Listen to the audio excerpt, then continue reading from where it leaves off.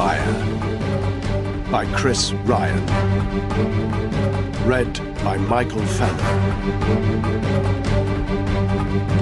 I know not with what weapons World War III will be fought, but World War IV will be fought with sticks and stones. Attributed to Albert Einstein.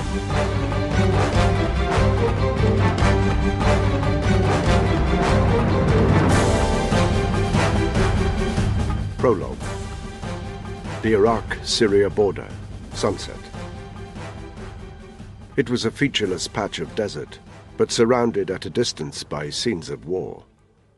6 kilometers to the north, there was an Islamic State command and control center, reduced to rubble by American airstrikes.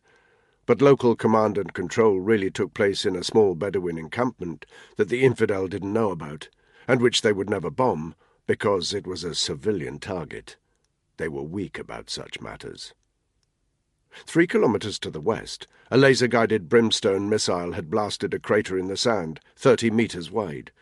$200,000 worth of ordnance had taken out a single Land Rover, unoccupied. 10 kilometers to the south, there was a border town that had fallen to the brutal troops of the Islamic State. It had taken the mass execution of 300 civilians to subdue the malcontents, but now it was overrun with insurgents, completely unopposed by the terrified locals. Here, however, the undulating sand and rough, dusty scrub under a clear sky looked just as it had done for hundreds, even thousands of years. And a lone vehicle containing 2 men trundled through the twilight. For one of these men, who had a crooked nose, lank, greasy hair and wispy stubble on his chin, this was the most exciting journey of his life. The air was hot and dry. He was sweating and dirty, but he didn't mind. 24 hours ago, he had been stuck in the grey drizzle of an early Peckham morning. Now he was watching a blood-red sun set over the dunes. For years he had longed to swap his old life for this. His name was James Wilson. He hated it. It was so British. He couldn't understand why his parents, who had moved to England from Pakistan when they were 17, just a year older than James was now, couldn't have given him a better Islamic name. He was always trying to change it. On his unsuccessful YouTube music channel, where he chanted self-penned jihadist lyrics, of which he was very proud, he called himself Dub's Maneuver. And out here, on the fluid border between Iraq and Syria, he was Hassan. He much preferred that name. It sounded more noble, and he had enjoyed tearing up his British passport once he had cleared immigration at Hatay Airport in southern Turkey. Out here, nobody would call him a dirty, packy bastard ever again. Now he was looking forward to meeting with his comrades, learning how to become an ISIS fighter. He had spent many hours daydreaming about the heroic things he would do, and now those daydreams were becoming a reality. "Did you have any trouble leaving England?" asked the lean, fierce militant who was driving him along a deserted highway.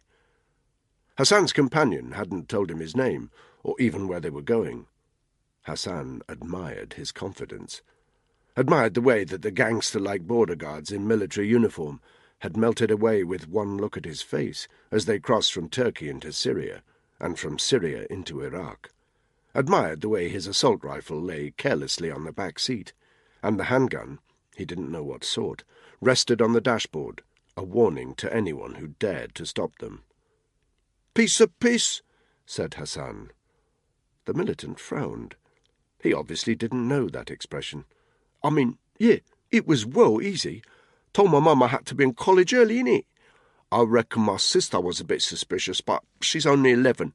Left the house at 7:30. I was on the plane to Turkey by midday. Got this girl to tell the teachers I was off sick." The militant's frown grew even more pronounced. "There will be no women in our schools when the caliphate has spread," he said. "They do not need to be there. It is un-Islamic."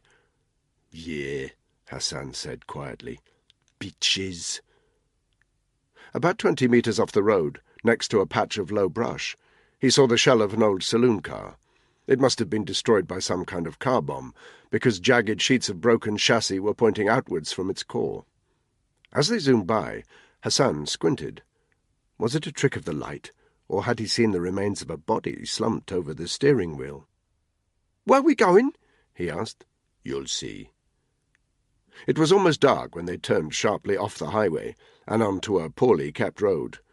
5 minutes later, Hassan could see the outline of a small desert town in the distance.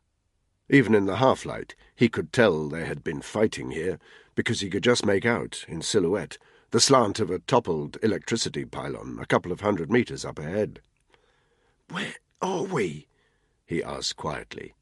His companion didn't answer. On the outskirts of the town, the occasional locals stood by the side of the road and gave them hard stares. Hassan realized they were a curiosity. Theirs was the only vehicle entering the town. They passed a run-down concrete building on their left. A black flag with white Arabic lettering hung across its facade. Next to it was a mosque, outside which was a crowd of men, all bearded. There were no women on show, no children. They approached a lone acacia tree to which a few sheep had been tethered, and came to a halt in the shade of its branches.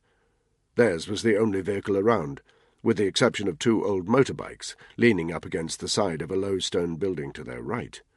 There were no electric lights, no kids playing in the street. Hassan felt like he had gone back in time. "Get out!" Hassan did as he was told. His jeans and T-shirt were crumpled and sweaty. He felt very out of place compared to his companion, who wore camouflage trousers and a black vest that showed his tough, sinewy muscles. It was strangely silent here. No music, no conversation. The men outside the mosque stared at him. Hassan stared fiercely back. "This way," the militant said. He strode along the road, and Hassan had to trot to keep up. "They told me there will be other people like me here, innit?" Hassan said. "People from the UK. Are we going to meet them now?" He was looking forward to some comradeship. He pictured himself in the desert, sitting outside a tent as the sun set, stripping down a rifle and talking with his new jihadi friends.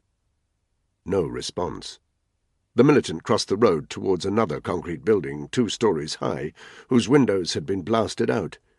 He didn't enter, but walked round to its left-hand side. Hassan followed. He saw there had once been a perimeter fence around the backyard, but only parts of it remained now.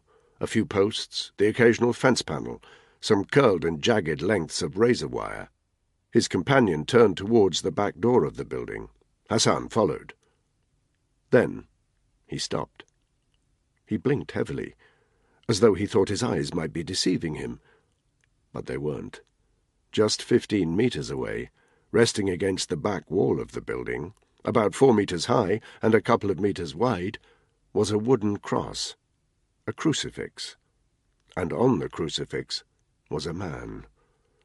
His feet were bound to the upright post with wire, and a large nail protruded from each wrist, holding the arms to the crossbeam. The face was blindfolded, and a sheet of white card covered his torso, with blood-red Arabic writing on it. The man was clearly dead. Hassan could tell, because a large black bird had perched on his arm and was pecking away at the flesh, but the man didn't even twitch. The militant turned and saw Hassan staring at this gruesome sight. "A traitor," he said simply. "Accused of selling secrets to the West. We executed him 3 days ago." He looked Hassan up and down. "Some advice," he said. "You're about to meet someone. Do what he says. Otherwise—" He looked meaningfully back at the crucified man. "Now get inside." The interior was a wreck. The floor was littered with broken plaster and brick. Cables hung from the ceilings. There was a faint smell of burning. The militant strode through it all, but Hassan hesitated. Is it safe in here?" he asked. The militant turned. "You came out here to fight," he said, "and you expected to be safe?" He continued to wade through the rubble until he reached a flight of steps leading downwards. Hassan felt his cheeks burning with embarrassment as he followed. He would make sure he didn't say anything like that again. The stone steps led into a dark basement. It was much colder down here. He found himself in a room about 10 metres by 10, with a door at the far side. It was lit by a small, smoky oil lamp in one corner. There was no rubble on the floor down here, but there were two people. One of them was tall and thin, with white skin and dark stubble. The other was sitting on a low stool. His head was wrapped in a red and white chamarre, so that it was impossible to see his face, just his eyes gazing out. This man had clearly been expecting them. When he spoke to the militant who had brought him here, his voice was muffled by the cloth. They spoke in Arabic. Hassan noticed that the militant's demeanour had changed. He was respectful, almost frightened. Hassan didn't know why. The masked man didn't seem to be carrying a gun. Hassan found his eyes drifting towards the other guy. Looking at his white skin, he wondered if he was British and smiled at him. The smile wasn't returned. The figure at the stool stood up. He slowly walked across the room towards Hassan, who became aware of a different smell, a pungent perfume. When the figure was half a metre away, he stopped and looked Hassan up and down. "This is him?" His English was very clear, but with an accent, Middle Eastern. Hassan tried to place it more exactly, but he couldn't. The militant bowed his head. "He doesn't look like much. If you've brought me a coward, I'll have you both killed." Hassan felt himself sweating.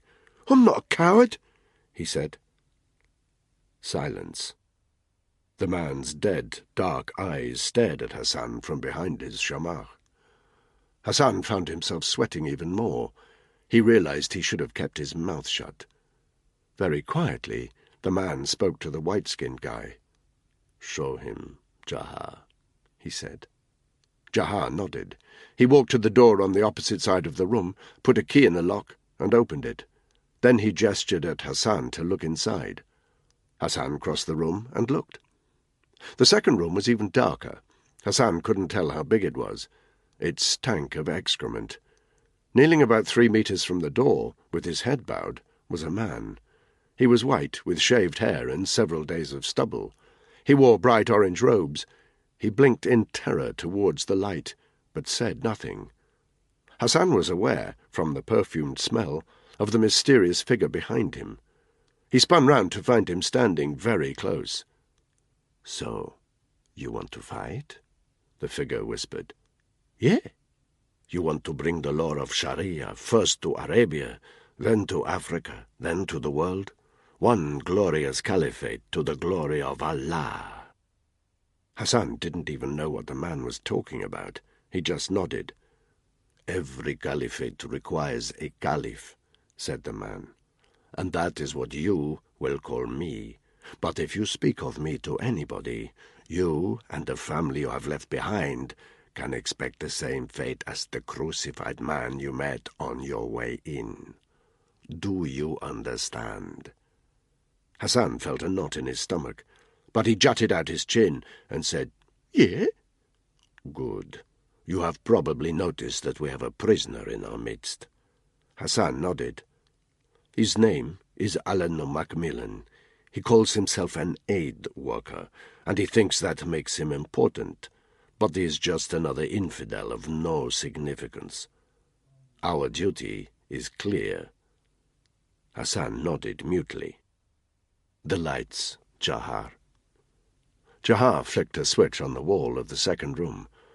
A tiny part of Hassan's brain wondered where the electricity was coming from, but by far the greater part studied the room. It looked in some respects like a professional photographer's studio. 2 lamps shone from the corners onto the prisoner, who was blinking in the sudden brightness. Behind him was a backdrop that showed a convincing daytime desert scene. Along one side, out of the way, was a camera on a tripod. Hassan walked into the room. He saw that the prisoner's hands and feet were tied behind his back and strapped to a post protruding from the floor behind him. There was no way he could move from his kneeling position. The man spoke from the doorway. "You will have the honor of dealing with him." At these words, the prisoner started to whimper. Jahar entered the room. Hassan saw that he was carrying a needle and syringe. He stuck the needle through the orange cloth of the prisoner's clothes and into his upper arm. Almost immediately, the prisoner's head bowed again, and he fell silent. Valium, Jahar said. Stops them struggling. Makes it cleaner and easier. Makes what easier? No reply. You mean? Hassan made a small slicing movement with his hand. Jahar smirked. He moved the camera and its tripod into the doorway. Moments later, he was handing Hassan a knife, about 9 inches long, and obviously viciously sharp, along with a black balaclava. "Put it on," he said. Hassan did as he was told, as Jahar stood behind the camera, leaving Hassan in the room next to the drugged prisoner. "Show us you are not a coward," said the man from the other room. "You know what to do." Hassan looked at the knife, then at the prisoner. He realized his hand was trembling slightly, and he tried to stop it. "If you prefer," the man said, his voice quiet and taunting, "you could be given women's work, the washing of clothes and preparation of food for real fighters like Jahar. Perhaps that is all you're good for." Hassan straightened himself up. "I could hurt him first," he announced. "Beat him up a bit. Stick something in him." He put his palm flat over the hostage's face, yanked his limp head back, and touched the tip of his knife to his cheek. "It's not necessary. Beatings do not interest anybody. Nobody watches the video of a beating. Beheadings are a different matter. You must learn the skill. You will probably start to enjoy it." Hassan touched the knife against the back of the hostage's neck.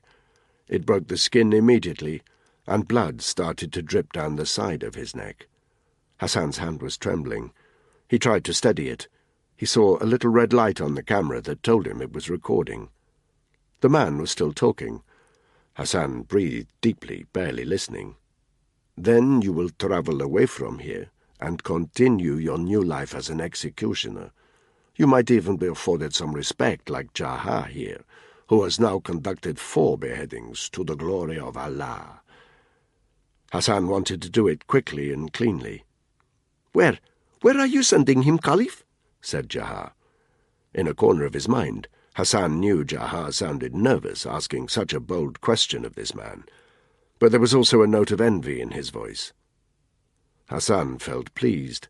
He raised one hand, it was still trembling slightly, and prepared to make the first hack. "Nigeria," said the Caliph quietly, "to do God's work and punish the infidel.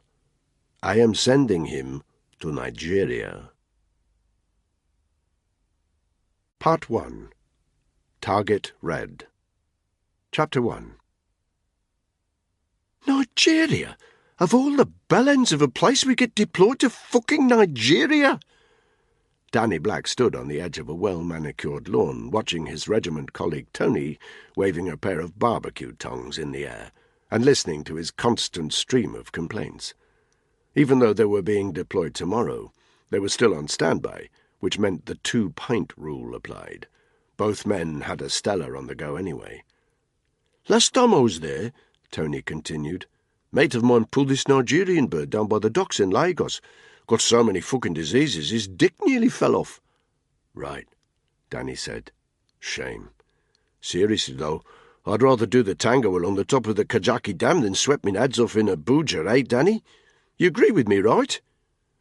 Danny took a long swig from his bottle of Stella and said nothing as Tony turned back to the barbecue and started rotating a line of sausages.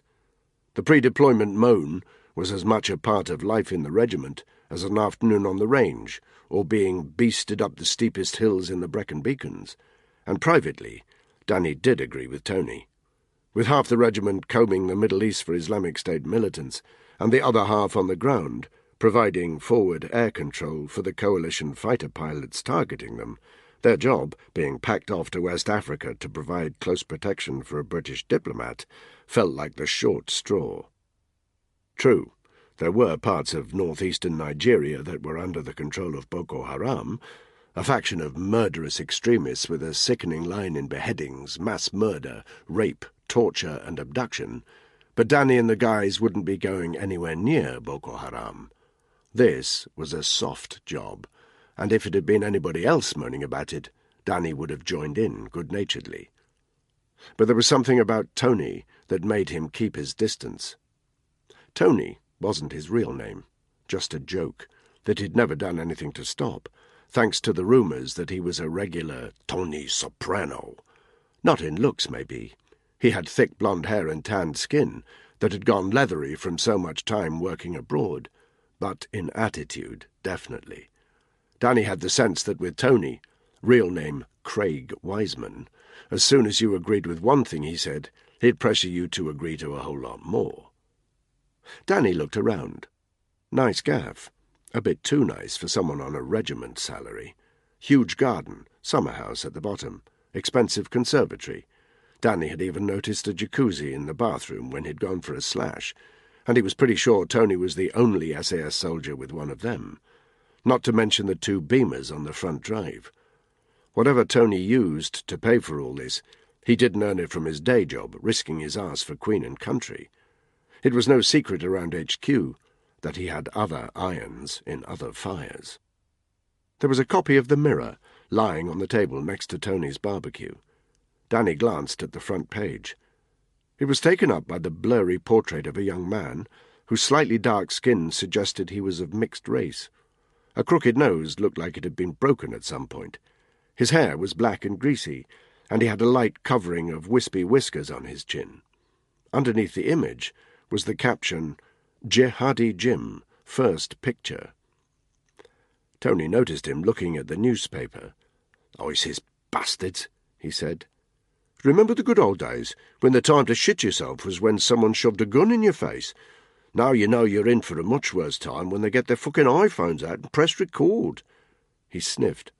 "Hopefully one of our lot will stick a 7.62 in that fucker's head anyway," he said.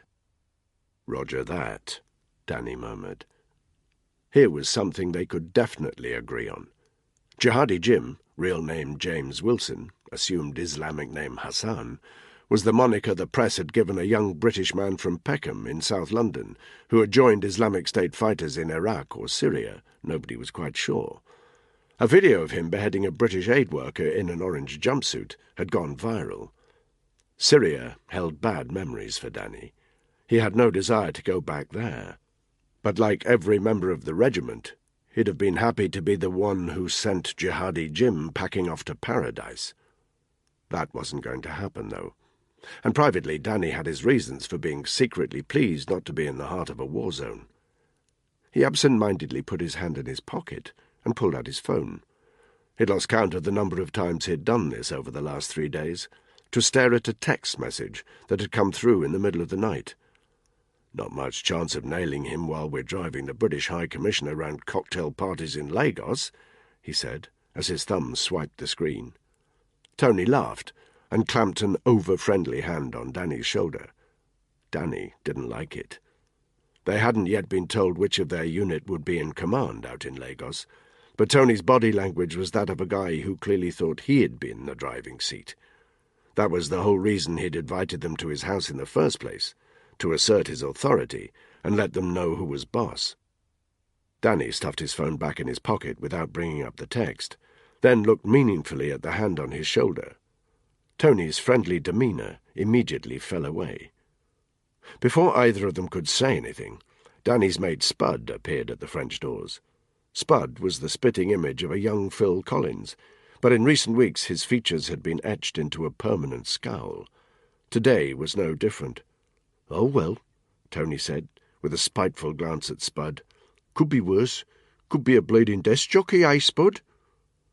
Danny knew Spud well enough to recognise the dangerous look in his eyes. He turned on his heel, walked straight towards his mate, and grabbed him by the elbow. "Inside, mucker," he said. "Now." "Twat," Spud muttered, as they walked back into the conservatory. "I'll shove those fucking tongues up his—" "More beers, lads?" Tony's wife Frances was walking from the kitchen into the conservatory, holding 2 bottles of Stella. Smart woman. More than a match for Tony, Danny always thought. Or maybe she just knew which side her bread was buttered. A looker, too, with her blonde hair and a cleavage that was obviously making Spud forget his bad temper. She handed them the bottles, repositioned the solitaire diamond nestling at the top of her cleavage, gave them a slightly distant smile, and walked out to join Tony by the barbecue. Spud blatantly watched her hips sashaying out the door, then suddenly doubled over in a fit of hoarse coughing that lasted a full 30 seconds. "You all right?" Danny asked when the coughing had subsided. "Fucking dandy," Spud said darkly, before necking half his Stella in one hit. In truth, Spud was lucky to be alive, and only he and Danny knew just how lucky. Their last up together had gone badly wrong. Spud had taken a round to the guts, and it was only Danny's field surgery that had saved him. In the middle of the desert, he had stuck a wide-bore needle directly into his mate's lung to stop it from collapsing. Then he'd manoeuvred him across land and water to get him into the hands of the Red Cross in Eritrea, where things had turned even worse. The bottom line was that his abdomen had been sliced to bits, the rest of his body had been abused and broken, and it would be a while before Spud found himself on the front line again, if he ever did. It was obvious that the only reason Tony had invited him to this pre-deployment piss-up was that he didn't know exactly what had happened to Spud. Danny sensed that if there was one thing Tony hated, it was not being in the know. He'd have to get used to it, though. What had happened was entirely between Danny and Spud, and only one thing was for certain. Spud owed him one, big time. In the meantime, though, Danny's mate had been stuck behind a desk in Hereford, pushing paper, babysitting the occasional spook, venturing down to Hereford from the bright lights of the capital. Spud wasn't the paper-pushing type, as the top brass at Hereford had soon found out, so they'd started trying to shift the responsibility for him to someone else. For that reason, he was heading to London the following day to shadow an MI6 agent. It was obvious to Danny that he didn't relish the idea of acting as little more than muscle for the firm, especially when his mates were on the front line. "Like having your bollocks cut off when your pals are at an orgy," was how Spud had described it. Spud belched loudly. "I should nail his missus while you're out in Bongo land," he announced. Danny looked around. "You think the rumours are true?" "About Tony?" Danny nodded. "No smoke without fire, mucker," Spud said. Danny was inclined to agree. The word back at base was that Tony had a nice little sideline going, creaming off live ammo from the armory and flogging it onto his mates in organised crime. Plenty of that round Hereford, as Danny knew well, but you didn't get a lifestyle like this just from shifting a few 762s. Danny suspected that Tony's links with the underworld didn't stop there. A man of his talents would be useful to anyone who needed some muscle. Like him or loathe him, Tony Wiseman was a very good soldier. "Don't know how you're going to put up with the fucker," Spud said. "How long are you out there for?" "Open-ended," Danny said. "British High Commissioner's feeling edgy, wants a close protection team. Could be a few months." The doorbell rang. In the sound of Big Ben, Frances reappeared from the garden. Danny noticed how she brushed Spud's arm as she passed. Spud eyed her up and down as she went to get the door. His body might be all fucked up, but his considerable libido obviously wasn't. It was Ripley at the door. He looked very similar to Danny, dark hair, dark eyes, broad shoulders. As usual, he wore a leather motorbike jacket. He was the third member of their team for the Nigerian job. As Francis fetched him a beer, he gave Danny and Spud an unenthusiastic nod. They were good mates, and that meant Ripley had a similar opinion of Tony, and of the prospect of spending weeks or months with him in West Africa. Like Spud, he gave Francis the eye as she stepped out of the conservatory. Then he turned to his two mates. "Do us all a favour, Spud. Give her a proper scene to while we're away. Breaks my heart to think she only gets that cunt Tony to cuddle up to at night." Spud grinned. "Consider it done," he said. "Course you might get one of Tony's mates knocking on your door at 2 a.m. with a baseball bat." "Bring it on," Spud said darkly. Ripley looked round. "So, where's the fourth member?" "They'll be here any minute," Danny said. "Don't see why we can't have another regiment guy," Ripley said. "What are you looking so shifty about anyway? What do you know about the newbie?" "Australian," Danny said. "On secondment, ex-military intelligence, Nigerian specialist. At least, that's what I heard.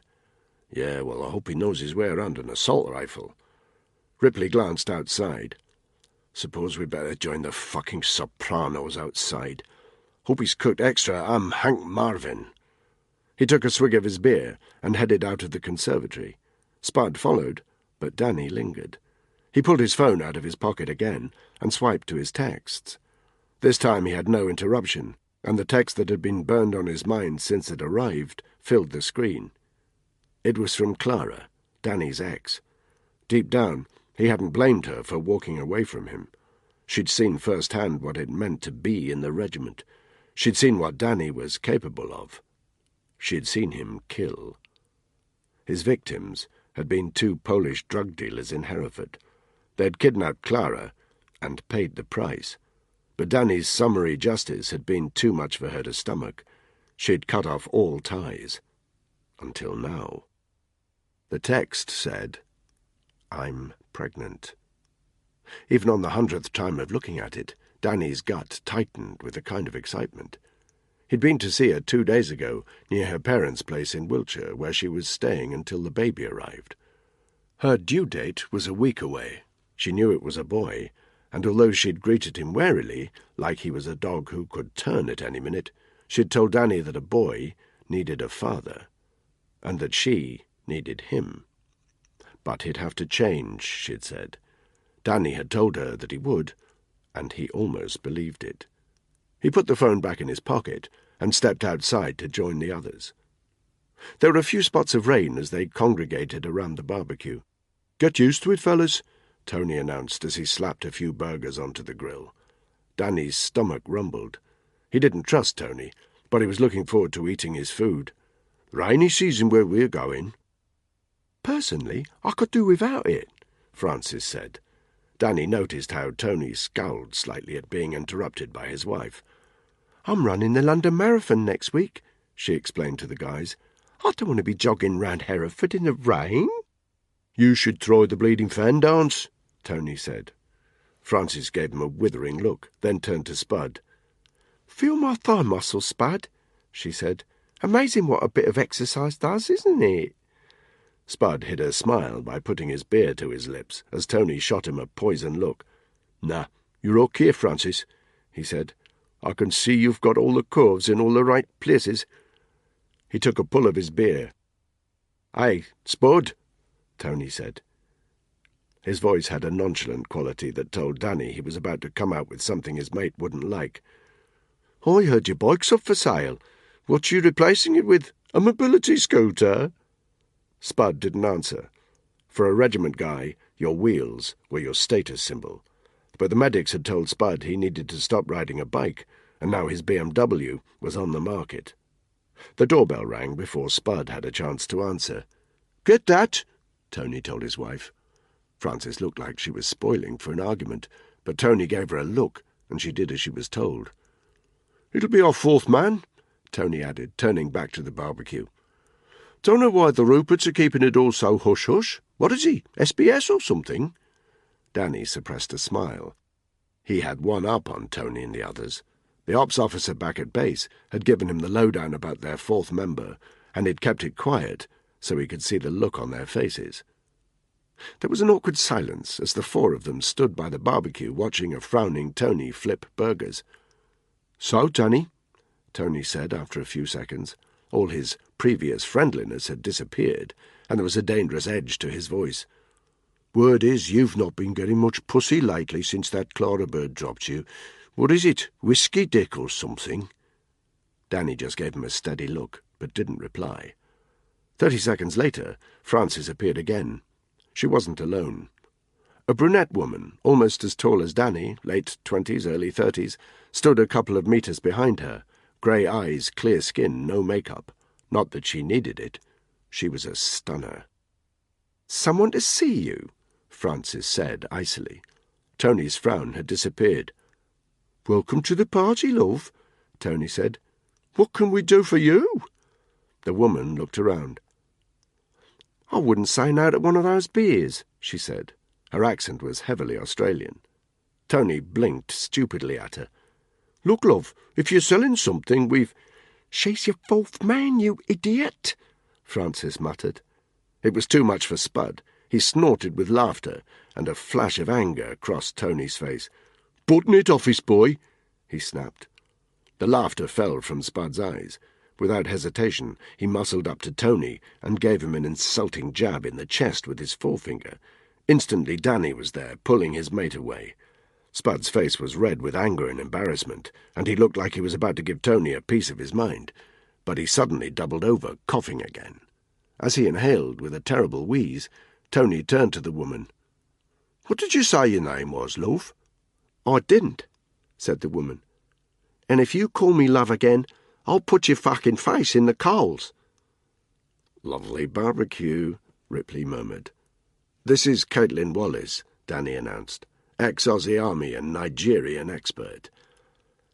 "And I'm about as pleased to be here," Caitlin interrupted, "as you are to have a chick on the team, so spare me the dick-swinging and give me a tinny." Tony's frown dissolved and a broad grin spread across his face. "Get the woman a drink," he announced. Francis shot him daggers, and once again went off to fetch a beer. "I thought the Ruperts were being a bit shifty about this one," Tony announced. "Never thought they were going to spring a bird on us, though. Still, it's just a babysitting job. No need to get your hands dirty, eh, love?" Spud had approached them, and even Ripley, the devoted family man, had edged closer to where Caitlin was standing. Only Danny stood a few metres apart. "What is this?" Caitlin demanded. "Bees round a fucking honeypot?" "Welcome to Hereford, darling," Tony said blandly, glancing towards the house to check his missus wasn't in earshot. "Gets lonely when you're stuck with a bunch of hairy, sweaty blokes on the range. So, what's your background?" "Military intelligence," Caitlin said. "Care to elaborate?" "Not really." "Course you don't. Military intelligence is shiftier than the Ruperts, in my opinion. Don't see why you should be any different to the others." He looked her up and down, clearly appraising her. Danny felt like he could read Tony's mind. What was her level of training? Was she up to the Special Forces standards they'd expect of a team member? But he didn't ask these questions out loud. He just stretched out his hand. "I'm Tony Wiseman. Good to meet you." Caitlin didn't shake his hand, but held up one palm in greeting. "Over here we have Alex Ripley. Don't be put off by his face, the ugly ones are always the best fighters. Fellow with the cough is Spud. He won't be joining us, but if you ever need a stash of paper clips, he's your man. And it seems you already know Danny Black." Tony's grin grew broader. "You'll probably hear a few rumours about old Danny. Single man, last I heard. Maybe we'll have a holiday romance on our hands. Bit of a short fuse, mine, flies off the handle now and then. Not the best combo for a man with a 9 million in his back pocket, but there we have it." Danny felt his face darken, but Caitlin was clearly intrigued. She turned her back on Tony and took a few paces towards him, holding out her hand. "Is that true?" she asked as Danny shook it. "Which bit?" "The bit about the short fuse." Danny shrugged. "Depends who's lighting it," he said. "And what about the recently single bit?" Before he could reply, Danny's mobile rang. He answered it quickly. "Yeah?" "Black, where are you?" Danny immediately recognized Ray Hammond, ops officer back at base. His voice cracked sharply. Danny could instantly tell something was going down. "Tony's place. What is it?" "Are the others with you? Ripley, Wallace?" "Yeah. What's the matter, boss?" Tony looked sharply at him. He could obviously tell from Danny's voice that something was happening. He looked puzzled not to have had the call himself. "What's going on, Black?" he demanded. Danny zoned him out and concentrated on Hammond's voice. "Get back here, all of you. Your op's been brought forward 24 hours. The shit's hit the fan. Whitehall are going ape." "Why? What's happened?" "Don't fucking ignore me," Tony cut in. "Your man in Nigeria has just dropped off the radar. We think he's been kidnapped. You need to get your asses out there now." Danny didn't hear the line go dead. He'd already killed his phone. "Barbie's over," he said. "They want us back at base." Chapter 2. They moved quickly. From Tony's house, they drove individually to base, ripping up the back streets of Hereford. The MOD policeman at the entrance to RAF Credenhill waved them through urgently, and an unmarked white transit was already on the forecourt outside the main HQ building, its doors open. The vehicle's engine was already turning over. The ops officer, Hammond, stood waiting for them by the transit.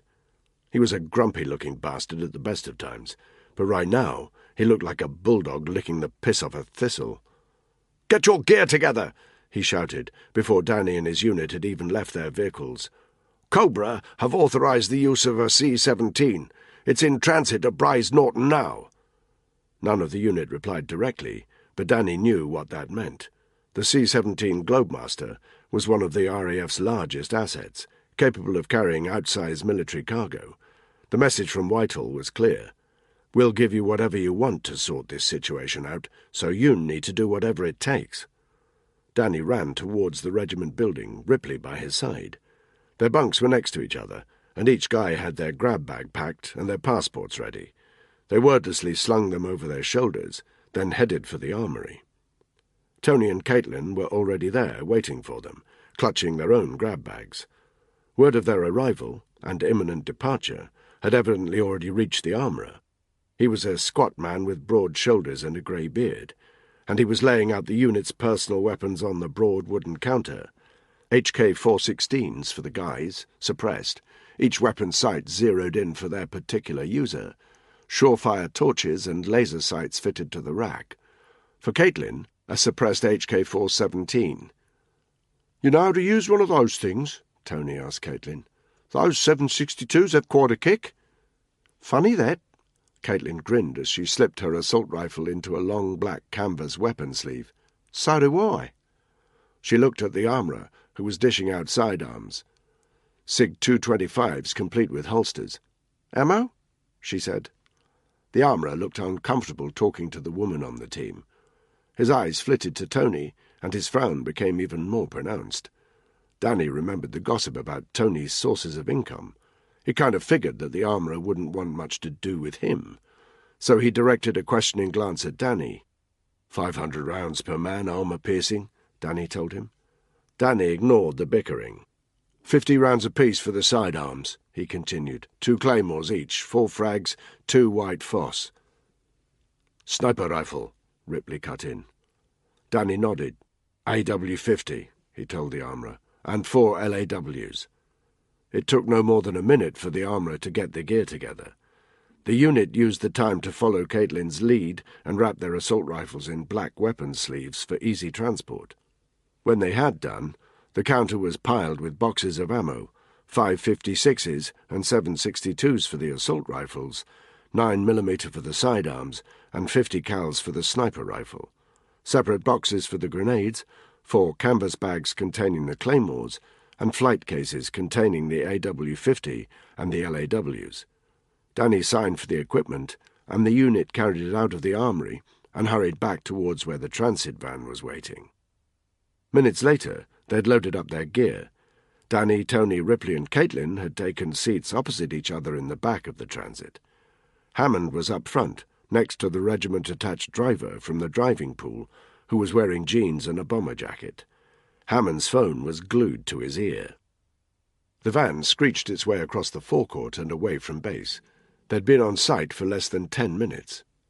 Journey time to Bryce Norton, 1 hour 30. As they screeched away from Hereford, Hammond looked back over his shoulder. "Black," he said, "your patrol commander." The atmosphere in the van immediately changed. Tony's face darkened.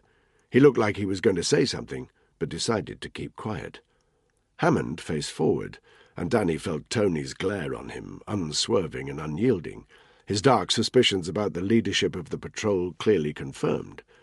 Tony was a controlling bastard, and wouldn't be an easy man to have under him. Danny blocked the stare out. Tony didn't have to like him being PC, he just had to deal with it. As they travelled, Hammond occasionally updated them. "C-17 wheels down in 15 minutes. You've got a support platoon from 1 para en route to Bryce and a couple of scalies to set up signalling. The Foreign Office has set up a line of communication with the military attaché at the embassy. We'll patch you in when you're airborne." The unit absorbed this information calmly, saying very little as they thundered down the M50. Danny found himself examining the faces of his teammates. Ripley was a picture of calm, his expression unknowable. A good guy, Ripley. After Spud, one of Danny's closest regiment mates. He'd helped Danny out of a hole before now, so Danny trusted him implicitly. He knew his mate would have passport-size photos of his 2 kids tucked away somewhere inside his gear. Those kids meant everything to him. Caitlin had her eyes closed and the back of her head resting against the side of the transit van. Was there a hint of nervousness about her, behind the brash exterior? The Ruperts had bigged her up to Danny. He wasn't sure she could live up to the hype. Tony's eyes flickered towards the female member of their crew. Danny sensed he was looking forward to a bit of close-quarter contact with Caitlin. He was a good-looking bastard, and women fell for his charm just as much as they did Spud's. It was widely known that Frances was the most cheated-on army wife in Hereford. Danny found himself wishing Spud was there instead of Tony. But Spud's days of active service were behind him, and Tony was a good soldier, wouldn't be where he was otherwise. Danny focused his mind on the job. So far, they had very little intel, but he knew enough to realize one thing. Kidnapped in Nigeria, things weren't looking good for the British High Commissioner. It could have been almost anyone. Pirates in the Niger Delta, diamond smugglers trying to diversify, and if Boko Haram militants could kidnap more than 200 schoolgirls and keep them under the radar for months, what luck did one aging white Foreign Office official have? "The High Commissioner's name is Derek Vance," Hammond announced over his shoulder. "Personal friend of the PM's. We're getting word, though, that one of his aides was kidnapped as well, a young guy called Hugh Deakin." "That's good to know," Tony cut in. "Their families can get started on the tombstones." He laughed at his joke. Nobody else did. The first sign that they were approaching Bryce Norton was a C-130 passing low overhead. Minutes later, the transit van was screaming across the airfield. Danny looked through the windscreen. Heavy rain had started to fall, but in the wake of the wipers he could see the huge grey structure of the C-17 about 30 metres up ahead. It was surrounded by vehicles, a couple of which had blue flashing lights.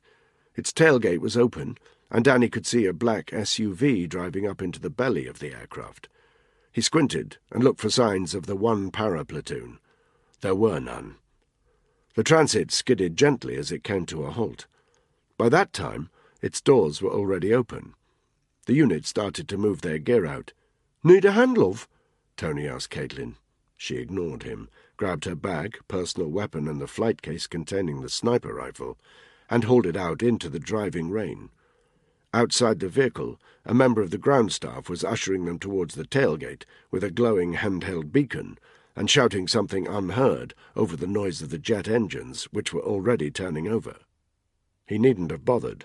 All 4 members of the unit, along with their ops officer, were running towards the aircraft. "Where are the paras?" Danny shouted as they ran. The ops officer didn't answer. He was already barking the same question into his phone. As Danny ran up the tailgate, the familiar stench of aviation fuel hit his nostrils. Like all military transport aircraft, the inside of the C-17 was entirely devoid of comforts. The pipework and internal frame were all visible on the roof of the fuselage. At the far end of the fuselage were 2 portable blue toilet cubicles, which could be easily removed when loading cargo. Each seat had a dirty orange life jacket strapped to the back, and the middle column of seats had been removed. A couple of loadies were securing the SUV to some shackles on the floor to keep it secure and immobile in flight. Danny noted that it was a Range Rover, probably supplied by the Foreign Office, artfully dented in places so that it didn't look too flash and therefore noticeable, but armoured nonetheless, with toughened glass, reinforced panels, and sturdy all-terrain tyres. Despite all that, it would hopefully look unremarkable on the ground. He moved up to the front of the fuselage, where 2 signallers, these were the Scalies Hammond had mentioned, were busily patching their way into the aircraft's radio system. They nodded a brief greeting at the members of the unit, then continued about their business. Hammond still had his phone to his ear. "We've got a problem," he shouted. "The platoon's had an RTA en route. They won't get here for another 2 hours. "Fuck's sake," Danny breathed. He closed his eyes momentarily. Time to make a call. Did they wait for their support unit and lose precious time on the ground, or did they risk heading in-country without the security of well-prepared, well-armed backup? It didn't take more than a moment to make the decision. For a hostage situation, time was of the essence. Every minute they delayed was an extra minute in which the High Commissioner and his aide could be wasted. "We can't wait," he announced. "Let's get wheels up." The ops officer nodded, but suddenly Tony was in Danny's face. "What about that hostage rescue I did in Sierra Leone last year?" he shouted. "If we hadn't had para-support, I'd be toast. They put in a cordon and supplied mortar support." "Yeah, well, this isn't Sierra Leone," Danny snapped back. He looked over Tony's shoulder at the ops officer. "Wheels up," he repeated. Tony shook his head. "This op's gonna be a gangfuck," he muttered. He glanced over towards Caitlin to check she was out of earshot. "And what about the bird?" he said. "She's just going to hold us back." Danny didn't say so out loud, but he quietly agreed with Tony about that. But Hammond shook his head. "She's trained with Aussie military counter-terrorism units and tactical assault groups. She's high up in Australian Special Operations Command." "Yeah, well, I hope it's not her fucking time of the month," Tony scowled. "Just get on with your job, Wiseman," Hammond said, and turned his back on them. But suddenly he turned again and gestured to Danny to join him. They moved several metres from the others. "What is it, boss?"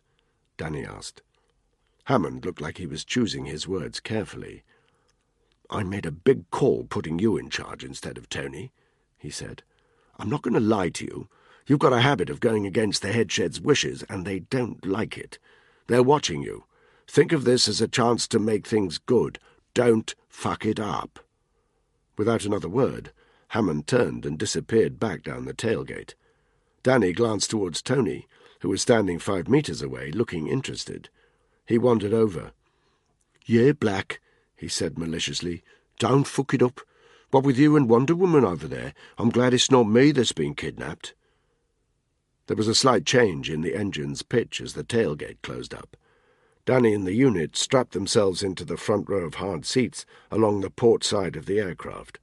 On the ground in front of them was a coax cable that the Scalies had hardwired into the aircraft comms. The cable was connected to a black box, into which 4 sets of headphones, each with a small boom mic, were plugged. They put the headphones on, and Danny winced momentarily as a whine of feedback pierced his eardrums. It died away, and a voice came over the cans, the refined tones of an SF flight crew captain. They always sounded the same, as calm and collected as if they were flying EasyJet to Marbella. "Afternoon, gentlemen, this is Captain Ferguson. We'll have you airborne in about 2 minutes. Flight time Bryce to Lagos, a little shy of 6 hours. I'm patching you through to Hereford HQ immediately. It's a secure line, so you can speak plainly." A crackle, then a new voice. Danny didn't immediately recognize it, but that didn't matter. The important thing was what Hereford had to tell them, not who said it. "This is Zero Alpha, relaying through London. Your unit call sign is Bravo 9 Delta. Repeat, Bravo 9 Delta. Over."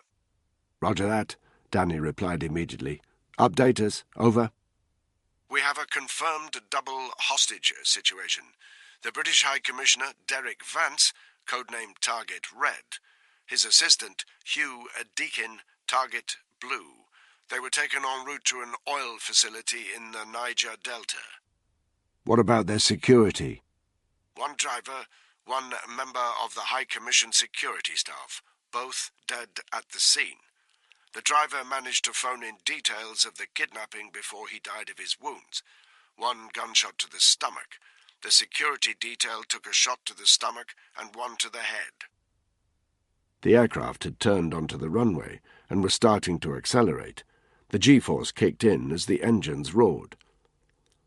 "We don't have our para-support platoon, so the Nigerians need to get a cordon in place," Danny shouted over the comms.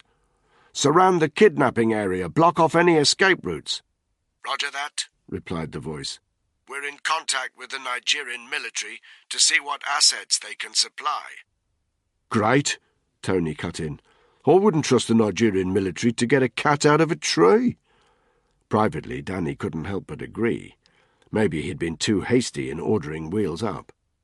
He'd trust 1 para to close off the area, but a reluctantly provided mob of untrained, unmotivated, under-equipped Nigerian squaddies was a different matter. They wouldn't give a fuck about a missing white guy. "How long since the incident?" Danny asked. 3 hours 27. They could be miles away. "Actually," Caitlin interrupted, "maybe not. What was their exact location?" 20 clicks west of Port Harcourt. The Nigerians have lent us a chopper to get you out there as soon as you're on the ground, but there's poor weather conditions coming in over the Bight of Benin, so you might be delayed." "I know the area around Port Harcourt," Caitlin said. Her hard Australian accent cut through the noise of the engines. "It's a maze, a network of waterways weaving in from the coast. There's a high incidence of kidnapping in the area because it's so easy for people to hide there. I'll bet they're still in the area lying low. We need to get that cordon in immediately, then get our boots on the ground. Someone's going to know where Target Red and Target Blue are." "I agree," Danny said. "Keep us updated." "Roger that." The plane levelled out. The voice over the cans disappeared. For now. 1749 hours. The C-17 had settled into its cruising altitude. The unit had clipped their hammocks to the webbing on the side of the fuselage, but nobody was getting any shut-eye just yet. The captain had come out to shake hands. He'd recognized Ripley from a previous operation, but now he'd returned to the cockpit. The loadmasters had offered them some food, so now they stood around eating piping hot microwave lasagnas and drinking polystyrene mugs of sweet tea. None of them knew when they'd get the chance to eat again, so it was time to refuel. The two Scalies kept a polite distance from the regiment unit. They were currently working on the Range Rover, fitting an under-seat radio and connecting it to a small aerial on the roof. "I hate this shit," Tony said through a mouthful of food. "Especially when I left off a fucking cow on the barbie back home." "Don't worry," Ripley said. "Spud will have troughed it by now." And he added quietly, "Not all he'll have troughed either." They'd left Spud and Francis together back at Tony's place. Tony's face darkened at the thought. "Yeah, well, Spud looks like he's eaten a burger or two too many to me." Ripley immediately jutted out his chin. "That's because every time he fucks your missus, she gives him a biscuit." Danny immediately stood between the two men to stop it kicking off. "Shut up, both of you," he said. "None of that shit. Got it?" Tony obviously didn't like taking an order. "He needs to watch his fucking tongue," he said, clearly wanting to get the last word. "Someone might cut it out if they don't like what it says." But then he backed down. Danny drained his tea and looked over to the Range Rover. The Scalies had finished their work. "Let's get the vehicle loaded up," he said. The team finished the rest of their food, then hauled their grab bags over to the car and placed them in the boot. It stank of diesel, thanks to the 3 jerry cans of fuel that was stashed in the back. Danny noticed that the vehicle was equipped with a high-lift jack and a winch mechanism had been fitted to the front. They unrolled their longs from the canvas weapon sleeves and went through the careful process of loading them with rounds of 5.56s from their ammo boxes, and in Caitlin's case 7.62s. Then they laid them inside the vehicle, Danny's and Tony's along the sides of the doors, Ripley's and Caitlin's lengthwise between the 2 front seats, cocked and locked, ready if and when they needed them. 1825 hours. Danny had a map of Nigeria spread out on his lap. He was examining it closely, committing what he could to memory. Caitlin's voice snapped him out of his concentration. She was sitting next to him. "Bad weather in the Bight of Benin can be a shocker," she said. Danny nodded. "You know the old rhyme?" Caitlin asked. "What old rhyme?" "Beware, beware the Bight of Benin. There's one that goes out for 40 goes in." Danny stared at her for a moment. He found himself wanting to look at the text message from Clara yet again. But his personal phone was back in Hereford. He felt a weird sensation. Not fear exactly, more like apprehension.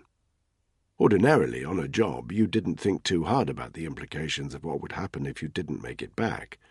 But for Danny, things had suddenly changed. He wasn't just thinking about himself anymore. He turned his attention back to his map. "You don't speak much, eh?" Caitlin said, her Australian accent sounding very pronounced. She grinned at him. When Danny didn't grin back, she looked momentarily knocked. "That's all right," she said brightly. "I like the strong, silent type." Danny looked at her again.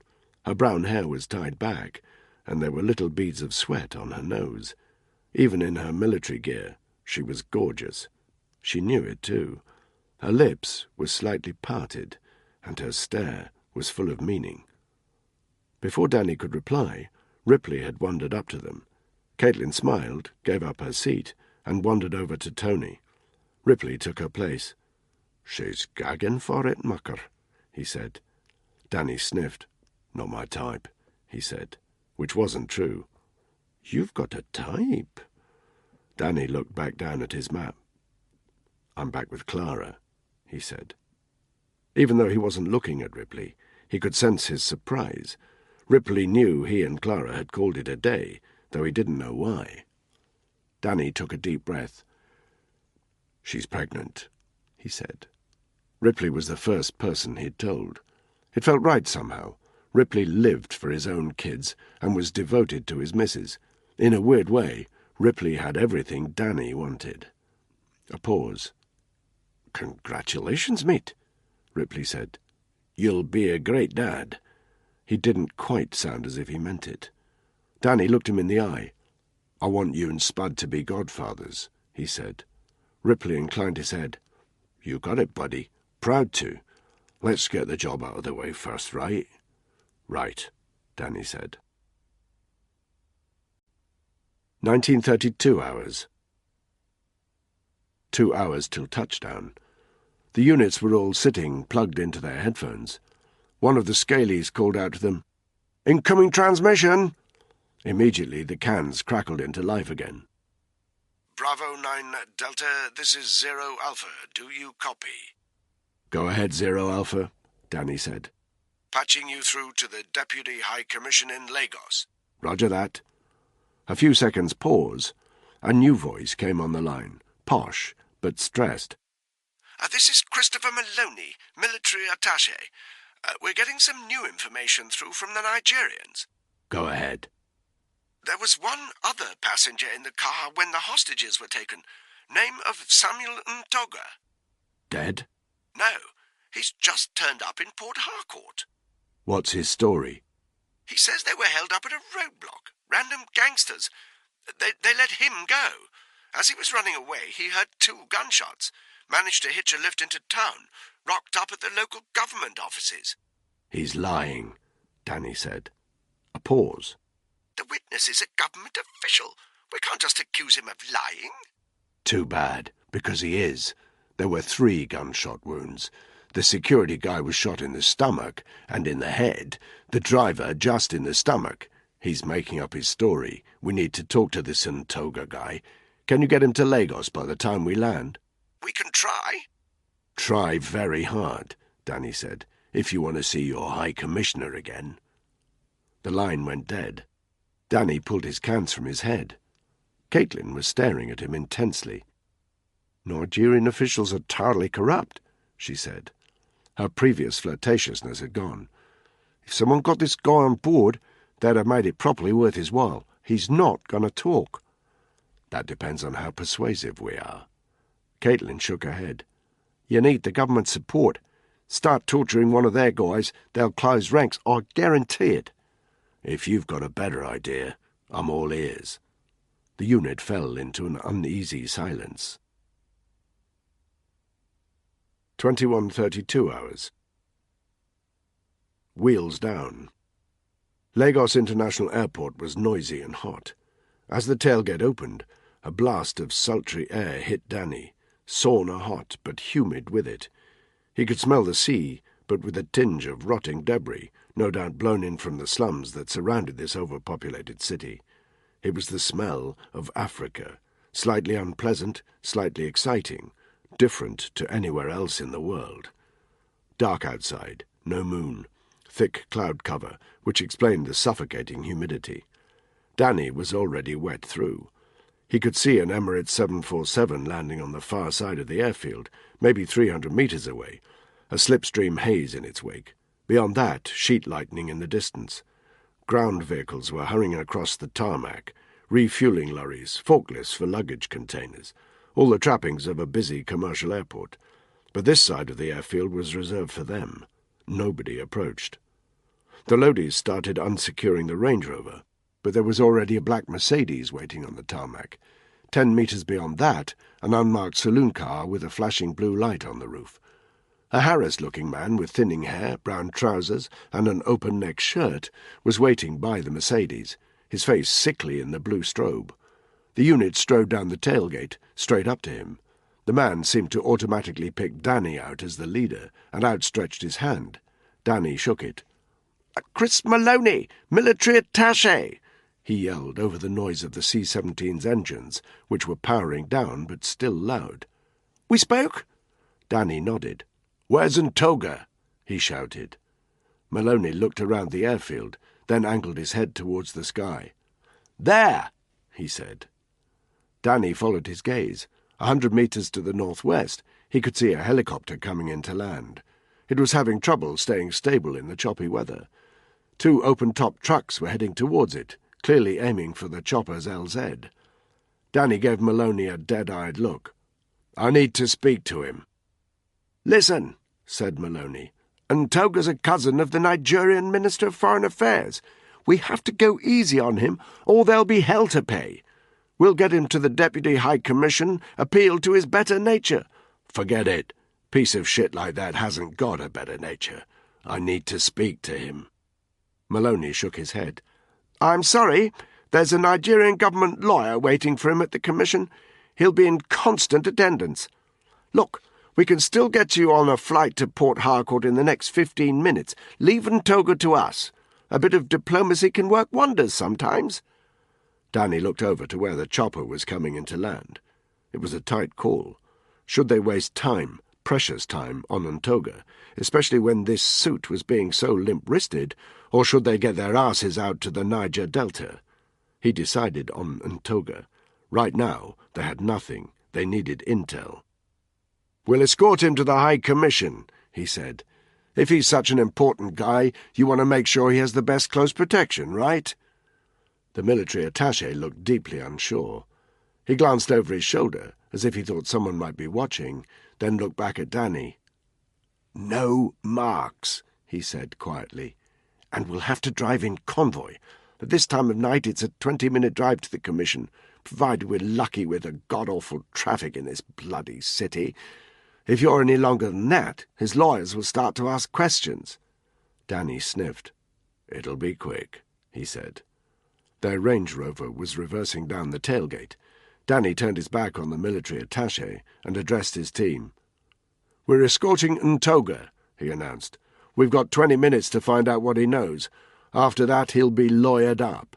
Ripley, you and me in the back with Ntoga. Tony, front passenger. Caitlin, you take the wheel. You know Lagos." Caitlin's face darkened. She clearly didn't appreciate being given the role of chauffeur, but she said nothing. Danny looked over at the chopper. The rotors were still spinning, but 3 people were emerging from the aircraft, bowing in the downdraft. "Let's go," Danny instructed, "before the Nigerians can scoop him up." The unit ran to their vehicle. Seconds later, they were screeching across the tarmac towards the chopper. Caitlin handled the vehicle well, pulling a 90-degree handbrake turn just as the vehicle approached the Nigerian trio. Danny opened his door and jumped out, aware that Ripley was doing the same on the other side of the car. They were only 15 metres from the chopper, and the roar of the rotors was deafening. "Mr. Ntoga!" Danny shouted at the 3 men. One of them stepped forward. He wore a business suit, but it was scuffed and grubby. The man himself was chubby, with tightly cropped hair and beads of sweat on his forehead. He smiled, and his teeth looked improbably white against his black skin, with the exception of one gold filling. Danny didn't like that smile. It didn't suit the mood, but he didn't let that show on his face. "British intelligence," he shouted. "We're here to escort you safely to the Deputy High Commission. Follow me, please." There was a moment of hesitation. Ntoga's 2 companions clearly didn't want him to leave, but Ntoga himself shrugged them off with a sharp word in an African language Danny didn't understand. Danny took Ntoga lightly by the elbow and guided him politely into the back of the car. The Nigerian clambered in without any resistance. Danny and Ripley took their places on either side of him and slammed their doors shut. Danny thought he caught a whiff of stale alcohol. Smelled like Ntoga had been decompressing with a bottle of booze. Caitlin reversed in a sharp turning circle, then headed back towards the military attaché's Mercedes. They pulled up behind it. The attaché himself was standing next to his car. He walked up to the Range Rover and peered in through Danny's window to satisfy himself that Ntoga was there. He gave Danny himself a look full of meaning, then marched back to his own vehicle. The convoy of 3 vehicles slipped away from the C-17, led by the unmarked saloon car. They moved across the airfield, skirting round the runway and heading to the side of the main terminal building. Border control regulations were for other people, not for them. At a heavily armed barrier, a Nigerian soldier waved them through. Ntoga hadn't lost his grin. He seemed unaware that his 4 guards were staring straight ahead, expressionless. "This is more like it," he announced in a marked Nigerian accent. "I should be kidnapped more often." Danny turned to look at him. "Thing is, Mr. Ntoga," he said, "I know that you weren't kidnapped." The smile fell immediately from Ntoga's face. "Don't you talk to me like that," he said. "You!" He leaned forward and rapped Tony on the shoulder. "Open your window!" Tony gave him a contemptuous look, then turned to face straight ahead again. Ntoga clenched his fist. "Do you know who I am?" Caitlin was accelerating up a ramp onto a raised highway. Beneath the road, a sea of tin roofs. Danny glanced at the speedometer. They were doing about 50 miles per hour. Ntoga wouldn't try to escape the vehicle at that speed. Tony leaned forward and pressed a button on the dashboard. The central locking clicked shut. A frown crossed Ntoga's face. "What are you doing?" he demanded. "Who are you? Don't you know who I am?" "Yeah," Danny said. He removed his cig from its holster, cocked it, then placed the barrel against Ntoga's crotch. "You're the guy I'm going to shoot in the bollocks if you don't tell me what the hell's going on." Ntoga looked down at the weapon. His face was a picture of surprise and outrage. He looked Danny in the eye, then back down at his crotch again. Then he burst into laughter. "You a funny guy," he said, spitting the words out insultingly. "You think you can take me, into the British High Commission with my hawser hanging off? You a very funny guy." Danny suddenly burned with anger. With his free hand he grabbed hold of Ntoga's podgy neck and squeezed hard. He could feel the jugular pulsing fast and hard. "Listen to me, you piece of shit," he hissed. "You're going to be lucky even to make it as far as the fucking building. I'll drive you to one of the slums, put a bullet in your guts, and leave you for the dogs. Start talking now, or I'll—" Ntoga never got to hear what Danny had in mind, because suddenly Caitlin had made a last-minute right-hand turn that jolted everyone in the car. The Nigerian official was lucky not to have taken a loose round in the bollocks. "What the hell are you doing?" Danny barked. "Put the gun away," Caitlin said. "Ntoga's right. We can't touch him." They sped down a slip road that turned a sharp semicircle. "Bullshit, I can—" "You asked me on the plane if I had a better idea," Caitlin interrupted. "I do." Danny looked out of the window. The other 2 cars in the convoy were already out of sight. Up ahead, Danny saw a sea of traffic, and he could smell the stench of exhaust fumes. Caitlin floored the accelerator, took a sharp left, and sped down a dark side street. "Where the fuck are we going?" Tony demanded. He sounded as tense as Danny felt. The last thing they needed was a wild card behind the wheel. Caitlin didn't reply. Danny and Ripley exchanged an anxious look. They'd only been in country 10 minutes, and already they were heading for an almighty fuck-up. But whatever Caitlin was up to, it had an effect on Ntoga. He wasn't laughing anymore. This wasn't what he'd been expecting, and he was clearly worried. Danny decided to let the situation play out. Caitlin negotiated the back streets of Lagos like a native. She didn't stop for pedestrians, and she cut up more vehicles than Danny could count. After a couple of minutes, she yanked the steering wheel sharp right into a busy, broad, tree-lined street. The vehicle screeched to a halt, half up on a pavement. A couple of angry-looking men in floral shirts shouted abuse at her. but then they glanced to their left and, as if they'd forgotten where they were, hurried on. Cars honked aggressively at each other all around them, and swarms of pedestrians wandered across the road as freely as if it was a pavement. From somewhere outside, Danny could hear the loud pulse of Afrobeat music. On the opposite side of the street, he could see a rickety old shack selling fruit and bottled water, almost as if it was the middle of the day, and alongside them was a large utilitarian concrete building, 4 stories high and at least 100 metres in length. Many lights burned brightly inside. Danny had the impression that people were hurrying past it. "You know where we are, Ntoga?" Caitlin said, without looking back. Ntoga nodded. "Of course." "Where?" He didn't reply until Danny jabbed his handgun sharply into his ribs. "Police headquarters," said the Nigerian. "Very good. Did you know that the guy who got kidnapped has a teenage daughter?" Ntoga blinked heavily but said nothing. "So does the Inspector General of Police. The 2 girls are the same age. They're very good friends." Danny allowed himself a grim smile. He could see where this was going. He caught Tony's glance in the mirror. He looked reluctantly impressed. Any worries they'd shared about Caitlin's abilities were beginning to dissolve. The atmosphere in the car had changed. Caitlin turned to look back at Ntoga. Her face looked very severe in the light of the passing headlamps. "I knew a guy once," Caitlin continued. "Important guy. More important than you.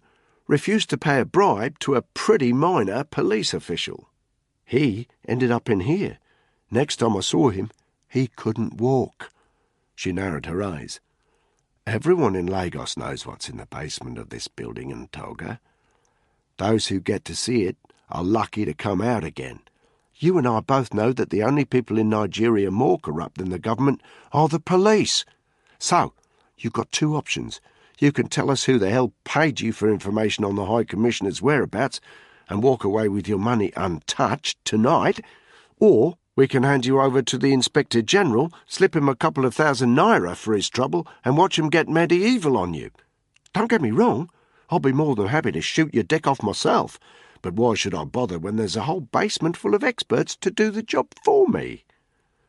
Sweat was now pouring down Ntoga's face. He wiped it away with one hand. "I don't know what you're talking about," he whispered. "No? Fine." Caitlin dug her hand into her jacket and pulled out an old-fashioned Nokia mobile phone. She pressed a couple of buttons, and a name and number came up on the screen. She held it in front of Ntoga's face. "Know the name?" she asked. He nodded. "That's a direct line to the Inspector General. Did I mention that he's a friend of mine?" She pressed another button, and the sound of a number being dialed filled the vehicle. A female voice. "Hello, Office of the Inspector General." Caitlin inclined her head. "Shall I ask to be put through?" she asked. "Or shall I hang up?" A pause. "Hello, who is this?" "Hang up," Ntoga breathed. Caitlin killed the phone. "Talk," she said. Ntoga was still sweating. "I swear," he muttered. I don't know." "Fuck this," Danny said, continuing Caitlin's cue. He opened his door and grabbed Ntoga by the elbow. "Call him now. Tell him we're on our way in." "What?" Ntoga hissed. "Wait." Fear was dripping off him. Danny let the door slam shut. "I want a name, now." Ntoga's eyes bulged. He swallowed hard and glanced first at Danny, then at Caitlin, then at the police building outside. When he spoke, it was barely a whisper. "Boko Haram," he said. Chapter 3. "You'll have to do better than that," Danny said. "I want proper names, people, places." "That's all I know," Ntoga said. His voice was hoarse, his skin soaked with sweat. Danny opened the door again and started to drag him out. "Wait!" Ntoga rasped. "Wait!" "You've got 10 seconds to give me information I can use," Danny said. "I heard them talk about Chikunda," the Nigerian breathed. "I think maybe they take them there." "Where is Chikunda?" Danny demanded. "North, past Abuja, very far." How much did they pay you?" Ntoga shrank back.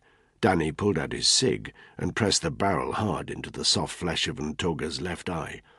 "How much did they pay you?" $50,000! Ntoga squealed. Ripley gave a low whistle. "That's a lot of dollars for a bunch of Nigerian militants to cobble together," Tony said. "Sounds to me like they've got backing," Danny said. He nodded at Caitlin. "Let's get to the High Commission, turn this dirtbag over to his lawyer." "Yes," Ntoga breathed. "My lawyer." Caitlin pulled out into the busy traffic, then off into the side streets again. As she drove, heavy raindrops started to spatter on the windscreen. Within 30 seconds, it had turned into a torrent that the wipers could barely clear, and which hammered so noisily onto the vehicle that it was impossible to speak. Danny took a moment to process what he'd just learned. Boko Haram were a bunch of militant Islamists working out of northern Nigeria. They'd been responsible for kidnapping Nigerian schoolgirls and other low-risk, high-publicity targets, not to mention brutal massacres that had wiped out whole villages and thousands of people. Swiping the British High Commissioner, though, was a change of tactic. It also sounded like this particular cell had substantial funding, and that made them 100 times more dangerous. The journey to the British Deputy High Commission took them across 2 bridges onto the islands of Lagos. They reached it 10 minutes later. It was situated just off a wide, sweeping road, and was shielded by palm trees that swayed in the rain and wind. Danny noticed 2 photographers loitering opposite the entrance. Word of the Commissioner's disappearance had clearly leaked out. Instinctively, he shielded his face with one hand, and he noticed the other members of the unit doing the same. They took a sharp left and drove straight through the open security barriers. The remaining 2 cars in the convoy were already parked outside the bland brick building. As they pulled up alongside the convoy, Danny could see the military attaché standing in the rain, pulling at what remained of the hair on his head. As he saw their car approach, his expression turned from one of anxiety to one of anger. The doors of the Range Rover swung open in unison. The unit emerged quickly, Danny holding Ntoga firmly by the arm. The military attaché opened his mouth, clearly about to give them a bollocking, but he was interrupted. Another Nigerian man, lean and older than Ntoga, with short white hair, burst out of the main entrance to the commission. "What are you doing with my client?" he shouted furiously. "I demand that you release him immediately." "He's all yours, pal," Danny said. He pushed Ntoga towards his lawyer. Ntoga stumbled in a puddle, then hurried to the older man with his head bowed. Together they disappeared into the commission building. The military attaché turned to Danny. "What the bloody hell do you think—" "We need to talk," Danny cut in. "Now. Do you have a secure room?" The attaché stared at him for a moment. Then he bowed his tired head. "This way," he said. It was an ordinary meeting room on the first floor of the commission building. Grey carpet tiles, walls that could do with a lick of paint, strip lighting, and the kind of plastic chairs you'd normally expect to find in a school hall. An air conditioning unit rumbled noisily, but it managed to keep the humidity down a little. On one wall, a large map of Nigeria. Danny looked round for any sign of bugs or listening devices. There was no immediate sign of any, and Danny didn't have time to check the light fittings or ceiling panels. "Are you sure we can talk freely?" he asked the attaché. "As sure as I can be," said Maloney. "Get me up to date on Boko Haram." "They're animals." "They're terrorists, goes without saying. What else?" "Sunni fundamentalists. The name means Western education is forbidden. They want Sharia law, subjugation of women. They kill anyone drinking or listening to music, all the usual Taliban bullshit. Those girls they kidnapped, you heard about that? The Boko Haram leader wants to sell them to his guys as wives for $12 each. Says it's the Islamic way. In the last 5 years, they've killed 5,000 civilians and displaced the best part of 1 million. What do you want me to tell you? They're fucking psychos." Danny gave him a hard stare. "They've got your commissioner and his aide," he said. Maloney blanched, then pinched the bridge of his nose. "They'll make mincemeat of them." "Not if we get to them first. If they wanted them dead, they'd have killed them on sight. My guess is they want a ransom, or more likely to make a show out of them. Execute them on video, you know the drill. It gives us a little time. We think your man's being taken by Boko Haram to a village in the north called Chikunda." To his credit, the attaché quickly regained his composure. "Well, that makes some kind of sense," he said, before gathering his thoughts for a moment. "Traditionally, Boko Haram have been most active in the northeast, especially in the area around the Sambisa forest, but they've been heading west recently along the Niger border. They're targeting small villages where they can wipe out the locals and set up defensive positions. Chikunda is one of them. It's a tiny place, former population of a couple of hundred people. I wouldn't have heard of it if Boko Haram hadn't moved in about a week ago. Eyewitness reports say they burned down practically all the houses. Most of the villagers are dead or displaced. If it's not deserted, it'll just be Boko Haram fighters in the village itself. We need to get there as quickly as possible." "I've got some good contacts in the Nigerian military. Let me make some calls. I'll see if we can scrounge a chopper and flight crew." "Wait," Danny said. "What happens when the Nigerians get a sniff of a Boko Haram stronghold?" A shadow crossed the military attaché's face. "Normally, nothing," he said. "The military's a mess. Government ministers have been diverting the defence budget into their own bank accounts for years. Boko Haram are far better equipped and far better motivated. But if they do send troops in, it'll be carnage.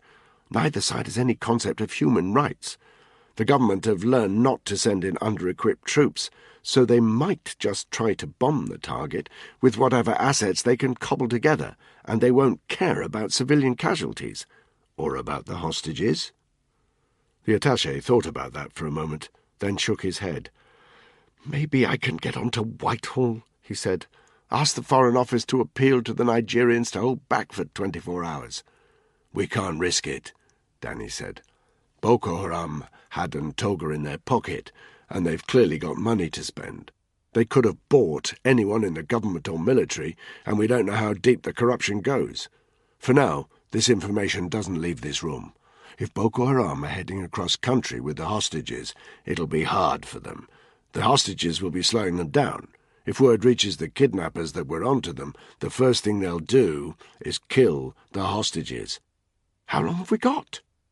Danny strode over to the map of Nigeria. The attaché accompanied him. "Where's Chikunda?" "From memory," the attaché said, "about here." He pointed to a spot in the northwestern corner of Nigeria, approximately 100 clicks south of the Niger border. "The ambassador was kidnapped here," Danny said, pointing to the spot west of Port Harcourt, where the atrocity had taken place. "Caitlin, what's the terrain between the two locations?" Caitlin walked up and examined the map. "The road infrastructure's pretty good," she said. "If they bypass Abuja and manage to get through any impromptu police roadblocks, which they will do if they put their hands in their wallets, I'd say you're looking at 15 hours by car, if they're travelling fast." "Longer if you're concealing two hostages," Danny said. "They'll keep them separate, so they'll be driving in convoy, which is always slower, and they'll be watching their speed if they want to stay under the radar." He looked out of the window, where the rain was still torrential. "The weather's bad," he observed. "Whose terrain will it affect more, theirs or ours?" "Probably theirs," Caitlin and the attaché said in unison. "Hostages, rain, I reckon they give us another 10 hours. Call it 24 hours in all. We think the commissioner was taken at what time?" "About 11:30 a.m., said the attaché. "Which puts them in Chikunda by 11:30 tomorrow morning." Danny checked his watch. 22:35 hours. That gives us just under 13 hours to get to there. Caitlin made a low hissing sound. "Tight," she said. "What can I do to help?" Maloney asked. "We need detailed mapping of the roads between here and Chikunda, plus any intelligence reports you have of the situation on the ground out there." "I can do that. Our people can probably get you a detailed satellite map of Chikunda itself, taken after it was occupied." "Good. Do it." "Weapons? Signalling equipment?" "We've got what we need, but we could use some local currency. Low-denomination notes, plenty of them. It doesn't have to be a lot, it just has to look like a lot." The attaché gave an efficient nod and didn't ask questions. "Try to keep Ntoga here as long as possible," Danny said. "My guess is he'll ask for your help to leave the country. If he does, give it to him. Monitor his phone calls and escort him to the airport. The last thing we want is him warning anybody that we're on to the kidnappers. My guess is he'll want to get himself and his money as far away from Boko Haram as possible." "That leaves a bad taste in the mouth," Maloney said. "Not as bad as having Boko Haram put a round in your man's skull, and that's about the best he can hope for. This is a high-profile hostage. They'll want to milk it for all it's worth." "Beheading?" Maloney asked weakly. Danny shrugged. "Maybe. Get on to Hereford. Let them know what we're doing and where we're going. They can track our movements through the GPS chips in our radio packs. They might send in reinforcements, but we can't wait for them to mobilize. Keep at the Nigerians to put in a cordon around the kidnapping area. If we're wrong about Chikunda, and they're staying put in the Niger Delta, we'll need to contain them for as long as possible. And for fuck's sake, do what you can to keep this out of the press. If the kidnappers get jittery, they'll move things forward." Danny turned to the rest of the unit. "Ready?" He received 2 nods in return, and 1 scowl. "I think you made the wrong call," Tony said. "You've only gotten Toga's word that this is where the kidnappers are heading. It's weak intel." "Agreed," Danny said flatly. "It's also the only intel we've got. Get ready to go." "Wait," said the military attaché. He clutched his forehead as if he couldn't believe he was in this situation. "There's just 4 of you. You can't go up against half of Boko Haram by yourselves. They're better equipped than the army, and there's about 10,000 of them. They control an area the size of Belgium, for Christ's sake." Danny just gave him a calm stare. "Mapping," he said, "and intel on the terrain. You've got 5 minutes, then we leave." Chapter 4. MI6 Headquarters, London, 0000 hours. When intelligence staff gather round a table at MI6 headquarters at an hour before midnight, it's seldom good news. And if the Chief of Special Intelligence Services himself has joined them, it's guaranteed bad. But then today had been the mother of bad news days. Sir Colin Selden sat at the head of a long table in a featureless room overlooking the Thames. The Chief had the crumpled, exhausted look of a man under pressure. Small wonder. If something passed them by that led to a serious incident, all of Whitehall would lay the blame at his door. So it had been with the abduction of the British High Commissioner to Nigeria 12 hours ago. The PM on the phone every 20 minutes wanting updates. Horrific conversations with the Commissioner's tearful wife, assuring her that they would find her husband and keeping quiet that he thought the man was a bloody idiot to be touring round the Niger Delta without proper close protection, and constant, unsuccessful quarrels with the Director of Special Forces to free up more than a single 4-man unit to insert into Nigeria. Not that he blamed the Director. The regiment and the SBS were stretched to breaking point, and in any case everyone quietly assumed that the abductees were dead already. No point wasting precious resources to hunt down corpses. And now this. He looked down the conference table. To his left sat a heavily bearded man in an electric wheelchair. Daniel Bixby didn't look up to much, but he was Selden's most trusted Middle East analyst. 4 of Bixby's sub-analysts completed that side of the table. At the far end sat Tessa Gorman, the Foreign Secretary, whose face was also pinched and tired. To Gorman's left sat Hugo Buckingham, an intelligence officer, whose rise had, in recent months, been meteoric, much to Selden's dismay. Buckingham was a handsome bastard, a good Arabist, and a decent intelligence officer, but he was also a backstabber and a sneak, and Selden couldn't help but think he had his eye on the top job. Trouble was, Buckingham had political backing. The CIA seemed to love him, and he was Tessa Gorman's man. In the firm, that was currency. And even Selden had to admit Buckingham had a habit of coming out of shitty situations, smelling of roses. Sitting next to Buckingham were 3 intelligence officers, whose names Selden couldn't remember, 2 male, 1 female, and a female clerk, taking notes that wouldn't be made public for another 30 years. "I want to know one thing," Selden said. and so will the PM. Is this a credible threat?" "We take all threats to be credible, Sir Colin," Bixby said mildly. The chief closed his eyes in frustration. "For God's sake, Daniel, it's been a very long day. Give me a straight answer, would you?" Bixby inclined his head. "What we have is this. A single message on a single Internet forum. As you know, Internet forums are a very popular medium for extremists to propagate messages.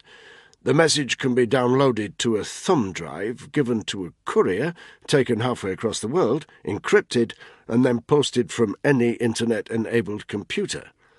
Even if GCHQ managed to establish the IP address of the computer that posted the message, it's impossible to use that to find the location of the person who actually wrote it in the first place.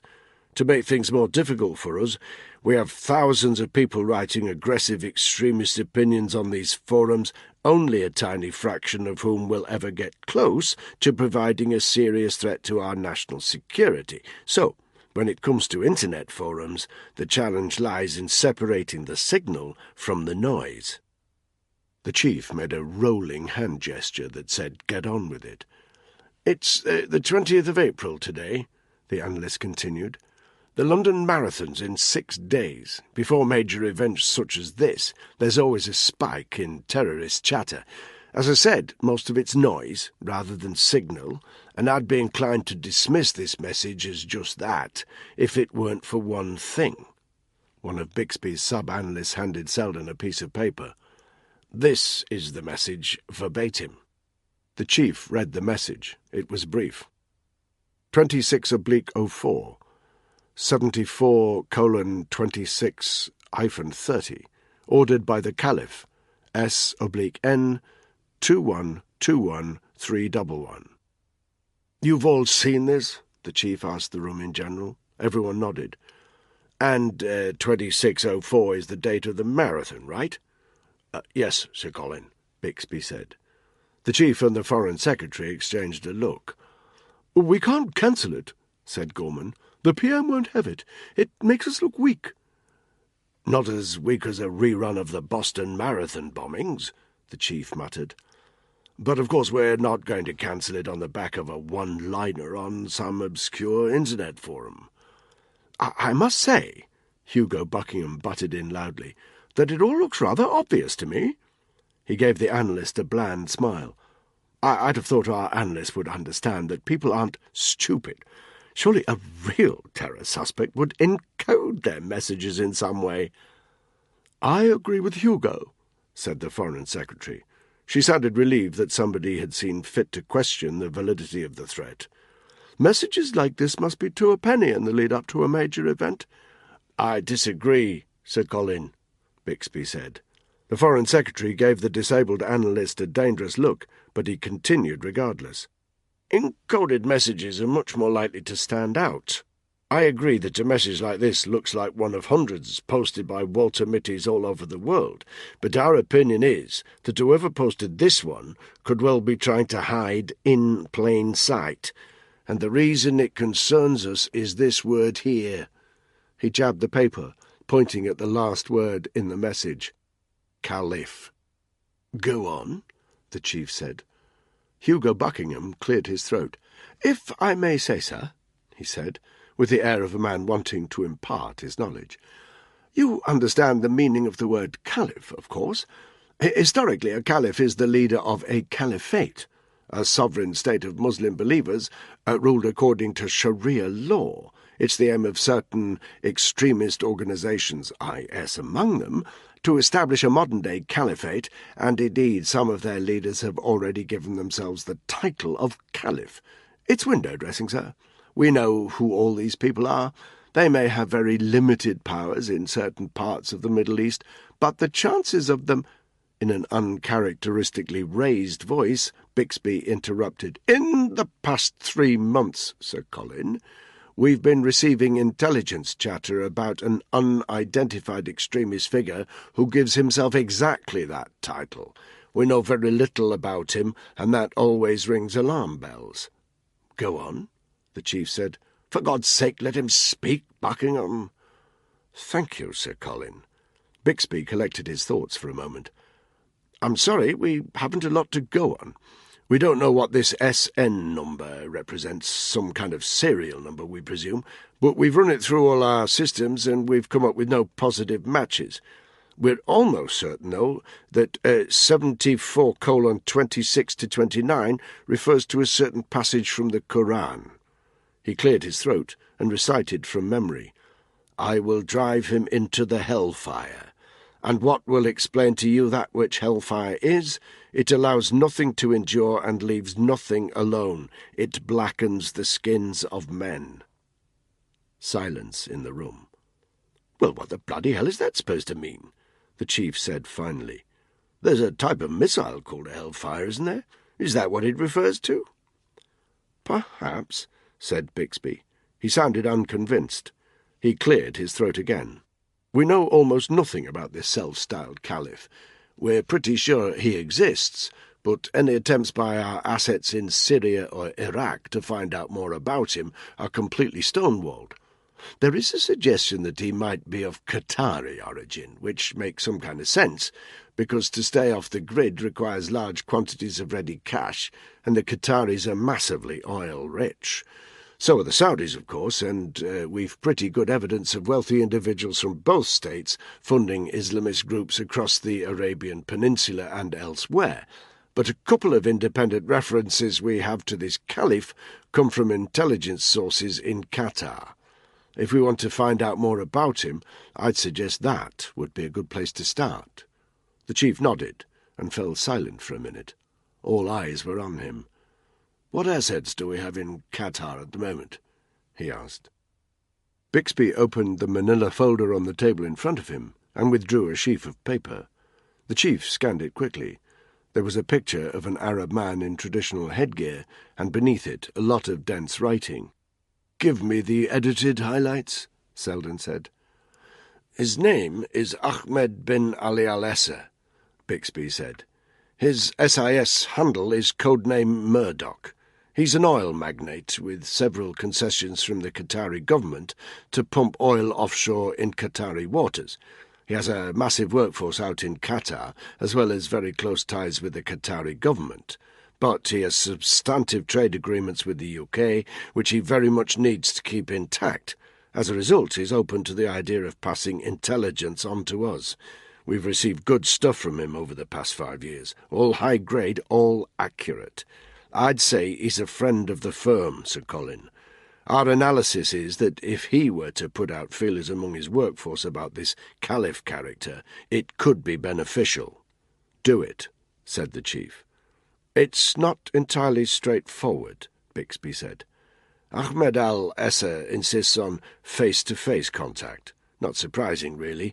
We'd be astonished if the Qatari authorities didn't have him under electronic surveillance. But if we're going to get anything out of him, we'll need a man on the ground." "Or a woman," said the Foreign Secretary. "No," said Bixby. "A man. It's the way things are out there." "Where is al-Essa currently situated?" "Saudi Arabia, Riyadh, on business." "We don't have much time, Sir Colin," the Foreign Secretary said briskly. "Thank you, Foreign Secretary," the chief said. "If an extremist group drops a bomb on London, you'll be sure to let me know, won't you?" Gorman visibly bristled, and the intelligence staff around the table avoided catching anyone else's eye. The chief pinched his nose again. His head ached. There was too much to take in, and he knew he didn't have a hope in hell of getting any sleep that night. Not the best state in which to be making decisions. His eyes followed the line of intelligence officers down the right-hand side of the table and came to rest on Buckingham. "Isn't Riyadh your old stomping ground, Buckingham?" He seemed to remember that Buckingham had once been their man in Saudi. Buckingham looked startled. For a moment he seemed lost for words. "Yes, Sir Colin," he said finally. "Yes, it is. I spent a number of years at the embassy there." "I want you on the first plane to Riyadh. Make contact with our asset and see what he knows about the Caliph." Buckingham looked distinctly unenthusiastic about the prospect. The chief didn't care. He turned to the remaining intelligence officers. "If this Caliph is planning something in London, somebody somewhere knows about him. I want us to comb through any and every cross-agency intelligence report that might be relevant for the past 6 months. If you draw blank, start on the 6 months before that. Nothing slips through the net, ladies and gentlemen. And I trust it goes without saying that no word of this leaves these 4 walls. You don't tell your family or your friends. Any leaks will be dealt with under the Official Secrets Act. We can't afford a panic. Rest assured that the security services will act as and when it becomes necessary. Is there anything else?" Buckingham cleared his throat. "Yes?" the chief asked. Buckingham looked like he was going to complain, but he just bowed his head. "Nothing, Sir Colin," he said. "Nothing at all." "Good. Get to work, everyone. Now." There was a scraping of chairs, and the whirring sound of Bixby's electric wheelchair moving back as the analysts and intelligence officers left the room. "A word, Sir Colin," the Foreign Secretary called above the noise. The chief nodded, then looked towards the door where Hugo Buckingham was loitering. He raised an eyebrow at him. Buckingham looked embarrassed and left, leaving the chief and the Foreign Secretary alone. "I apologize for snapping," Selden said. "It's been a long day." "Forget about it. This marathon threat, is it really a thing, in your opinion?" The chief nodded. "Bixby's my best man. I've never known him be wrong. Something like this will happen, Tessa. You know that as well as me. We foiled 7 or 8 plots in the final stages of planning, and that's just in the last 9 months. Whether this is the one where those IS crazies get us, I don't know. My feeling is that our biggest threat will come from a lone wolf jihadi, radicalized on the internet and trained up by Islamic State in Syria. But wherever the hit comes from, it will happen, sooner or later." "I'm glad you sent Buckingham. I've a lot of confidence in him." The chief sniffed, but didn't reply.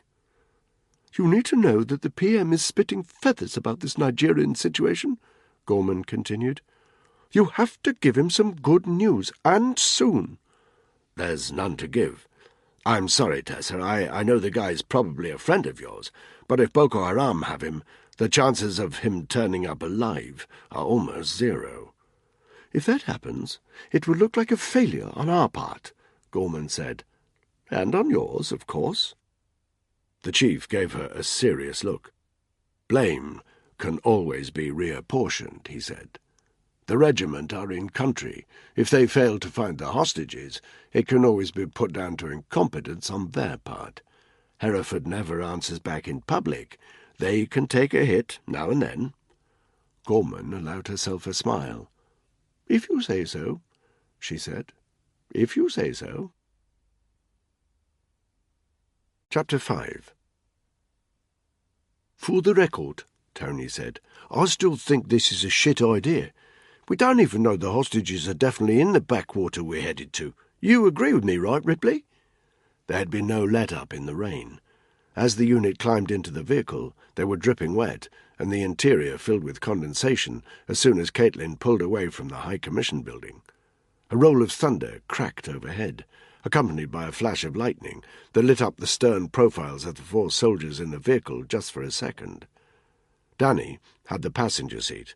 He unfolded a detailed military map. Chikunda was circled with a black marker pen. He ignored Tony's comment and was quietly relieved that Ripley had done the same. Tony was proving as difficult to manage as Danny had feared, and it was true that their intel was weak, but it was all they had. "A1, north out of Lagos," he said.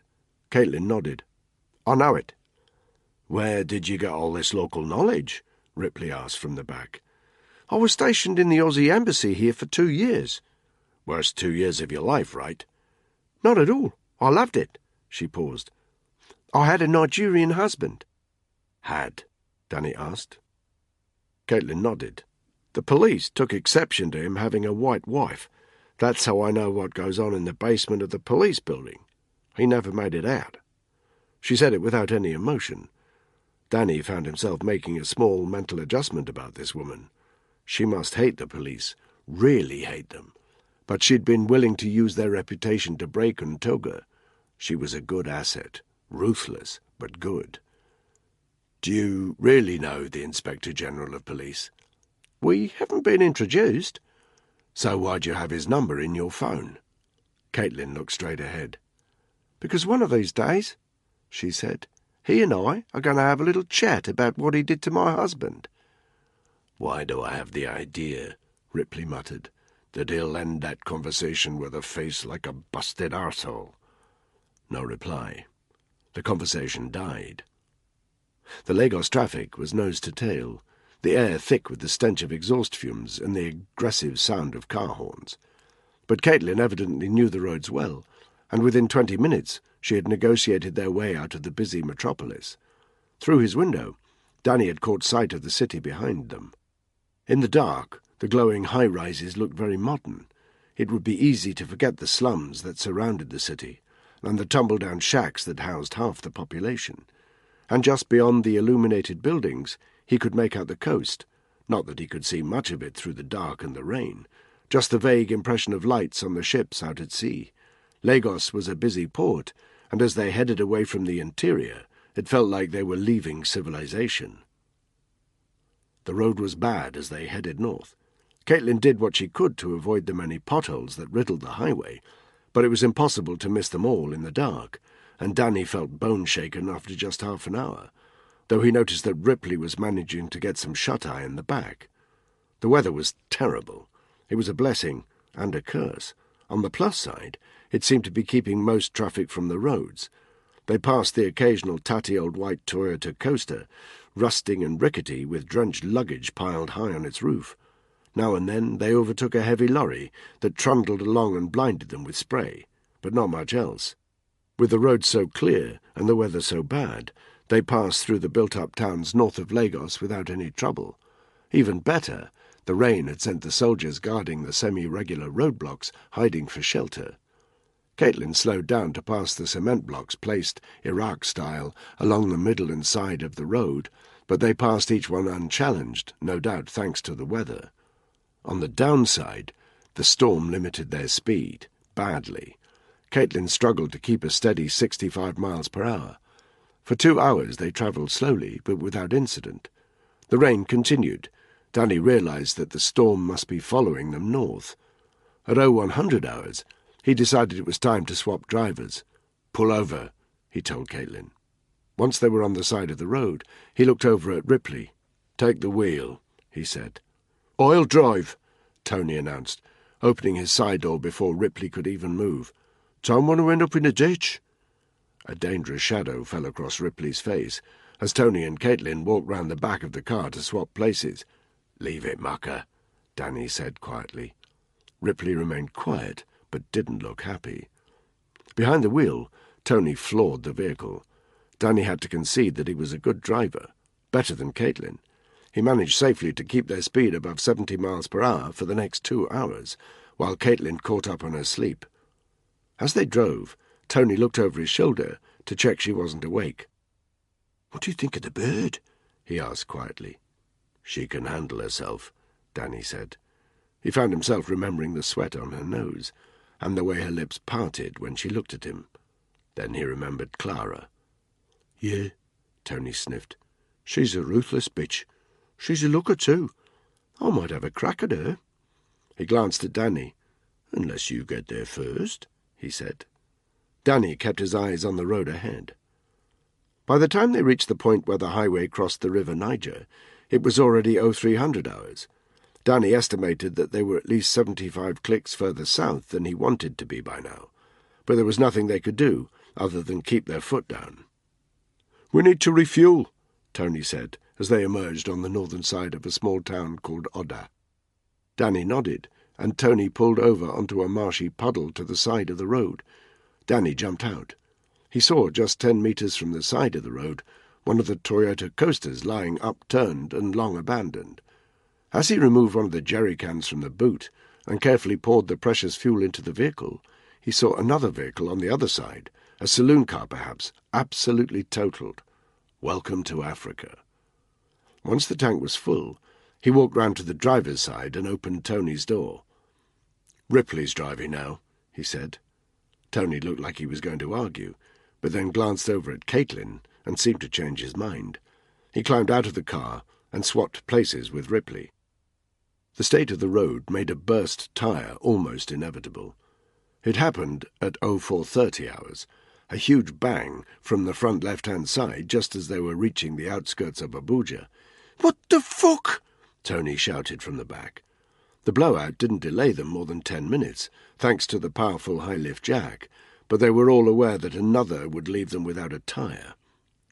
"Try to keep us on the road, mucker," Tony said from the back as Ripley started off again. Ripley was obviously struggling to keep his cool with Tony. Danny decided to divert his attention from the arsehole in the back. "How old are your kids again, mucker?" Ripley shot Danny a sharp look. On an op like this, family discussions were normally off-limits.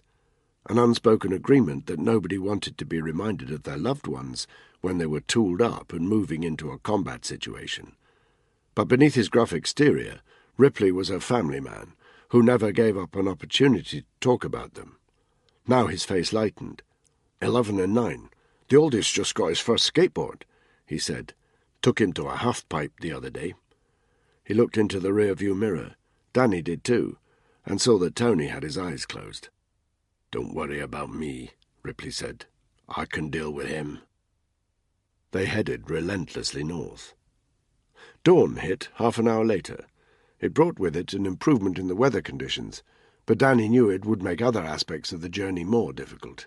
Sure enough, within 15 minutes, they saw through the grey early morning light men in the road 100 metres up ahead. "Roadblock," he said tensely, and he sensed Tony and Caitlin loosening their sidearms in their holsters. 4 white guys with assault rifles stashed the length of the vehicle would cause a stir, no question. 50 metres. There were no other vehicles at the roadblock. 6 men, Danny counted. 3 with weapons, AK-47. They wore army fatigues that looked grey in the half-light, but he noticed that the 3 armed guards had painted parts of their weapons in bright, vibrant colours. One had a yellow barrel, another a red stock, like they were children's toys. "I'd say they're regular army," Caitlin said quietly. "Stop about 10 metres from the first guard," Danny said. Ripley came to a gradual halt. Danny found himself automatically calculating the distances between them and the guards. 10 metres to the guy with the yellow barrel, 5 more metres to the 2 other armed guards, and another 10 metres to the remaining 3, who were in a little group smoking cigarettes. The red tips of their fags stood out like fireflies in the grey dawn. They all had confident, almost arrogant looks on their faces, as if their brightly coloured weapons made them untouchable. They had no idea that at a single word from Danny, the unit would have them down in less than 5 seconds. But dead bodies would make people ask questions, and they couldn't afford to be slowed down by anyone trailing them. Danny looked back at Caitlin and Tony. "We only fight if we can't buy our way through," he instructed. "It'll be too late by then," Tony said, his voice taut. Danny ignored him. But he was aware of both Tony and Caitlin winding down their windows, ready to engage with their weapons if the situation required it. "Keep the engine running," he told Ripley. He nodded, his hand still gripping the wheel, ready to move if necessary. Danny removed the full wallet the military attaché had supplied them with before they left, removed half the notes, then stepped outside the car. He raised his hands to show he was holding nothing but the wallet, and smiled broadly. The guy with the yellow AK barrel stepped casually forward. He had an arrogant expression, but Danny noticed that his eyes kept flickering towards the wallet. "Hey!" the guard called. "White man, what you doing here?" Danny kept walking. "Passing through," he called. "Heading into Niger." The guard gave an unpleasant grin, as if heading into Niger was a sure way to run into trouble. 3 men, 1 woman? What is it, gangbang?" Danny just gave him a broader grin. "Something like that," he said. "Hey, your job looks like thirsty work. You'd rather be having a beer than standing here talking to me, right?" "Beer is expensive, white man." The guard rubbed his thumb and fingers together. Danny was a metre in front of him now. "Maybe I could buy you one," he said. The guard didn't answer, but looked meaningfully at the wallet.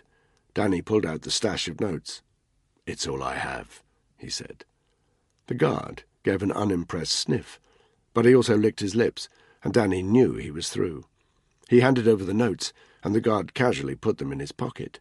Then he turned his back on Danny and wandered over to his two mates. "Hey," Danny called. "What are the roads north of here like?" "Roads are very good," said the guard dismissively, "if you like to swim." He chuckled to himself, then turned back to his mates. Nothing on earth would have made Danny turn his back on three armed men, no matter how much he'd just bribed them. He made a gesture with his right hand. Immediately the Range Rover pulled up beside him. Danny slipped back into the passenger seat. As Ripley drove them through the roadblock, he felt the hot glare of all 6 guards on them and saw a flash of yellow gun barrel. But a minute later, they were out of sight. At 0600 hours, they pulled off the main highway. The road to Chikunda headed off at a bearing of approximately 310 degrees. As a line on the map, it looked like a perfectly good road. In reality, it was little more than a rough track through dense, high vegetation. As the early morning wore on, the humidity started to increase again.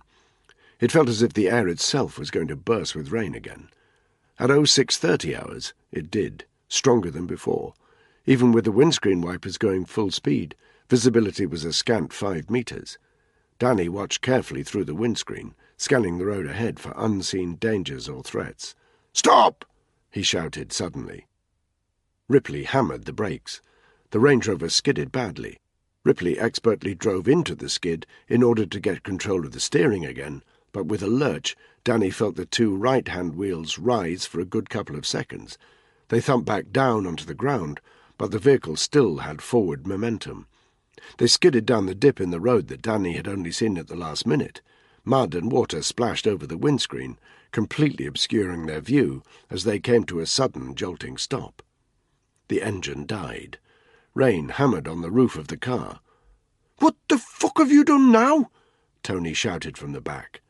Danny wound down his window. One glance was enough to tell him what had happened. The dip in the road had flooded. It was like a fast-flowing river bisecting the road. They were stuck in the water, which reached at least 1.5 meters up their vehicle. It was 5 meters from the higher ground, where the road was dry, but there was no way they were getting out of here without any help. Danny's mind immediately turned to the mechanical winch at the front of the vehicle. "We need to winch out," he called above the noise of the hammering rain. "There must be a river nearby that's broken its banks. This flooding's going to get worse. Ripley, keep the wheel. You two, follow me." They couldn't open the doors because of the depth of the water. Scrambling out of the windows was their only option. Danny brought his personal weapon with him, slung over his shoulder, with the barrel slightly submerged, as he crashed down into the fast-moving swamp. As his feet hit the bottom, the vehicle shifted a few inches towards him. "We've got to hurry!" Caitlin shouted over the thunderous sound of the elements. Her face and hair were already soaked. "The current's strong enough to take the vehicle with it!" As she spoke, she stumbled in the water and fell up to her shoulders, but Tony was right there, grabbing her with one strong arm and getting her back onto her feet. She nodded gratefully at him, then stood firmly in the water, withstanding the current. Danny pushed his way through the water to the front of the vehicle. There were other reasons to move fast, other than the current. If a jungle river had burst its banks, it could bring anything with it. Debris, crocs, even hippos. They needed to get out of there as quickly as possible. The winch itself, fitted to the front of the vehicle, was submerged. Danny plunged his hands under the water and found the end of the winching cable. It had a carabiner at one end, which he tugged firmly, then started to wade across the current to the far side. He stopped. Figures were emerging through the driving rain. 4 of them, walking abreast. Distance 20 meters. Danny looked left and right. Tony and Caitlin were on either side. They had raised their rifles and had crouched down slightly in the water to present less of a target. The Range Rover shifted again, 1/2 foot this time. Danny estimated that they had less than a minute before the current swept it away. The 4 figures had stopped. Danny waded forward. "Keep me covered," he shouted. "Any sudden movements, drop them." He tugged the cable and moved forward. 10 tricky paces later, he was emerging from the flood. Mud covered his saturated clothes, but the rain soon sluiced it away. He manoeuvred his personal weapon with one hand so that it was covering the 4 figures, but now he was closer, he could make them out a bit better. They were all African, 2 women, 1 man, and a child. "Don't move!" Danny roared at them. "Stay where you are and don't move!" He quickly identified a sturdy tree 8 meters away on the left-hand side of the road and dragged the winch cable towards it. He looped the cable round the tree, then clipped the carabiner back round the cable. He gave it a precautionary tug, then turned back and gave Ripley a thumbs up. There was a sudden high-pitched grinding sound above the rain as the cable went suddenly taut. The Range Rover shifted its angle in the water, so it was facing the tree, then slowly started to move forward.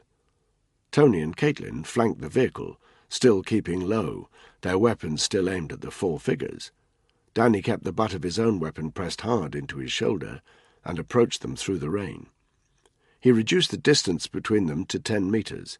They didn't move. They stood, bedraggled and quite motionless. Danny saw that one of the women had her arm around the man's shoulders. The man was holding his own right arm across his stomach as though it was broken. Only when Danny took a couple more paces forward did he see that the man's right hand was missing. He looked back again. The vehicle was out of the ditch, but huge quantities of water were still gushing from underneath the chassis. Caitlin was untying the winch cable, and Tony, hair and face dripping, clothes drenched, was striding up to the 4 figures, weapons still raised. "Get out of the fucking road!" he shouted at the Africans. But as he spoke, the man's knees went, and he collapsed to the floor. The woman holding him wailed, and the kid ran towards Danny, seemingly oblivious to his weapon, and tugged on his clothes. "Help us!" she cried. "My father need medicine! Help us!" Danny made the decision to lower his weapon. Tony kept his engaged as Danny strode up to the collapsed man, then crouched down beside him. "What happened?" he shouted through the rain at the woman who was still holding him. "Boko Haram!" the woman cried. "They come to our village." She pointed back up the road. "They kill many people. We ran away, but they stop us in the road. They do this." She indicated the severed wrist. Danny stood up. Ripley was out of the car, 2 meters behind him. "We can't wait," he said. "And the old boy's fucked." Danny nodded. Ripley was right. "Get back to the car," he told both men. Ripley jogged back towards the vehicle, but Tony loitered. Caitlin was trying to turn the vehicle's engine over. It coughed and spluttered several times, but burst into life on the 5th go. Ripley took his place in the back, but as Danny approached the car with Tony, the kid, who had followed, started tugging on his clothes again. "Please, mister, we need medicine. We need help." Danny paused for a moment. A voice in his brain told him to ignore the child. Any medical supplies they left for the wounded man would be wasted. With an injury like that out here, he was going to die, if not of blood loss, then of infection. But then the kid tugged at him again, with her desperate little hands. "Please, mister," she begged. He thought of Clara. She would help the kid, no question. He wiped the streaming water from his face, then ran round to the back of the Range Rover and opened the boot. From inside his pack, he pulled a small medical kit and withdrew some sterile bandaging. Tony joined him. "What the hell are you doing?" he said.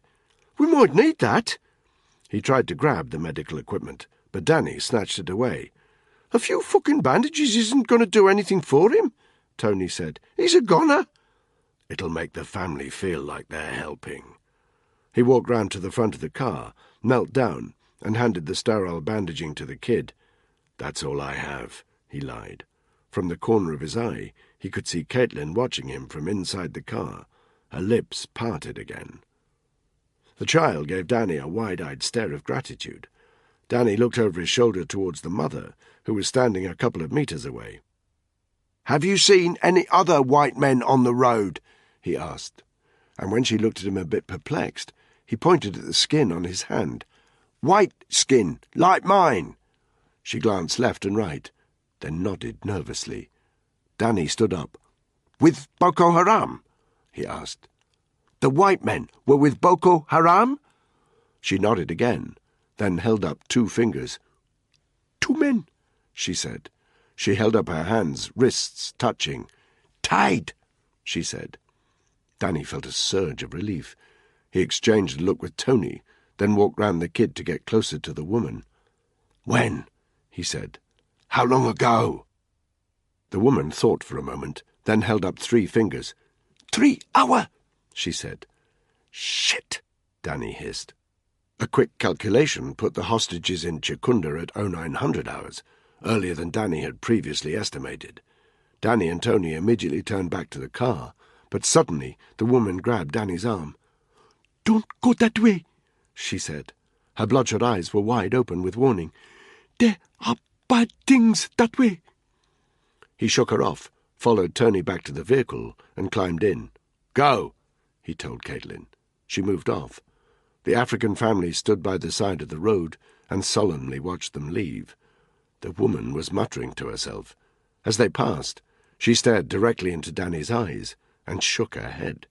He saw her mouth the words, "Bad things." "You shouldn't have given away our fucking supplies," Tony muttered from the back. Danny didn't feel a moment's regret.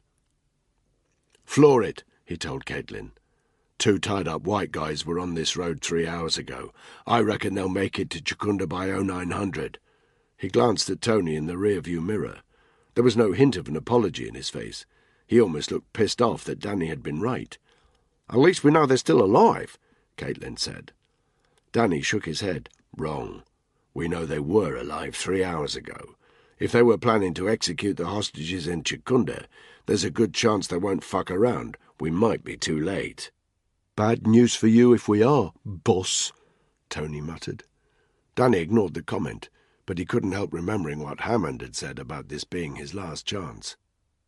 "We need to get out of our civvies," Ripley said. "We're getting too far into the interior. These clothes are no good if we need to camouflage ourselves." Danny nodded. "When we can," he said. "But we're entering enemy territory now. When the rain stops, we're vulnerable. The kid said that Boko Haram militants stopped them in the road and did that to her father. We can expect another roadblock up ahead. And if those bastards have got a taste for cutting things off," Ripley said, "we want to get to them before they go to work on the hostages." Not even Tony had an argument with that. Eyes forward, senses on high alert, they started to eat up the miles once again. Chapter 6. As they continued north, the terrain on either side of the rough road became more jungle-like. Ripley was right. They were going to need their Crye-precision camouflage gear. At 0800, they took advantage of a break in the rain to change. Danny was the first to strip quickly out of his wet civvies, shielded by the Range Rover, while the other 3 formed a defensive semicircle, their weapons engaged. He fitted his Kevlar helmet, along with his boom mic and earpiece. There was no hiding the fact that they were soldiers now. Once he was changed, he swapped positions with Ripley, keeping Stagg on the road to the north while his mate changed clothes. He could only see about 20 meters ahead before the road curved out of sight. The sun was burning through the clouds, and the whole area seemed to hiss as the water evaporated from the verdant terrain. As he scanned the area, something caught his eye. He had to squint to persuade himself that his eyes weren't playing tricks. They weren't. Nailed to a roadside tree, just 10 meters away, was a human hand, palm outwards, fingers pointing up. "Looks like we found where our roadblock was," he said, pointing at it. "Fucking animals," Ripley said. "They might still be here," Tony said, his voice suddenly tense. "I don't think so. That's a warning. Somebody doesn't want people heading north." Tony was the next to change, quicker than Danny and Ripley had been, and finally Caitlin. As she changed, Danny's eyes flickered towards the vehicle's side mirror. He caught sight of her grey base layer, tightly enclosing the curve of her breasts. She suddenly caught his glance in the mirror and smiled. Danny looked away. He noticed Tony watching him. The men's eyes met. "She was married to a black dude, fella," Tony murmured. "Won't be interested in what you're packing." Danny let it pass. Time check, 0810. 50 minutes till the revised ETA of Target Red and Target Blue in Chikunda. Danny reckoned the unit was still 4 hours out. No time to waste. They dumped their wet civvies in a pile by the side of the road. "I'll take the wheel," he told Caitlin. She nodded. At 0900, they passed through a rough village. Broad swathes of brutal deforestation marked the outskirts. The interior was a shit sandwich without the bread. Breeze-block buildings on either side of the road had fallen into disrepair, and the only vehicles they saw had rusty side panels and missing tyres. It was strangely deserted, too. No kids or pedestrians, always a bad sign. Just a few curious locals peering from doorways, but not bold enough to step out into the street. On the right-hand side, Danny saw a woman sitting at the threshold of her poor-looking residence. Both eyes were covered with dirty cotton swabs, slightly blood-stained. Even though she couldn't see, her gaze followed the sound of the Range Rover as it passed. Danny kept his foot on the pedal. Every second that passed was borrowed time. The vehicle splashed through puddles and sprayed dirt across the road as it cut through the village. As they left the last building behind, he looked in the rear-view mirror. Perhaps 30 metres behind them, a solitary figure stood in the middle of the road. Danny thought he could make out the shape of a rifle slung across his chest, and he seemed to be holding something to his ear, a phone maybe. Eyes back on the road. At 1000 hours, they stopped to refuel. By now, the heat and humidity were immense. Danny felt wetter than he had been after his impromptu swim. The Range Rover was caked in mud and dust, and so were its occupants. Over the next hour, the jungle terrain thinned out a little, but it was still forested on either side as the Range Rover mounted the brow of a hill. To the northwest, perhaps 2 kilometres in the distance, a plume of black smoke rose from the centre of a small settlement. Once they'd passed the brow of a hill, and no longer made an obvious target, Danny allowed himself to hit the brakes. It was worth sacrificing a minute's travelling time to get some decent reconnaissance. He jumped out of the car and retrieved a spotting scope from his pack. He focused in on the settlement. He couldn't make out much, a single road leading away to the east, and 3 guys on motorbikes heading out that way. "Boko Haram?" Ripley asked. Danny couldn't tell for sure, but it seemed likely. "I reckon we're 45 minutes out of Chikunda," Caitlin said. "If it's a Boko Haram stronghold, we're going to hit resistance sooner or later." "Which will hold us up," Ripley said tersely. "We can only play what's in front of us," Danny said. But Ripley was right. Every minute they delayed was a minute in which the kidnappers could execute their targets. As the road continued, the vegetation on either side grew higher, easy to hide in, but it meant that their vision ahead was compromised every time there was a bend in the road. 10 minutes after they'd started up again, the road curved, and they were suddenly faced with another roadblock. 4 men. Like the Nigerian soldiers at the previous block, they wore camouflage gear, but even from 50 metres away, Danny could tell that these were not soldiers. Their heads were wrapped in black and white chamars, and they wore bandoliers of ammo around their torsos like medals of honour, the universal uniform of the guerrilla fighter. 4 motorbikes lay on their side next to the road. 3 of the men carried assault rifles. A 4th was clutching an RPG launcher, though it wasn't aimed at the Range Rover yet. Danny slowed to a crawl. "Tell me you're not going to try to pay your way through this one," Tony said. Not a chance. These weren't corrupt, lazy soldiers on the take. These were militants with heavy weapons, just looking for a chance to use them. At least that was Danny's instinct. They needed to get through as quickly as possible. But if these men raised the alarm, they would be behind enemy lines with the potential for thousands of Boko Haram militants tracking them down, which meant they really only had one option. He said a single word. Contact. Tony, Ripley and Caitlin removed their sidearms from their holsters, checked they all had one up the spout, and laid them carefully in their laps. The Range Rover edged forward. Danny half wondered if these were the same people who had cut off the hand of the villager they'd met. Probably not. The Nigerian family could never have travelled that distance on foot. But he didn't doubt that these militants were cut from the same cloth. They deserved what was coming to them. Distance to the roadblock, 20 metres. One of the militants stepped forward. He held up one hand to make a stop sign. In the other, he held his rifle inexpertly, but aiming in their general direction. He'd never be able to fire accurately like that, but a spray burst could be as dangerous as a well-aimed one. Danny hit the brake. He wound down his window. The others did the same. The militant had an arrogant swagger as he walked towards the car. Danny saw that he was wearing a necklace threaded with the teeth of wild animals. When he was 10 meters away, Danny could see his bloodshot eyes through the gap in his chamois.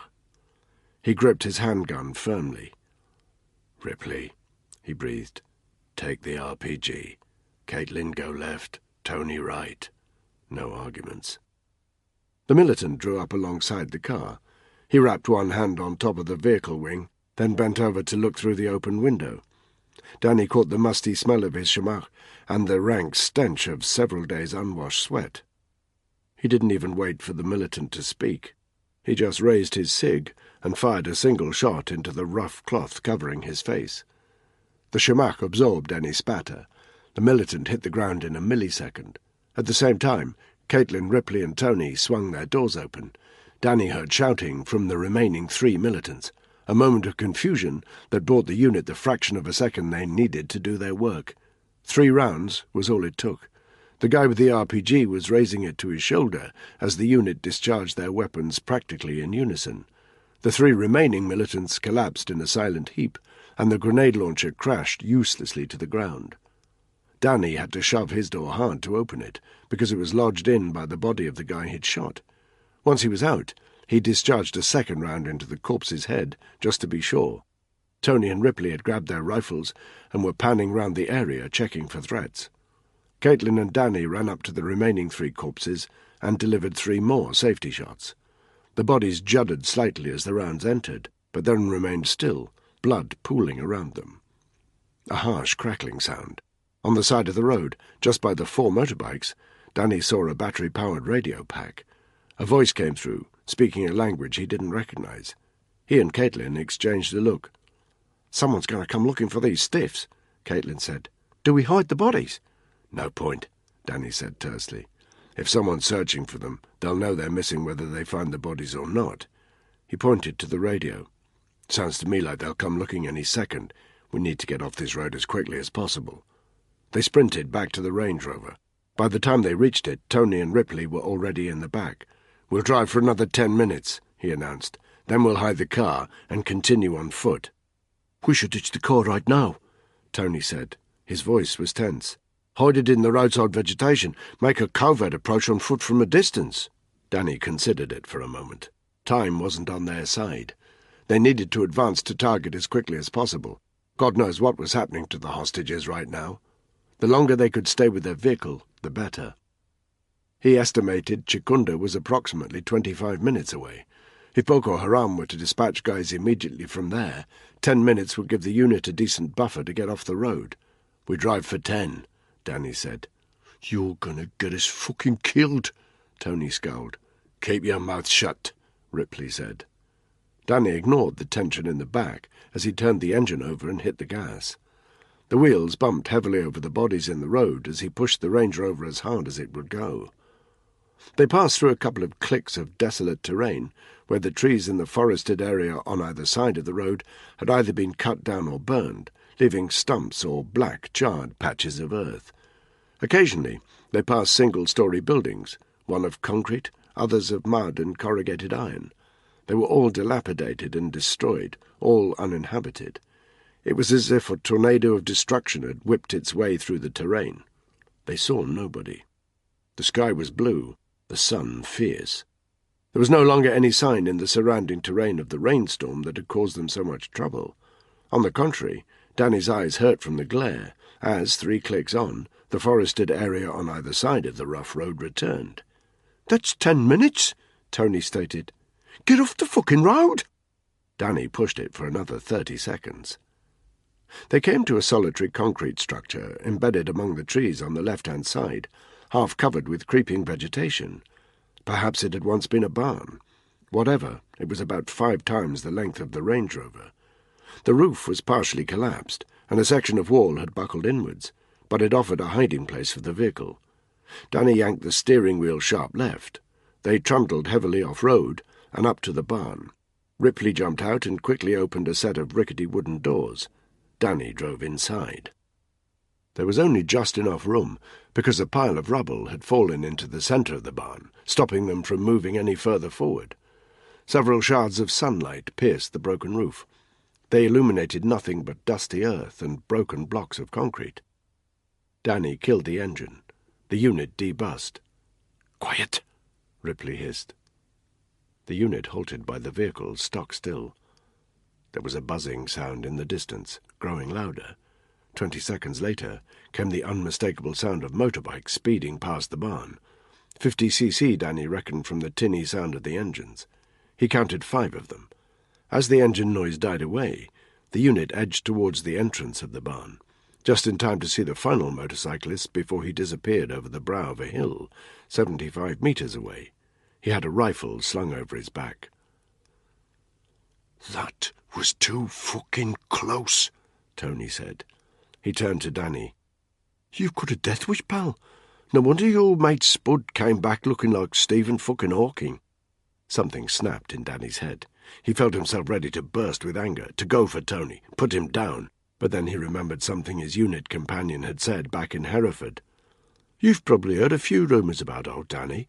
Bit of a short fuse, mind. Flies off the handle now and then. Not the best combo for a man with a 9mm in his back pocket, but there we have it." He got a hold of his temper and went to grab his pack from the boot of the car. "What now?" Ripley asked. Danny withdrew the black-and-white satellite map of Chikunda that the military attaché had supplied back in Lagos and laid it open on the bonnet of the Range Rover. The attaché had been as good as his word. A legend at the bottom of the map told them it had only been taken 3 days ago, and it showed very clearly the signs of war. Chikunda was a small place, less than a kilometre end-to-end, surrounded by forest. A single main road ran through its centre. To the northwest, the terrain was much darker, almost black. He circled it with his forefinger. "There's been a fire here," he said, "or lots of fires. You can still see the smoke rising there." Ripley pointed out a few remnants of rectangular shapes in this northwestern area. "Buildings," he said, "or what's left of them. Like your man back in Lagos said, they've burned most of the village down." "And killed most of the locals, no doubt," Caitlin said. "There are bad things that way." Danny turned his attention to the eastern side of the main road. Here the terrain was more intact.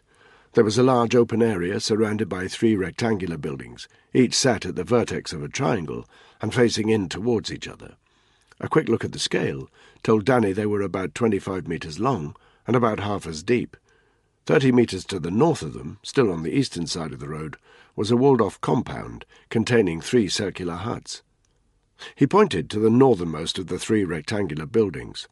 "Block North," he said. Then he labelled the building nearest the road and roughly southwest of the central open ground, Block West, and the 3rd building, furthest from the road and closest to the vegetation on the eastern side of the village, Block East. "I think we can expect a concentration of militants at these blocks, North, West, and East," Danny said. "The enclosed space to the north, the one with the circular huts, is defensible, but there doesn't appear to be any escape route. I don't think they'd enclose themselves there. Everyone agreed?" There was a consenting murmur. Ripley examined the smaller scale map, his forefinger tracing the contour lines around Chikunda. "According to this map, there's high ground to the southeast," he said. "We can get a visual from there." Danny nodded. "We'll approach from the eastern side of the road," he said. He checked his watch. 10:35 hours. If the hostages had been taken to Chikunda, he reckoned they would have been in situ for 90 minutes already. They needed to get moving. "Order of march, Ripley, me, Caitlin, Tony," Danny said. "We'll follow the road line as closely as possible. Hit the ground if anyone passes." They each sprinted across the road separately, 3 of them covering whoever was running. Once they'd reached the eastern side, they picked their way about 15 feet past the road, then headed north in patrol formation, keeping parallel to the road with a distance of about 10 feet between them. The vegetation on either side of the road was fairly thick, where the wooded area had been cut into and sunlight allowed to hit the ground. It was more than a metre high in places and offered good camouflage. They moved with full pack and weapons. The heat was intense. They'd have sweated heavily even if they hadn't been laden down and in full camo gear. There were times, back in Hereford, when every member of the regiment bitched about being beasted up and down the Brecon beacons, and there were times in the field when you were glad of your fitness. This was one of those times. None of the unit faltered as they moved quickly through the vegetation, their footfalls silent, their breath slow and measured. The only noise they made was the gentle shake of vegetation as they passed through it. When, 5 minutes into their forced march, Ripley hissed, "Down!" they all hit the ground in unison. With his face pressed hard against some tough, reedy plant, Danny heard the regular pounding of his own heart, and then the distant sound of the motorbikes returning from the south.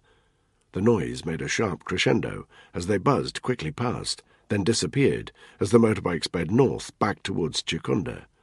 There was no point stating it out loud. They would have found the dead bodies at the roadblock. They would know something was up, even if they didn't know exactly what, and they would suspect that someone was coming. The unit had definitely lost any element of surprise. They let the sound of motorbikes die away. Then they pushed themselves to their feet again and continued to march. Danny fell in beside Caitlin. "You okay?" he asked. A flicker of a smile crossed her face. "Maybe I'll let you rub down my sore bits when this is over," she said. She looked towards Ripley. "Up your pace," she called. The unit increased their speed through the vegetation. Danny found himself frowning. He couldn't work Caitlin out. Her ruthless soldiering and flirtatious nature seemed at odds with each other. She distracted him, made him think about Clara and the baby, and not in a good way. After 5 minutes, the terrain made an upward incline, sudden and sharp. The brow of this hill was 30 meters ahead. Danny pushed his body to maintain a constant speed, and 5 meters from the brow hit the ground, along with the others. Keeping low, he crawled through the undergrowth to the brow of the hill and looked beyond it. Chikunda. Time check, 11:28. Danny checked the position of the sun. Almost directly overhead, it wouldn't glint on the lens of his spotting scope, which he now removed from his pack. He scanned the main road passing through the village, distance from their position about 500 meters, and counted 2 militants. There was no traffic in this out-of-the-way place, but there was movement. The militants were carrying what looked like sandbags and placing them in the middle of the road, barricades. A couple more guys appeared from the north with more sandbags. They piled them on top of the existing ones, then left the original 2 militants to engage their weapons over the top of their barricade. One of them had a rifle, the other a grenade launcher. "They're expecting an attack from the south," Ripley said. "Fucking muppets," Tony breathed. "They've driven up and down the road. Can't they tell we're not there?" For a moment, Danny didn't say anything. A strategy was forming in his brain. He directed his sight towards the 3 rectangular buildings, blocks, north, west, and east, on the eastern side of the village. There was activity there. 2 guys standing guard at block north, another 5 milling about the open area, and maybe 3 different militants coming in and out of blocks, east and west. A single vehicle, it looked like an open-top Land Rover, parked by the side of the road adjacent to the buildings, about 15 meters from block west. "We've got movement of armed personnel around the target area we identified. A minimum of 12 hostiles, including the 2 on the road," he said. He scanned north towards the 3 circular huts in the enclosed compound. There was a gate to the compound on the western side by the road, but no sign of anyone in the vicinity of those 3 huts, nor anyone guarding them. "I'd say the 3 circular huts are deserted. No evidence of armed personnel. We need to concentrate on blocks north, west, and east. They're guarding something there. My money's on it being target red and target blue." "What if it isn't?" Tony said. Danny lowered his scope and turned to look at Tony. "What if it is?" he said. He lifted the scope and kept eyes on for another 30 seconds. A man emerged from the westernmost building. "What the fuck?" Danny breathed. "What is it?" Ripley asked. Danny focused in on the figure. From the brief glimpse he got of his features, he could see that he wasn't African. "We've got a Chinese guy down there," he said. "What are the Chinks doing in the Nigerian bush?" Tony said. "I'm guessing they're not here to open up a fucking takeaway." Danny didn't have an answer to that, Maybe when they got down there, he'd ask the Chinese guy what he found so interesting about this Nigerian backwater, if he was still alive. But that wasn't their main concern. First, they had to get down there and clear the village, 4 of them, against a minimum of 12 armed militants. He lowered his scope and turned to the others. "Here's what we're going to do," he said. Chapter 7. 5 minutes later, they were on the move again. They headed east, away from the road, still in patrol formation, Ripley, Danny, Caitlin, then Tony, through the tree line, and started skirting anti-clockwise around Chikunda. It took 20 minutes for them to reach the point where they were directly east of the village. From the tree line, they could see across about 30 metres of open, deforested ground to where the 3 rectangular buildings, blocks, north, west and east, were located. Their line of sight was compromised by Block East, but they could hear the militants occasionally shouting at each other, though not in English. Danny, Ripley and Tony bedded in 10 metres apart, protected by the tree line, prostrate on the ground with their weapons cocked and ready in front of them. Caitlin parted company, slipping silently away into the vegetation. Her objective, to continue skirting anti-clockwise through the trees, heading towards the north of the village. The militants were expecting an attack from the south. Caitlin was going to give them something else to think about. It was a risk letting one person go alone, but that was all they needed to make the diversion, and Caitlin's 762s would make the most noise. The remaining 3 personnel could take advantage of it. They lay in silence for a full 20 minutes, bathed in sweat from the burning midday sun. Heat haze rose from the ground between Danny and Block East, but nobody appeared in the open ground between the block and the tree line, although the occasional shout still pierced the air. He found himself wondering about the Chinese guy. Who the hell was he, and what was he doing embedded with an Islamist faction like Boko Haram? Didn't make any kind of sense. He had the uneasy sensation that there was more going on here than met the eye. His earpiece crackled. Caitlin's voice came through. "In position," she said. Tony's voice. "Have you removed your suppressor, love?" "Thanks, Grandad. I'm not stupid." Danny checked his watch. 12:28 hours. "Stick to the schedule," he said. And the schedule meant that in 2 minutes' time, Boko Haram were going to get a surprise from the north. A loud surprise that would hopefully put the shits up them and throw them into confusion. Danny got up to his knees, removed his pack, took out his 2 claymores in their canvas bag, and slung them over his shoulder. He was aware of Tony doing the same thing, 10 metres to his right. 12:29 hours, a minute to go. The moment the second hand on Danny's watch clicked onto 12:30 hours, there were 2 sharp explosions from the north in quick succession. They echoed around Chikunda and were followed by a sudden surge of shouting from the area enclosed by the rectangular buildings. Danny heard Tony mutter, "Good girl." 10 seconds later, they heard Caitlin release 2 bursts of fire towards the village. It sounded dramatic, like the village was under heavy attack from the north. And that was clearly what the militants thought. The voices became louder, more argumentative, and confused, very confused, which was just how the unit wanted them. Caitlin's dummy attack was doing its work. Danny listened hard. In the absence of eyes on, he had to rely on his hearing to work out what the militants were doing. Amid all the shouting, he could tell that most of them were moving away from the buildings, westward towards the road.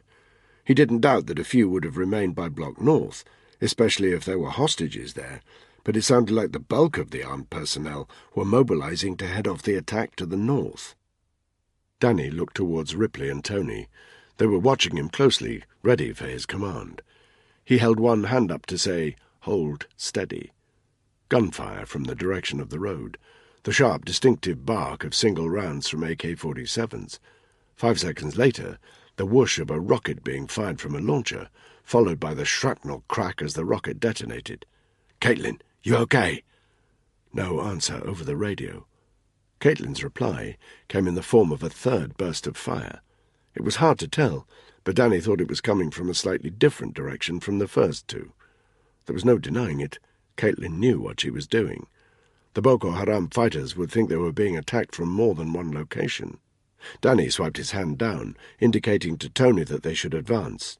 Thankfully, now things were hotting up. Tony's professionalism had replaced his argumentative nature. Danny was reminded that beneath it all, he was a bloody good soldier. The two regiment guys moved swiftly and silently. Ripley remained in position, covering them with his rifle.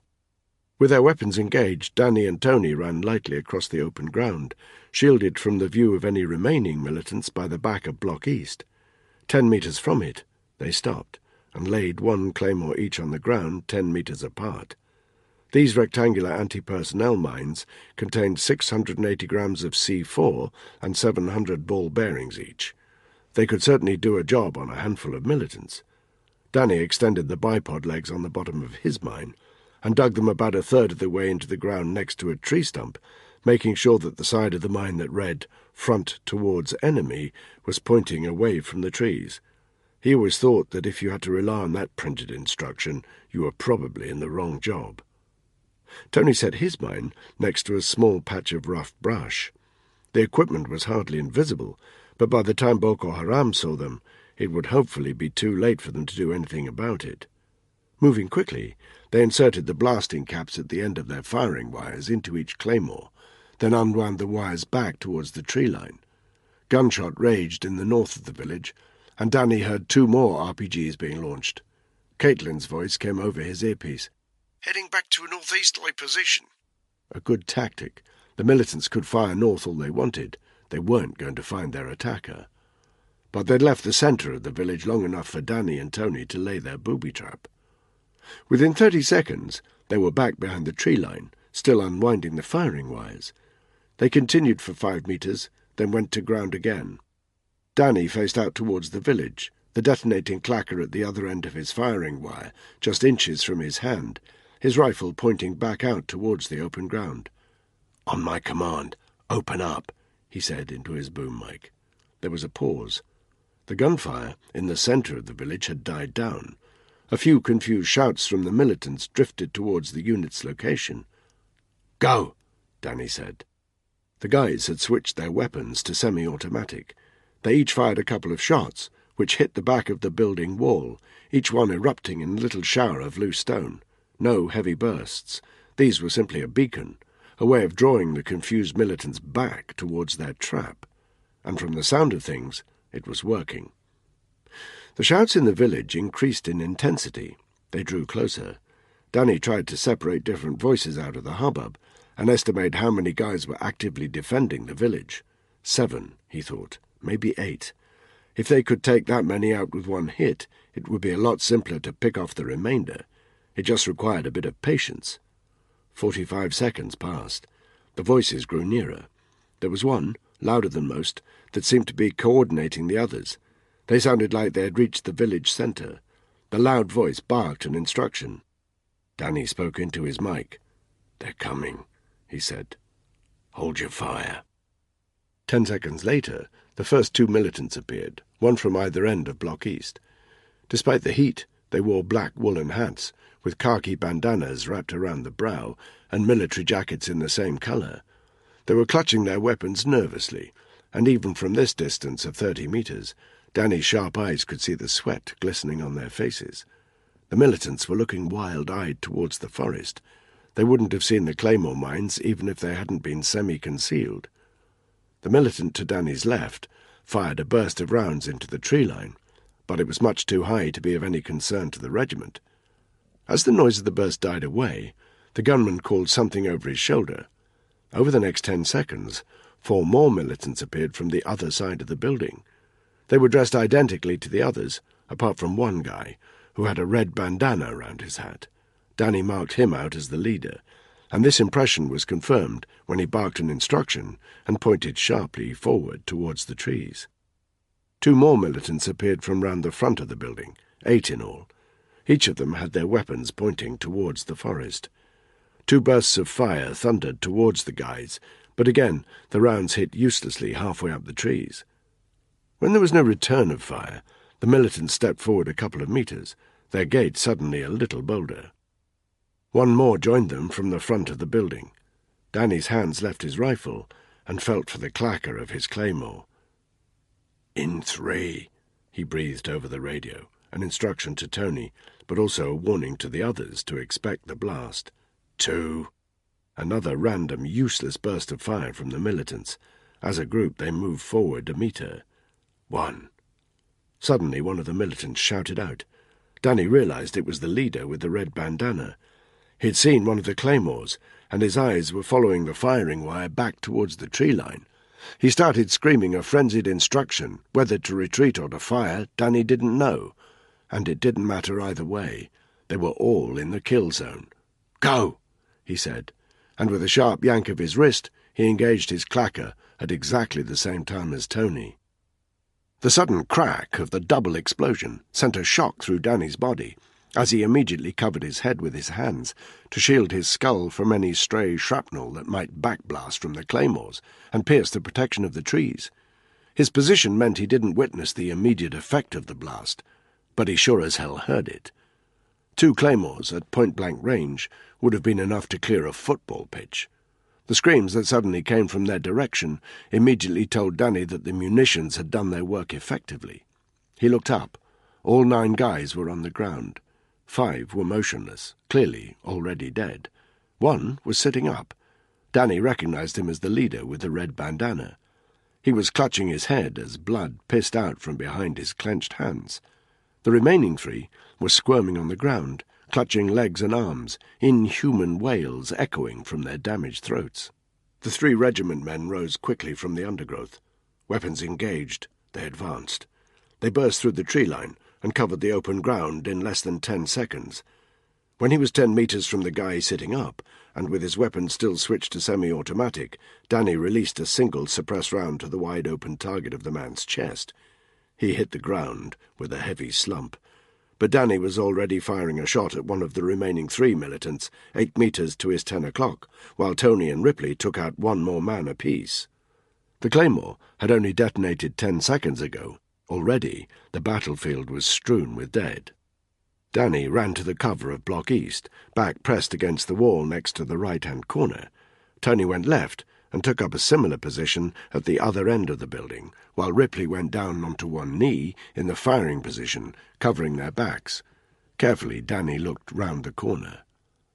Of the 3 rectangular buildings surrounding the open area they had identified on the satellite map, Danny now had line of sight on Block North, in which he reckoned targets red and blue were being held. The 2 guards were still there, but they looked terrified. Their backs were up against the wooden door in the centre of the building, and they were waving their rifles around like a couple of kids with sticks. Distance to the targets, 45 meters. Danny lined up his first shot, the nearest of the 2 guards, and squeezed the trigger of his assault rifle. Target down. The second guard fired a burst. It was poorly aimed, but Danny withdrew behind the protection of the building to avoid any stray rounds. 3 seconds later, he looked round again. The door to Block North was open 90 degrees. The guard was ineptly hiding behind it. Danny could see the barrel of his raised weapon peeping out from the leading edge of the door. With his own rifle engaged, Danny stepped out from behind the protection of Block East. As he paced forward, he fired 5 shots directly into the solid wood door. The wood splintered harshly as the armor-piercing rounds penetrated it. The militant tumbled forward, the whole side of his body pierced by Danny's rounds. Danny had full line of sight on the central area now.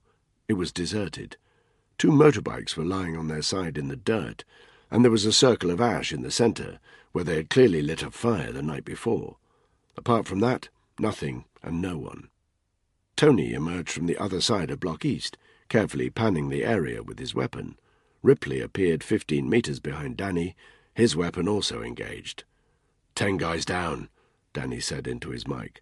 We still have at least 2 hostiles remaining. Caitlin, what's your status? I've got eyes on the road heading north, she replied through the headset. Stay put. Lay down fire on any vehicle you see trying to head that way. Roger that.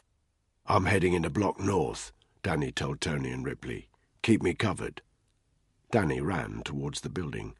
The door was still half open, the 2 dead and bleeding militants stopping it from opening fully or swinging shut. Danny didn't lower his weapon as he approached. Inside the building was an unknown quantity. He needed to be fully prepared for anything.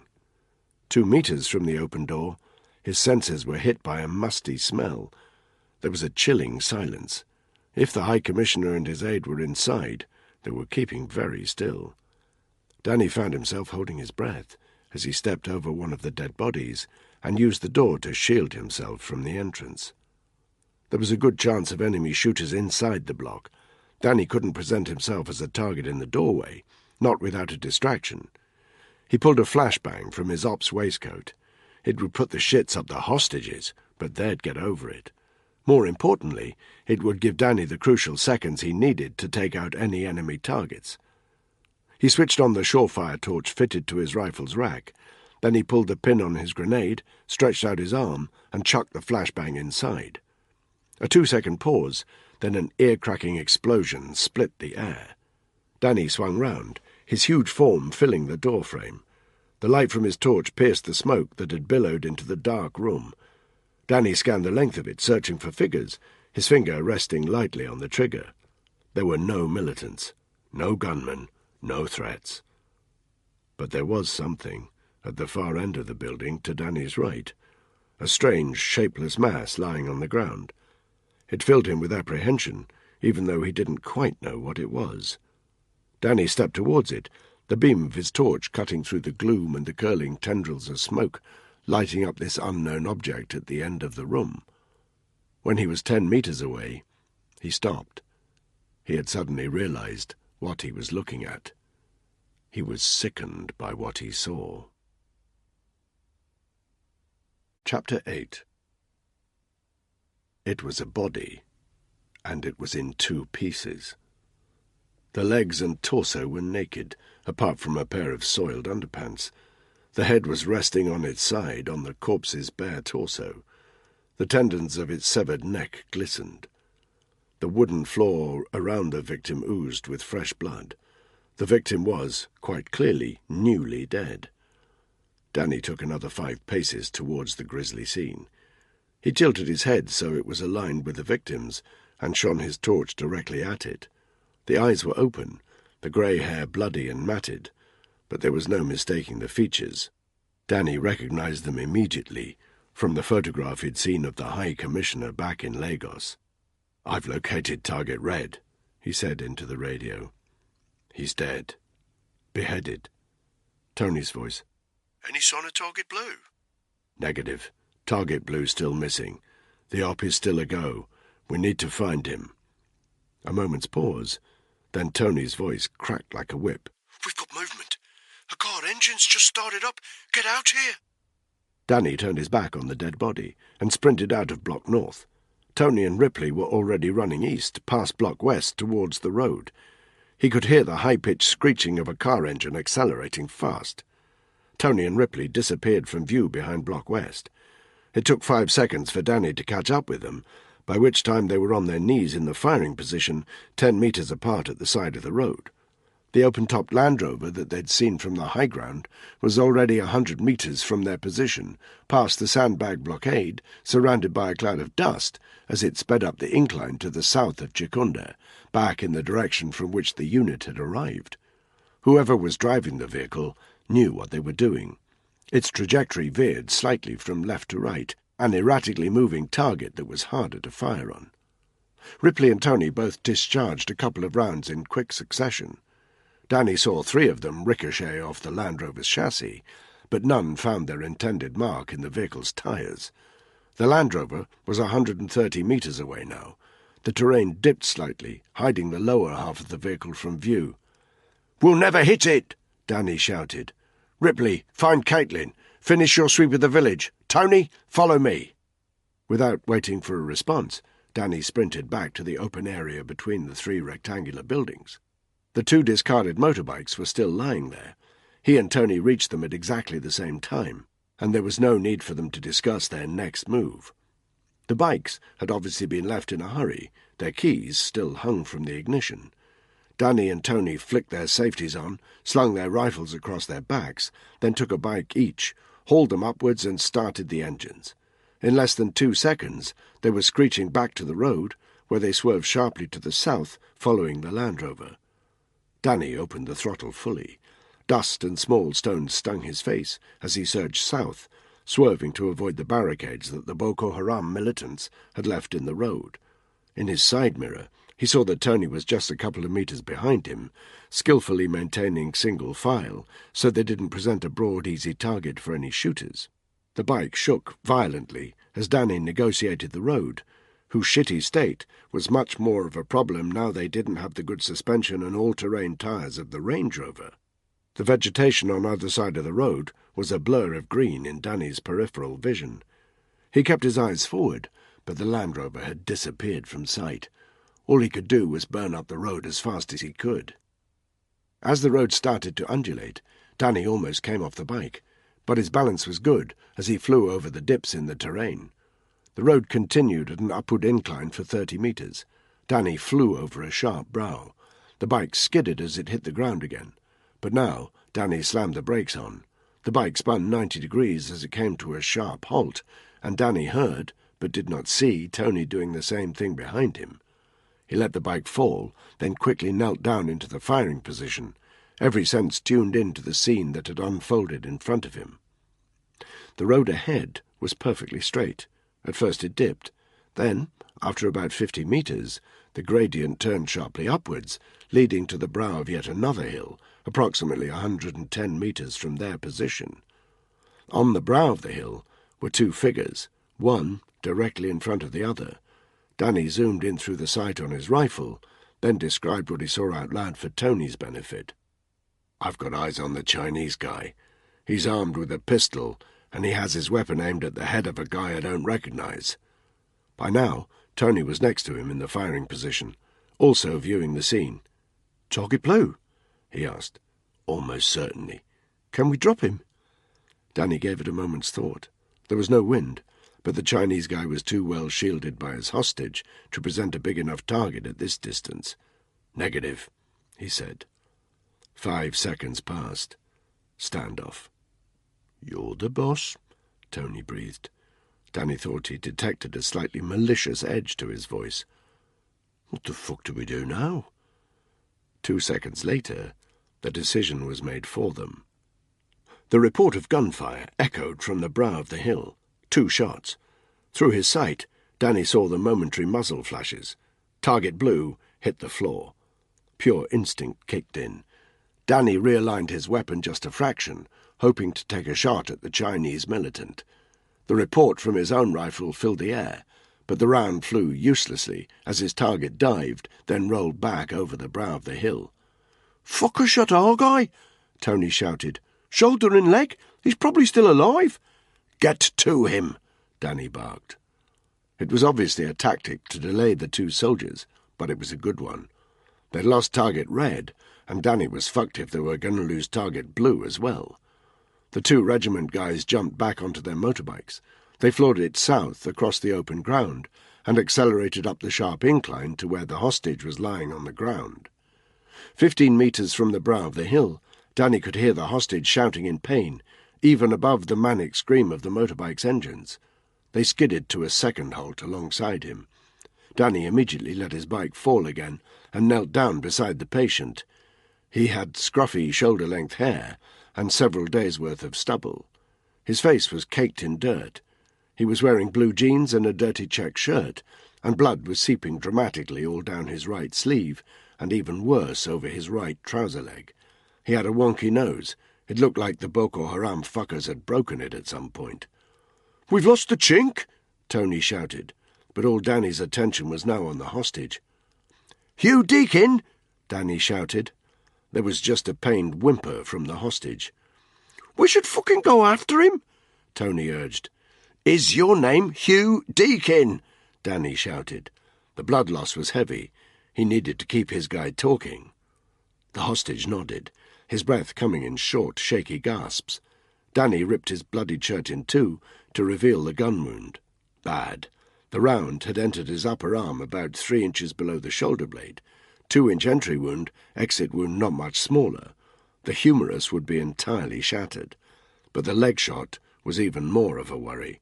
If the femoral artery had been severed, the blood loss would be catastrophic. "Give him a morphine shot," Danny shouted. "I'm going to apply tourniquets." Tony was staring south along the road, his face full of frustration. "I can fucking get him, Black." "No!" Danny shouted, "We deal with the hostage first!" And with his hands covered in the young man's blood, Danny pulled 2 tourniquets from his med pack. He had to stop the blood loss no matter what. He wrapped one a couple of inches above the leg wound, the other above the arm wound, and pulled them both very tight, blood pissing between his fingers and all over the hostage. As he worked, a clearly reluctant Tony activated his radio. "We have target blue. Repeat, we have target blue. Ripley, Caitlin, report your status. Repeat, report your status." Now that the buzz of Danny and Tony's motorbikes had faded, the centre of Chikunda was ominously silent. Ripley went about the quick, efficient business of checking that blocks north, west, and east were empty. Block east contained an impressive arms cache, 4 grenade launchers, a rack of AK-47s, and several wooden boxes of ammunition, but no militants. Block west had clearly been an accommodation block. 10 thin, dirty mattresses were dotted around the floor, with tangled piles of clothes next to them. Still no militants. And Block North contained nothing but Target Red, his head resting grotesquely on his torso. The sight left a dry, bitter taste in Ripley's mouth, but he knew there was no point wasting time on a dead man. Boko Haram could still be hiding out in the village. His job was to hunt them down. He edged carefully towards the central road, sweat trickling from his forehead into his eyes. From the protection of Block West, he looked north, then south. The road seemed to shimmer into the distance with the heat haze. Through the sight on his rifle, he studied the burned-out area to the northwest. The only sign of movement was a bird that flew in and rested on the partially demolished wall of what must have once been a house, approximately 200 meters away. Ripley's earpiece crackled. Tony's voice. "We have target blue. Repeat, we have target blue. Ripley, Caitlin, report your status. Repeat, report your status." Caitlin. "Keeping eyes on the route into Chikunda from the north." Ripley clocked in. "I'm going to clear that enclosed compound with the 3 huts." The radio voices fell silent. Ripley edged north, 25 meters along the road, until he came alongside the wall of the enclosed compound. It was made of solid breeze blocks and was a good 5 meters high, unscalable without any extra apparatus. He followed the wall for 40 meters, then stopped behind a wooden gate, 3 meters high, 2 wide, cut into the blocks. A sturdy, well-fitting door, which was, weirdly, locked from the outside with a large padlock. Ripley considered that for a moment. It didn't make much sense. If Boko Haram had established a secure compound like this, why had they been keeping their hostages in the relatively insecure confines of Block North? Maybe they had been keeping the prisoners in here originally, and had only moved them out to conduct the execution. Or maybe they were hiding something else in the compound. Another arms cache, maybe. Ripley wanted to find out. It would be an easy lock to force. Ripley found a rock on the ground the size of a large orange. He struck it hard several times against the bolt that the padlock was holding. The wood behind it splintered, and the soft metal dented and warped. Ripley had it off in 30 seconds. He engaged his rifle again and carefully kicked. The door's hinges creaked as it swung open. "Keeping eyes on the route into Chikunda from the north." "I'm going to clear that enclosed compound with the 3 huts." Caitlin was lying on her front, on a patch of raised terrain 30 meters from the road, camouflaged by a patch of low brush. The heat was like a hammer on the back of her head. The biting frustration of hearing Target Red was dead was only slightly softened by the news that Danny and Tony had located Target Blue, albeit badly wounded. She had to suppress her desire to make someone pay for what they'd done. An itchy trigger finger wouldn't do anybody any favours. Her job was simple: watch the road. If reinforcements came in from the north, inform her unit mates. She got back to scanning the road with her handheld scope. Her position was directly opposite the burned-down part of the village, and she couldn't stop herself from focusing in on those ravaged, demolished houses. She found herself picturing what it must have been like for the villagers when these Boko Haram bastards arrived. She saw smoke rising from houses that had stood there for years, kids and women screaming, men trying to defend their families, only to be mown down by assault rifles. She focused on what remained of one of those buildings. It was just a dilapidated wall, black with smoke scars. She drew a sharp intake of breath. Lying at the bottom of that wall was a figure, a body, and something about it wasn't right. She zoomed in a little closer. The body was lying on its back. She had to keep her hands very still to keep it within her magnified field of view, but after examining it for a few more seconds, she was certain of something. This wasn't a Nigerian casualty. This corpse's skin was white. An uneasy feeling grew in her chest. Who the hell was this? She double-checked her surroundings. There was no sign of anyone. She spoke into her radio. "I'm crossing the road to the western side. I've just seen something I want to check out." "Roger that," came Danny's reply. Caitlin pushed herself to her feet and started jogging towards the burned-out area and the unexpected corpse. The tourniquet was in place. Tony had injected morphine into the casualty's leg. It seemed to have helped, but only a bit. Target Blue was in a shit state. Fresh wet blood all down the wounded arm. It had dried on his right hand and coagulated under the fingertips. "We're British Army," Danny told the young man. "We're going to get you out of here." He stood up and spoke to Tony. "Go get our vehicle," he said. "We need to get on the radio back to base. Call in a casualty evacuation, even if it means getting the Nigerians on board. He's not going to make it otherwise." Tony nodded, but the frown on his face told Danny he was fuming that Danny had overruled him about going after the Chinese guy. Without another word, he turned and started jogging back along the road. Danny crouched down again. "Listen carefully," he said. "You and me, we're going to keep talking. You got that? We're going to keep on talking." Because Danny knew that if the kid allowed himself to fall asleep, chances were he'd never wake up again. "I'm crossing the road to the western side. I've just seen something I want to check out." "Roger that." Ripley was only half aware of the conversation going on in his earpiece. As he edged into the compound, his senses attuned for the slightest sound or movement. He didn't know why, but the extraordinary stillness of the village was unnerving him. Inside the enclosed compound, his brain registered everything before him in a fraction of a second. The ground was unusually free of rubble or any other random junk, as if it had been cleared out on purpose. As they'd seen from the satellite imagery and from the high ground, there were 3 circular huts here, each of them about 7 meters in diameter. They had roughly thatched conical roofs, mud walls, and wooden doors. Like the compound itself, each door was locked from the outside. No movement, no sound. The compound still seemed empty, but Ripley could smell something, just faintly, something rotten. His rifle, the butt dug into his shoulder, followed his line of sight precisely as he crossed 10 meters of open ground to the first hut. This time he didn't bother with a rock. He just kicked the door in with a sturdy strike of his heel. The hut was empty, with the exception of a pile of white overalls against the wall to Ripley's 2 o'clock. He stepped outside, his rifle still following his line of sight, crossed to the second hut, and kicked the door open. In the centre of the hut was a wooden crate with Chinese lettering imprinted on it. The lid was lying to one side. The crate itself was empty. Ripley left the second hut and approached the third.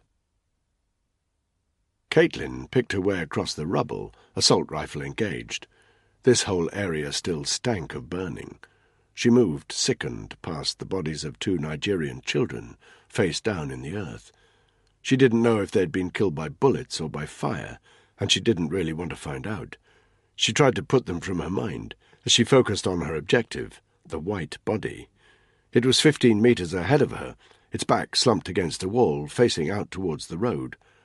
She now saw that the body had a gunshot wound to its chest. It was wearing a lightweight sports jacket and pale trousers, although both of them were now spattered with mud and blood. Short blonde hair, fairly clean-shaven.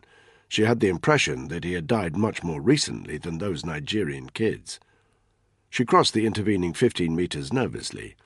Up close, she let her rifle hang by its cord and put her free hand inside his sports jacket. She didn't hold out any hope that there would be a wallet here. The Boko Haram militants would certainly have robbed him. But her fingers touched something, the same size and shape as a credit card. Caitlin withdrew it and saw that it was an international driving licence. She read the name on the licence. Hugh Deakin. Her blood turned to ice. She double-checked the photo. It matched the face of the corpse. She immediately spoke into her boom mic. "Danny, it's Caitlin." Go ahead. "I don't know who you've got there, but it's not Target Blue." What the fuck are you talking about? "I said, it's not Target Blue. I'm with Hugh Deakin now. He's dead." Danny looked at the bleeding man whose life he had just saved. He was lying on the ground, his pale face racked with pain despite the morphine shot Tony had given him. A dreadful suspicion washed over him. His eyes traced down the length of his patient's arm and took in the blood that had dried on his hand and congealed under his nails. It wasn't fresh. Slowly, Danny removed his sidearm. He cocked it, then pressed the barrel against the wounded man's head. "What's your name?" he said. The young man gave him a glazed stare. "What's your fucking name?" The man closed his eyes. "Fuck you, army bitch," he whispered. Danny withdrew the gun for a moment and carefully examined the face. Suddenly, he was back at Tony's house in Hereford, standing in his garden and looking at the front page of the Mirror. Jihadi Jim, first picture. The wispy stubble, the broken nose, it was him. Danny cursed himself for not having joined the dots before. Not that it mattered, because now he was in a position to carry out the one job every member of the regiment would have lined up to do. He put the gun up against Jihadi Jim's forehead and prepared to pull the trigger. "You don't want to do that, army bitch," Jihadi Jim whispered. His body was shaking with pain, but he still managed to look and sound as offensive as anyone Danny had ever met. "Wrong," said Danny Black, his voice deadly quiet. "I really do. I saw what you did to that guy down in the village. He squeaked like a pig. Normally they get some Valium. Not this time." Just killing this bastard wasn't enough. Danny wanted to hurt him. He raised his hand and thumped down hard on the gun wound. Jihadi Jim's whole body shuddered, and he hissed in agony. "Go ahead, army bitch," he breathed.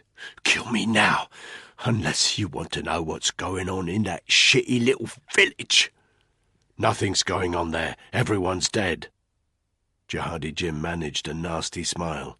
"Yeah," he said, "but what of?" The rotten smell was worse here. Not bad enough to make Ripley gag, but a clear indication that this final hut contained more than a few old clothes or an empty box. He listened carefully at the door. Nothing. So he kicked the door open, and, weapon engaged, entered. An overpowering stench almost knocked him double. He retched, but managed to keep control of his guts as he stood in the doorway, peered into the gloomy hut, and counted the bodies. There were 5, all African, 3 men, 2 women, all naked, painfully thin. They were sprawled across the floor, either on their back or curled up in the fetal position. They didn't move.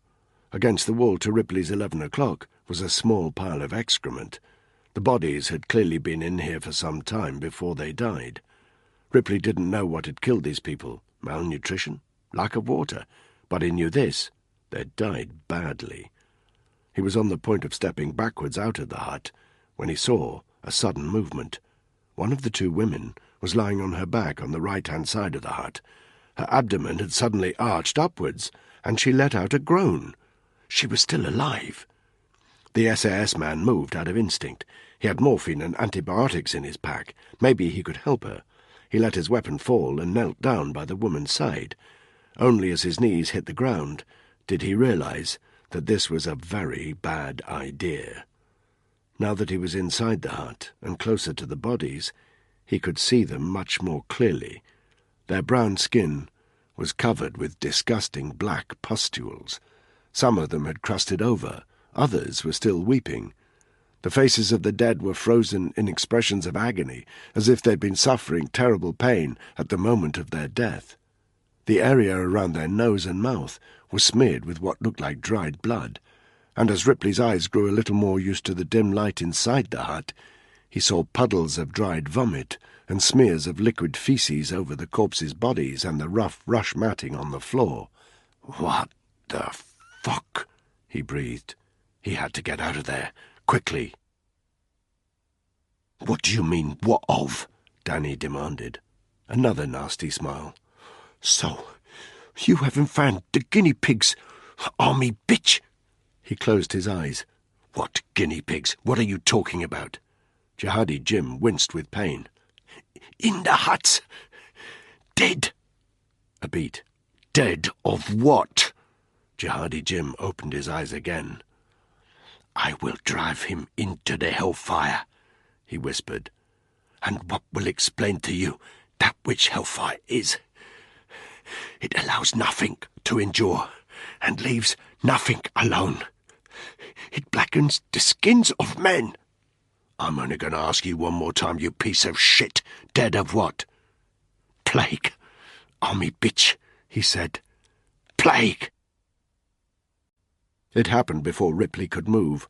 The woman's abdomen suddenly arched again. Her eyes opened, and she tilted her head towards him, revealing a face whose brown skin was covered in horrible black patches. At the same time, a dreadful, harsh, grating sound escaped her throat. She coughed explosively. A warm spray hit Ripley directly in the face. "Jesus!" Ripley jumped to his feet and jumped back. The woman was still again. Ripley touched his face, then looked at his fingertips. They were covered in a watery, pale red liquid. "Jesus! Jesus!" He staggered outside and felt himself wanting to retch again. This time he couldn't hold it in. He vomited onto the dusty ground. Then he wiped the watery blood from his face with his sleeve. It had turned sticky and sputum-like. It was everywhere. Chapter 9. Ripley's voice, taut and stressed, came over the radio. "Can you hear me?" Danny tried to keep his own voice level. "Go ahead." "Fucking hell, mate. I've got a pile of Nigerian stiffs here. They died of some kind of some kind of infection. And one of them's coughed out their fucking guts all over my face." A pause. "What's your current location?" "I'm in the compound. It was locked from the outside. I forced my way in. I thought there'd be another fucking arms cache or something." Danny stood up. "I'll be right there." Danny looked down at Jihadi Jim. It would be a second's work to nail him. But the reality was that they needed him alive. He had information. That information had bought him some time, as the bastard had no doubt calculated it would. Instead, Danny turned his back on him. He spoke into the radio. "Tony, I'm leaving the kid. Hold off on that Kazivac. Pick him up when you've got the vehicle. Bring him back to the village, and for fuck's sake, keep him alive." "What's going on?" "Just do it." Danny jumped on his bike, fired up the engine, and sped back towards Chikunda. As the road levelled out, he could see Caitlin, misty through the heat haze, running along the road from the north end of the village. Hard to judge distances, but she was about 300 metres away from Danny and probably only 50 from the compound. He didn't want to say over the radio what Jihadi Jim had just told him. It would freak Ripley out, but he had to stop Caitlin making contact with his mate. He crouched down over the handlebars and concentrated on maintaining his speed. The bike bumped heavily over the rough road. As he sped past Block West, he could see that Caitlin was still 50 metres from him, but just 15 from the entrance to the compound where Ripley was. He engaged the brakes and skidded to a noisy halt before letting the bike fall to the ground, its engine still turning over. "Stop where you are!" he shouted. "Don't move!" Caitlin halted. She inclined her head, clearly confused by Danny's instruction. Danny sprinted towards her. He was 10 metres from the entrance to the compound when Ripley appeared at the open gate. His eyes looked slightly wild, and his dirty face glistened with a faintly pink smudge. "Tell me what happened," Danny said. "There are 5 bodies in a hut. They're infected with something. One of them was still just alive. She coughed over my face." Ripley clearly recognized something in Danny's expression. "You know what it is," he said. "Tell me." Danny took a couple of steps towards his mate. "You're probably fine," he said, But before he could take another step forward, Ripley had pulled his sidearm and was pointing it directly at Danny. "Keep your distance, mucker," he said, "and don't fucking mollycoddle me. What did they die of?" Danny fixed Ripley with a stare. "Plague," he said. Ripley closed his eyes momentarily, but he didn't lower his weapon. "Wait there," he said. "If I see you enter this compound, I'm gonna fucking shoot you. Got it?" He stepped backwards. "Ripley! You're going to have a kid, Danny. Do the right thing." Danny froze as those words hit him. He hadn't even been thinking about that. Caitlin was looking at him strangely. "He's right," she said. "You can't approach. I won't let you." Danny looked to his right. He could see the Range Rover approaching through the heat haze at a distance of about 500 metres. He hoped Tony had managed to keep Jihadi Jim alive. Ripley reappeared. He had a bundle of white material in his arms. "I saw this in one of the huts. It's a hazmat suit. I'm going to isolate myself." "Mate, fucking listen to me, Danny," Ripley said, and for the first time his voice wavered. "You need to get onto Port and down. There must be something I can take." He started to get into his hazmat suit, legs first, then arms. Then he pulled a white hood over his face. When he spoke again, his voice came over the radio set. "I'm going to tell you what was in there while I still can. There are 3 males, 2 females, all naked. Their hut was locked from the outside. I'm guessing they were guinea pigs of some kind. They have kind of black pustules over their bodies. They've been shitting themselves and vomiting. There's an open box in one of the huts with Chinese lettering on the side." "It's weaponized," Danny muttered, so only Caitlin could hear him. "Someone was checking their virus works." "Which is why they cleared the village first," Caitlin said, her voice soft with shock. "And why they didn't do this in Boko Haram heartland. They didn't want to risk killing their own." "You need some water," Danny called out. He took his own water bottle from his waistcoat and started carrying it towards his mate. Ripley didn't hesitate. He quickly engaged his weapon and pointed it directly at Danny. "Throw it," he said. Danny paused, but then did as Ripley said. The water bottle landed with a thud at his friend's feet. From the corner of his vision, Danny could see that the Range Rover had come to a halt 20 metres from their position. "We're going to get you a medic," Danny said quietly. "Antibiotics, antiviral, whatever you need. You're going to be all right." He hoped he sounded convincing. He wasn't sure that he did. He ran towards the Range Rover. He could see Jihadi Jim sitting in the passenger seat, his head back, staring at the roof. He strode round to the passenger door, yanked it open, and pulled him out of the vehicle before Tony had even had a chance to alight. He dragged him away from the Range Rover and gripped him by the throat. "Get on the ground," he hissed. "If I see you move, I'll kill you, and I don't care what you know." He pushed the kid to the floor. Then he strode back to the Range Rover. "What the hell's going on?" Tony demanded. "What's wrong with Ripley? What's the deal with Target Blue? Why aren't we chasing that fucking Chinese guy?" "We need to get on to comms with Hereford," Danny told him curtly. He crossed over to the vehicle, with its radio pack installed beneath the seats, and made the call. Chapter 10. Riyadh, Saudi Arabia, 1500 hours Arabic Standard Time. Hugo Buckingham had hoped never to return to the Middle East. He had spent a lot of time here as a younger man, and had even grown fond of Riyadh, with all its peculiarities. But a stint in Syria with a wild SAS soldier called Danny Black, and several brushes with death, had made him reluctant to leave the comfort of his desk in the MI6 building. He had felt fear pressing down on his shoulders as the British Airways 747 cruised over the desert kingdom. Sitting in the comfort of his first-class seat, he picked out the billowing chimneys of the oil fields and desert settlements insignificantly small compared to the vast sand dunes, and his mind drifted to thoughts of Danny Black. He knew the SAS man had walked the wrong side of the line out here in Syria. Even better, he knew there were factions in the CIA who would be very happy for Black to meet with a terminal accident. All Buckingham had to do was say the word.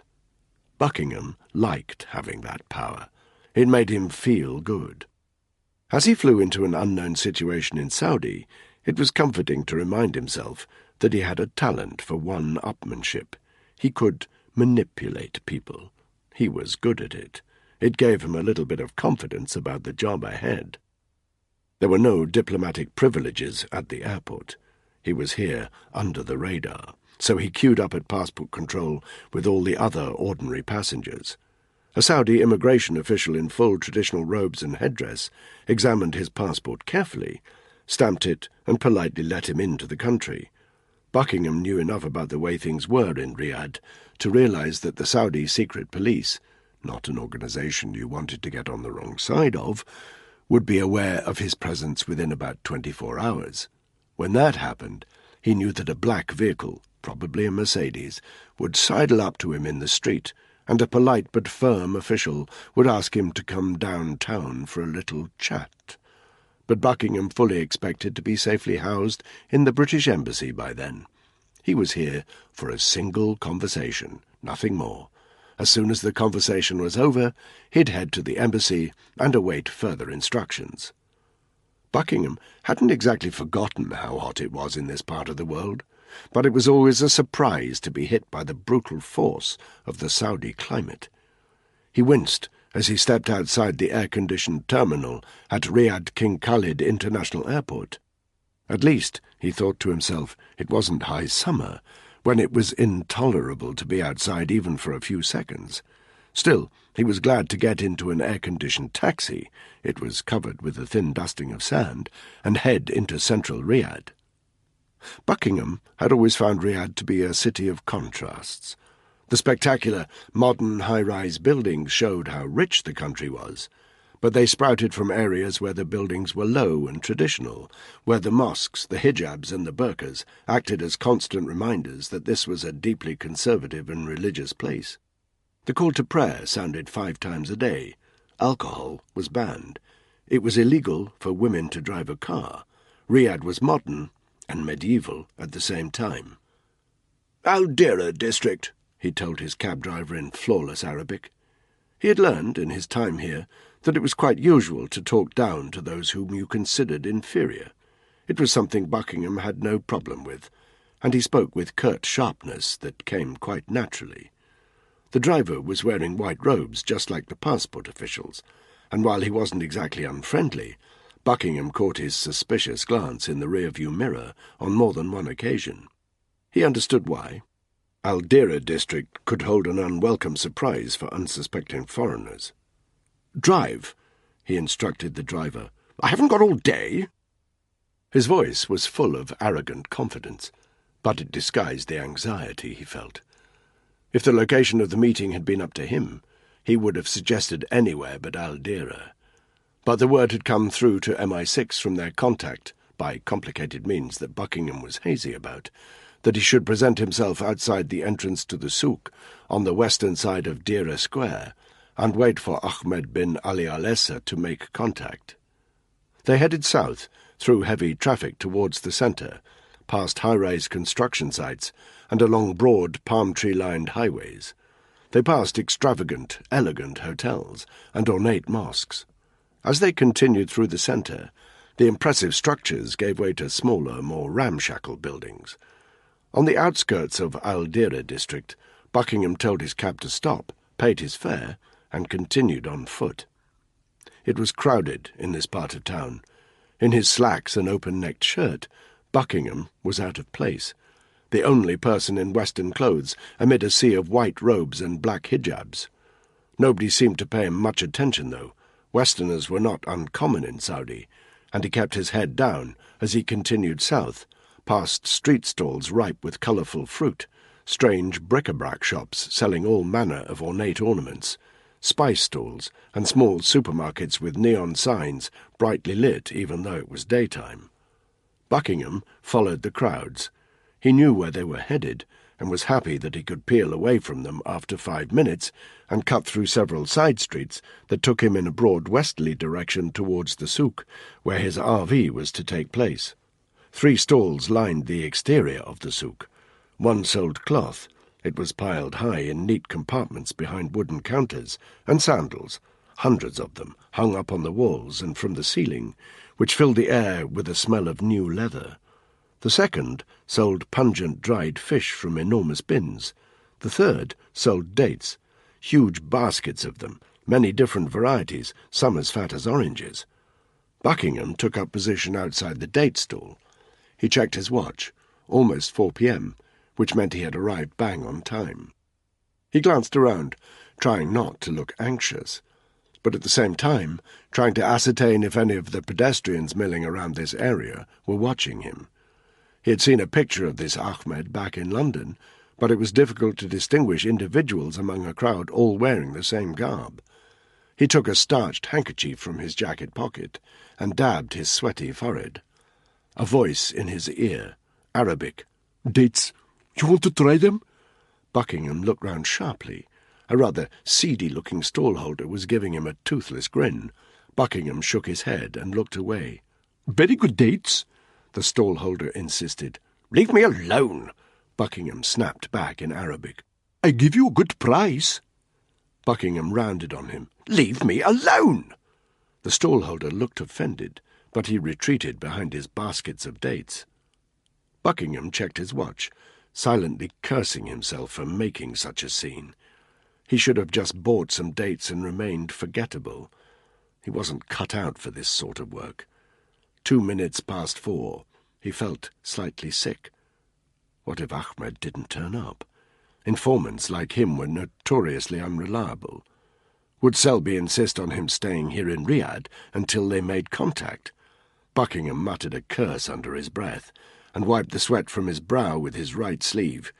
He wished he was back in his London flat with a bottle of decent claret at his side. "Mr. Buckingham?" Buckingham started. The voice, low and calm, came from over his left shoulder. He spun round. A handsome Saudi man in traditional Arab dress was standing just 1/2 metre from him. He had dark skin, brown eyes, and a very neatly trimmed goatee beard. He didn't look Buckingham in the eye, but instead made a show of surveying the scene in front of him. "Mr. Alessa," Buckingham said, before adding a traditional greeting, "Assalamu alaikum." "Wa alaikum salam," the Saudi man replied. "I suggest we dispense with the formalities, Mr. Buckingham. Please call me Ahmed." Buckingham was about to say Hugo, but held back at the last minute. He wanted this foreigner to give him a bit of bloody respect, to show him who was boss. "Were you followed from the airport?" Ahmed asked. "You don't need to worry about that," Buckingham replied with false confidence. In truth, he had absolutely no idea whether he had been followed or not. He hadn't even been looking. "I need to worry about a great many things," Ahmed said. "Meeting you is not entirely safe for me. Shall we walk?" Buckingham jutted out his chin. He didn't like this man's tone. "I'd rather talk," he said. But Ahmed had already stepped out into the crowd, while putting on a pair of dark aviator shades. Buckingham had no option but to follow. "I apologize that I cannot meet you in more comfortable surroundings," Ahmed said. "I find I can never know quite who is listening. At least in a crowd our conversation is private, even if our meeting is not." "It's not entirely convenient," Buckingham said. "Do you know where we are?" Buckingham nodded. "Just to the west of Dira Square. And do you know what the Western tourists call it?" Buckingham hesitated. "Of course. They call it Chop Square." Nobody could live in Riyadh for any amount of time without knowing about Chop Square. Most of the time, it looked like any of a number of broad plazas in the Saudi capital. Sandwiched between the Grand Mosque and the medieval fort of Qasr al-Mazmak, it was lined with benches and palm trees. On some days there would be a market there. On others it served a very different purpose. In the centre of the square there was a single drain. The drain was not there to capture rainwater. It was there to capture blood, because Chop Square was where the judicial beheadings of the Kingdom of Saudi took place. In all his time in Riyadh, he had avoided this place. The idea of being present at an execution made him feel weak and nauseous. I refuse to go there, Mr. Alessa.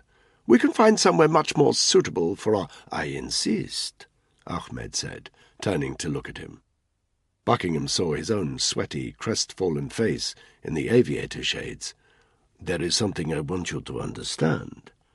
Buckingham suppressed a shudder and dabbed his forehead with his handkerchief again. "Now look here, Mr—" But Ahmed was already walking away. Buckingham had to follow. 2 minutes later, they turned a corner and found themselves in Chop Chop Square itself. It was busy. There must have been 500 people there, Buckingham estimated, lining the perimeter and looking onto the centre of the plaza, where 3 police cars were parked, seemingly randomly, alongside a nondescript and unmarked pale blue van. There were the occasional shouts from the crowd, and a general buzz of excitement and impatience. Over the heads of the assembled people, Buckingham could just make out a woman kneeling on the ground, her hands tied behind her back, flanked by 2 Saudis in tan uniforms, armed with rifles. A few metres beyond her, standing by one of the police cars, was a burly-looking man in a white dish-dasher and red-checked headcloth. A scabbard hung by his belt, with the hilt of a sword protruding. Buckingham felt his limbs go weak. "Oh, good Lord!" he breathed. As they loitered at the back of the crowd, nobody seemed to pay Ahmed and Buckingham any notice. They were all too busy looking towards the centre of the square. Buckingham felt his extremities trembling. "Look," he said, "it's really not necessary to—" "It is necessary," Ahmed said. Buckingham looked back towards the centre of the square, at the woman kneeling on the ground. He swallowed hard, but found himself horrifically drawn to the scene. "Who is she?" he asked. "A maid from one of the hotels," Ahmed said, "accused of apostasy. It is a crime in Saudi Arabia to renounce your religion. Ordinarily, if the family of the accused's victim requests clemency, it will be granted. But apostasy is a victimless crime. The maid has no hope of surviving." Buckingham was revolted by the scene, yet he couldn't take his eyes off the man with the sword as he stepped forward towards the prisoner. There was a hush among the crowd. Even from a distance, Buckingham heard the faint hiss as the executioner slid the sword from its scabbard. The blade was about 4 feet long, rather narrow, and slightly curved at the end. "If she is lucky," Ahmed said quietly, "the executioner will remove her head with a single swipe of his sword. He has plenty of practice, so he is skilled." The executioner stepped forward. He was now standing right by the prisoner. Buckingham would have expected her to be writhing and screaming, but in fact she was strangely still. She clearly knew there was no way out. Suddenly there was a shout from the crowd. Buckingham realized that several people had turned to look at him. One of them grabbed him by the wrist and started yanking him through the crowd towards the front. He went weak with panic. A sea of people opened up in front of them, as Buckingham, terrified by this unexpected turn of events, didn't know whether to shout in protest or remain submissive. He found himself jabbering quietly and incoherently, struggling ineffectually to escape the Saudi man's grasp, but in 10 seconds he was at the very front of the crowd. The man who had grabbed his wrist shouted in Arabic, "The infidel! Look at the infidel!" He felt his knees go weak. What were they doing? What the hell was going on? A wild, irrational thought struck him. Was he being taken to the executioner too?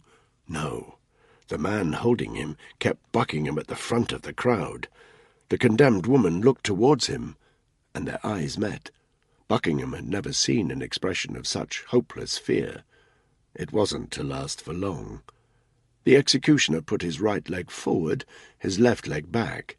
He weirdly reminded Buckingham of a person stretching his calf before doing some exercise. He gently touched the back of the prisoner's neck with the blade. Buckingham saw her body tense up with a jerk. The executioner raised the sword high above his head. Sunlight glinted on the metal. He swung the blade down in a single, well-practised, smooth motion. Buckingham clenched his eyes shut, but not quickly enough. He saw the blade slice effortlessly through the muscle and bone of the prisoner's neck. He heard the distant, wet thud of the blade splitting the flesh. He saw a momentary gush of blood spurt from the severed neck as the head rolled to the ground and the body slumped to one side. There was a strange, involuntary moan from the crowd. Buckingham felt an almost overpowering desire to vomit. He pressed his free hand to his mouth and only just managed to keep it in. The Saudi man who had grabbed him released his wrist. Without even a word or a glance, he melted away with the rest of the crowd. But while all the other locals were leaving the centre of the square, Ahmed was walking towards Buckingham. His face looked deeply sorrowful. "I am told her body will be put on display for 3 days, after she has been beheaded," Ahmed said quietly, as he stared impassively towards the centre of the square. From the corner of his eye, Buckingham saw the executioner carefully wiping his sword with a large piece of white cloth. 2 soldiers were bending down to pick up the body at either end. A third had efficiently wrapped the head in another piece of cloth and was carrying it towards the pale blue van. They all appeared entirely unmoved by what had just happened. The aftermath of the execution was clearly of very little interest to the crowd either, which was already quickly thinning out. Why did that man grab me?" Buckingham asked weakly. He realized that his heart was pumping, and he was slightly short of breath. "Because you are an infidel. It is said that if the last face the condemned person sees is not a Muslim's, all hope of reaching paradise is lost to them. That is why they pulled you to the front of the crowd, to ensure that poor woman is damned for all eternity." He bowed his head and paused for a few seconds, allowing Buckingham to steady his breath. "Perhaps you are wondering why I brought you here," he continued. "Let me explain. Whenever I am in Riyadh, I come here to remind myself of what occurs on a regular basis." He gave Buckingham a strange, sad smile. "I'm sure you have been told that my reasons for—" He glanced around and seemed to search for words that wouldn't incriminate him. "For helping you are broadly financial. They are not. I am a proud Muslim, but this is not right. I can only hope that the West's influence on Saudi and on my own poor country of Qatar will put an end to atrocities like this." He turned to look at Buckingham. "All that remains here is for a janitor to wash away the blood from the ground.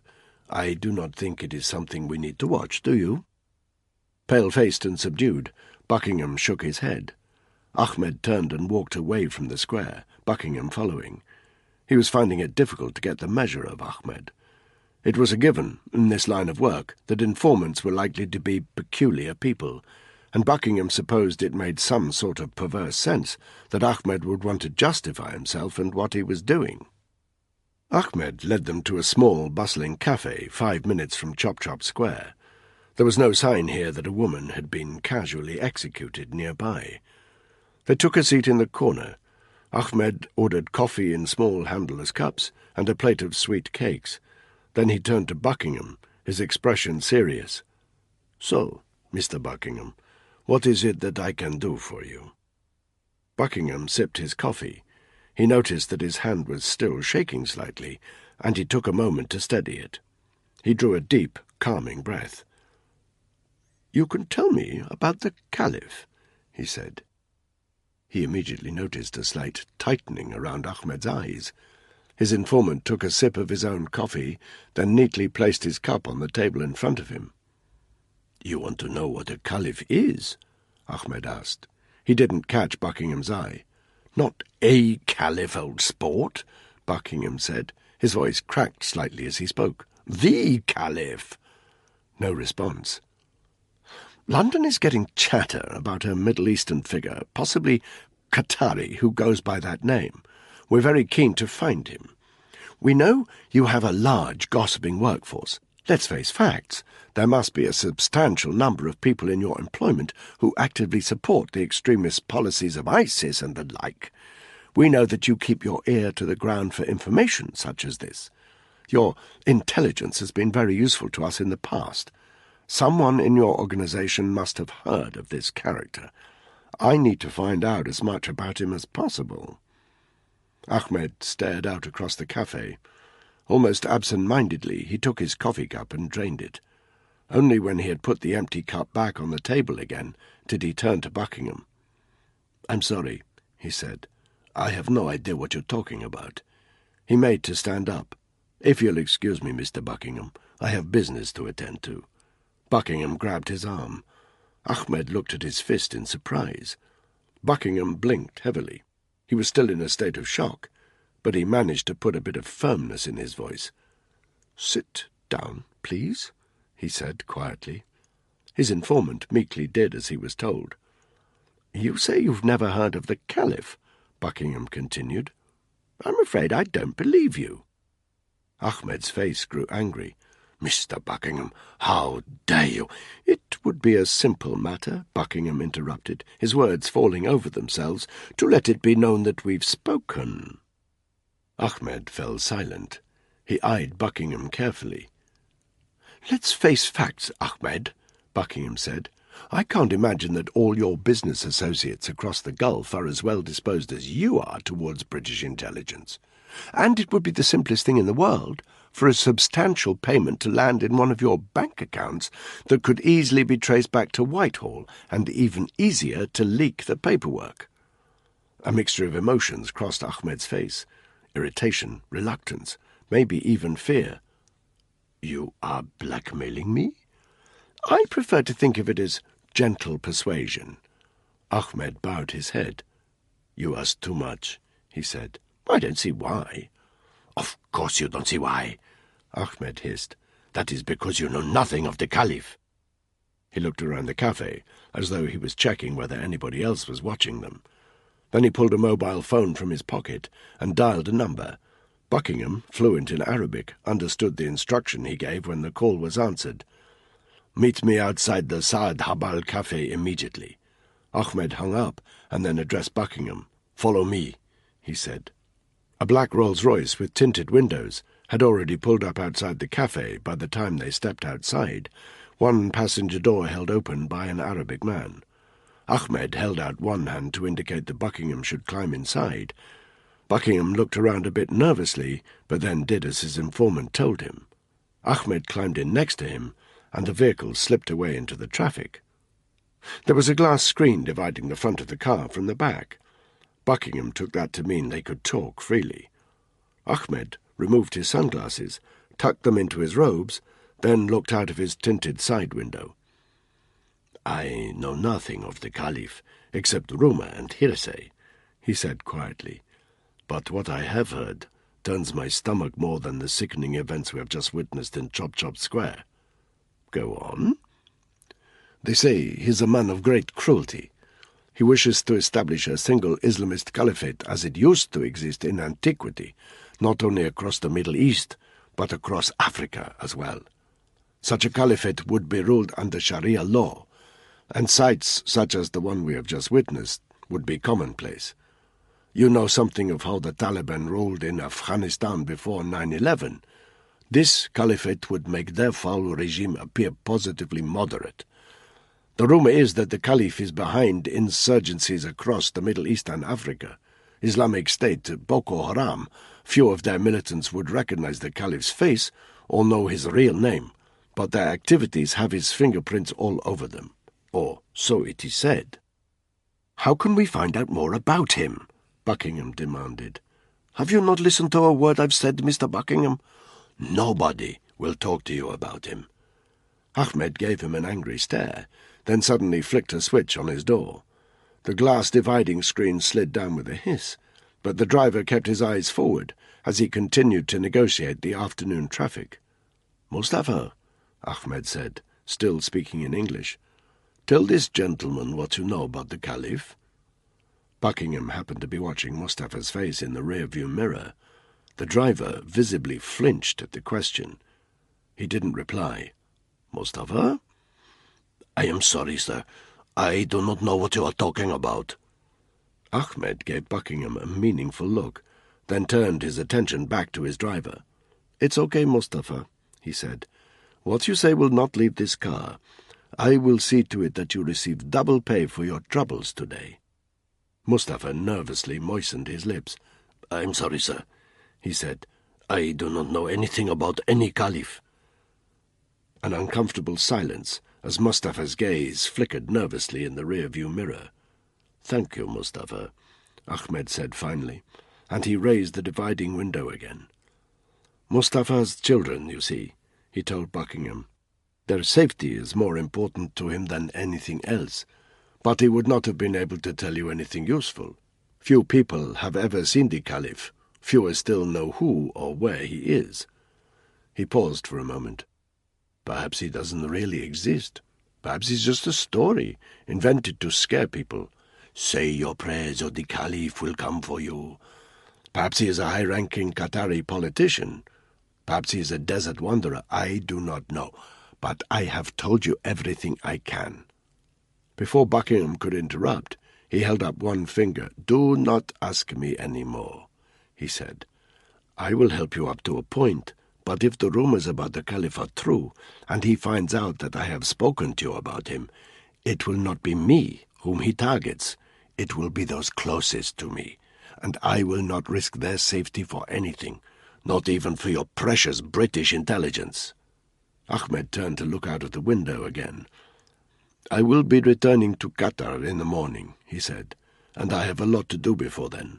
May I offer you the use of my driver to take you somewhere? The airport? The British Embassy? I would seriously recommend that you do not spend any more time than is necessary in this part of the world, if you insist upon making inquiries about that type of person." From a pocket in his robes, he removed his sunglasses and put them on. "As you've just witnessed," he said, "dark things have a habit of happening here, even when the sun is out." Sir Colin Selden, chief of MI6, had a glass of Laurent Perrier in one hand and a canapé in the other. Sometimes he felt he lived off canapés. He popped it in his mouth, took a sip of champagne, and smiled blandly at the woman in the sequin dress who was wittering on at him. He could hardly hear what she was saying, here, under the vaulted ceilings of Westminster Hall. It was packed with people chattering noisily, the men in dinner suits, even though it was only early evening, as they congregated to welcome the French president on a state visit. Their conversation almost drowned out the sound of the excellent string quartet in the far corner of the hall. He glanced at his watch. Another half-hour before he could politely leave. Over the shoulder of the woman, he saw a face he recognized. Smart suit, neat black hair. An SIS intelligence officer, though Selden was damned if he could remember his name. He was trying to catch Selden's eye, and his face was serious. Selden gave the woman his most winning smile. "I'm terribly sorry," he said. "Would you excuse me for just one moment?" Without waiting for a reply, he walked over to where the intelligence officer was standing. "News?" he breathed. "Bixby sent me, sir." And from the look on the officer's face, Selden could tell it was going to be bad. He was practiced at absorbing information at events such as this without allowing his expression to register what was going on. But this tested his skills. He grew increasingly nauseous as he listened to the intel. "Dead," he repeated, when the officer paused for breath. "Both of them?" The intelligence officer nodded. "How?" "The aide was just shot, Sir Colin. The High Commissioner, I'm afraid—" He used his forefinger to make a slicing gesture at his throat. Selden removed his glasses and pinched his nose. "Fucking animals," he breathed. "Boko Haram?" "Yes, Sir Colin. And I'm afraid there's more." Selden stared at the intelligence officer as he reeled off more bad news than the chief had heard in a year. Not only was a British-born jihadi on the site, it seemed to be Jihadi Jim, last seen performing executions on the Iraq-Syria border. And that wasn't the worst of it. There was the suggestion of a biological agent in the vicinity, one of the SAS team infected. The chief felt his blood chilling at this new intelligence. "We've protocols in place?" he asked. "Yes, Sir Colin. Port and Down are on standby. We can get them there overnight on your say-so." "Do it," Selden said. "Is there any sign that the beheading was videoed?" "None," said the intelligence officer. "But I think we must assume that it was. There's no real reason to do it otherwise. Could be an hour before they release it, could be a month. The median wait time is 6 days. Selden swore under his breath. Keep this from the media until I've discussed it with Whitehall. Are the Nigerians aware? No, sir. Keep it that way. They'll only mess things up even more. Now get to work." The intelligence officer nodded and left. Selden scanned the room. It didn't take long for him to pick out Tessa Gorman's face. The Foreign Secretary was talking to a couple of minor dignitaries on the other side of the room. Their gazes locked, and she seemed immediately to understand that Selden had something serious to say. She excused herself and crossed the chamber to talk to him. "Well?" He gave her the news. She was a lot worse at hiding her emotions than he was. "Is the bioagent being contained?" she asked. Selden nodded. "A Porton-Down team are on their way.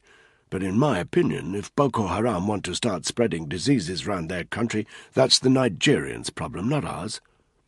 "Agreed. I need to tell the PM about the High Commissioner immediately," she said. "Wait," Selden told her. "It's more complicated than you think." Gorman raised an eyebrow, clearly indicating that she didn't appreciate being spoken to like that. But she kept quiet and allowed Selden to continue. "Think about it, Tessa. Someone needs to take the fall for this. We can't shift the blame to the Nigerians. It'll mean military action against Boko Haram, and nobody's got the stomach for that. Your lot aren't going to take the blame. The way I see it, we're only left with one option." "The army?" Selden nodded. "A catastrophic failure by the regiment. I know these people. I can promise you they'll have broken a few standard operating procedures along the way, which we can make stick. It's by far the best way. The public hold them in high regard. They can take a hit far better than we can." "You're thinking along the lines of Gibraltar?" Gorman asked. "I heard it was touch and go whether those SAS men got put away for excessive force." Exactly, or even Northern Ireland. We're pulling back regiment personnel to be questioned about jobs in the province as we speak. They can deal with it, and it gets us out of a hole." The Foreign Secretary thought about that for a moment. "Let's get the team out of Nigeria as quickly as we can," she said. "We can work out what to do with them when they're back in the UK. Now, excuse me, the PM's over there. I need to catch him before he gets up to give his speech." Call sign Bravo 9 Delta, this is 0 Alpha. The radio communication from Hereford was scratchy and indistinct, but welcome. It had been 45 minutes since Danny had made the call. He'd explained in detail about what had happened, about the High Commissioner and his aide, about Jihadi Jim and the strange Chinese man, and of course about Ripley. The radio operator had listened in silence, then told them to stand by. "Go ahead, 0 Alpha," Danny said. "A team from Porton-Down is en route to your location. ETA 0500 hours. Covert insertion. We're keeping this quiet from the Nigerians." "Roger that." "Your instructions are to keep the patient isolated. You understand what that means?" Danny, Tony and Caitlin exchanged a look. "Yeah," Danny said. "We understand." "What's the status of your prisoner?" Danny looked over at Jihadi Jim. He was lying by the side of the road shivering, his eyes rolling, his pale face sweating. "Bad," he said. "Can you question him?" "He's barely conscious." "Do what you can to keep him alive until the medics get there." "Are we being airlifted out?" "Not immediately. When the medics arrive, they'll try to treat the patient in situ. You need to stay on the ground and provide close protection while they do that." "Roger that." A pause. Danny glanced at Tony. "We need to track the Chinese guy down." "That's a negative. Your instructions are to remain where you are." "We can locate him. The roads are bad. We can catch him up." "Negative. Keep the patient isolated. Do not move from your position. Repeat, do not move from your position." Danny swallowed his frustration. "Do Ripley's family know what's happening?" "Negative. London want this kept quiet for now. Any more questions?" Danny had none. "Bravo 9 Delta out," he said, and the radio went quiet. But Danny's head was noisy. Something wasn't right. London were making a bad call. Why were they so insistent that all the units stayed in situ when some lunatic with a bioweapon was on the loose? Time check, 17:32. Caitlin moved over to where the prisoner was lying. She knelt down beside him and started examining the wound. Tony sidled up to Danny. "He'll try to make a run for it, you know." Danny glanced at the prisoner. "He's not going anywhere." "I'm not talking about this fucker. I'm talking about Ripley." "Why would he do that? He isolated himself, didn't he?" "He's all fucking noble now, but there'll come a point when he's not thinking straight. He won't want to just sit there and take what's coming to him. Look, Black, all I'm saying is, nobody would know if we put Ripley out of his misery before he has a chance to spread the infection. I'll do it if you don't want to. We could say he tried to escape, and we—" "Forget it, Tony. The medics are going to sort Ripley out." Tony gave a dismissive snort. "Right," he said. "We've got other things to worry about apart from Ripley," Danny said. It was true. He estimated that it was an hour till sunset, and just under 12 hours until the Port and Down team got here. In the meantime, they were exposed and in the open. Boko Haram militants could return at any minute. Danny turned to what remained of his team. "We need to get off the road," he said. Chapter 11. What you have to understand is that the secret of effective counter-terrorism intelligence work lies in answering 3 simple questions: who, what, and how. Spud Glover stood by the door of a small office on the 3rd floor of the MI6 building. It was getting late, almost 7, and he was pissed off. A petite woman with dark skin, a headscarf, fashionable thick-rimmed glasses, and a smart navy trouser suit sat at her desk. She had a small pile of manila folders in front of her. Her name was Eleanor. When they'd met for the first time that morning, she had taken Spud rather by surprise. It wasn't just that this woman, who was clearly a Muslim, with her rather plain hijab, was working for the security services. It was also this: Eleanor was a looker. She floated his boat. His first thought was one of relief, that he'd kept his powder dry by not responding to the advances of Tony's missus the previous afternoon, after the others had been hauled into base. "Don't dip your pen in the company inkwell," he'd told himself. Or maybe he'd been giving himself an excuse not to reveal the network of scars and sores that now made up his abdomen. And maybe that was why he hadn't found himself flirting with Eleanor quite as outrageously as he once might have done. As the day went on, however, she had started to irritate the hell out of him, not least because she was reading the folders at the same time as talking rather absent-mindedly to him, as if he was just an afterthought. And then, of course, there was the way she sounded like a teacher talking to an ignorant schoolboy. "Who do we think might represent a threat? What opportunity might such a person have for carrying out such a threat? And how might they do it? Does that make sense, Bud? You'll tell me if I'm going too fast for you." "Don't you worry about it, love. I'm just about keeping up." Once you've answered those questions, you have a more important question to answer. What behaviour does your subject display when they're preparing a strike? We call these behaviours terrorist attack pre-incident indicators, or TAPIs for short. She gave him a hard look when she saw he was staring into the middle distance above her head. "Can you tell me what TAPIs stands for?" she asked. "Aren't you supposed to be reading those files?" Eleanor removed her glasses, laid them upside down on the files, and turned to look at him. "Spud," she said, "the idea of you shadowing me is that you learn something about what we do here.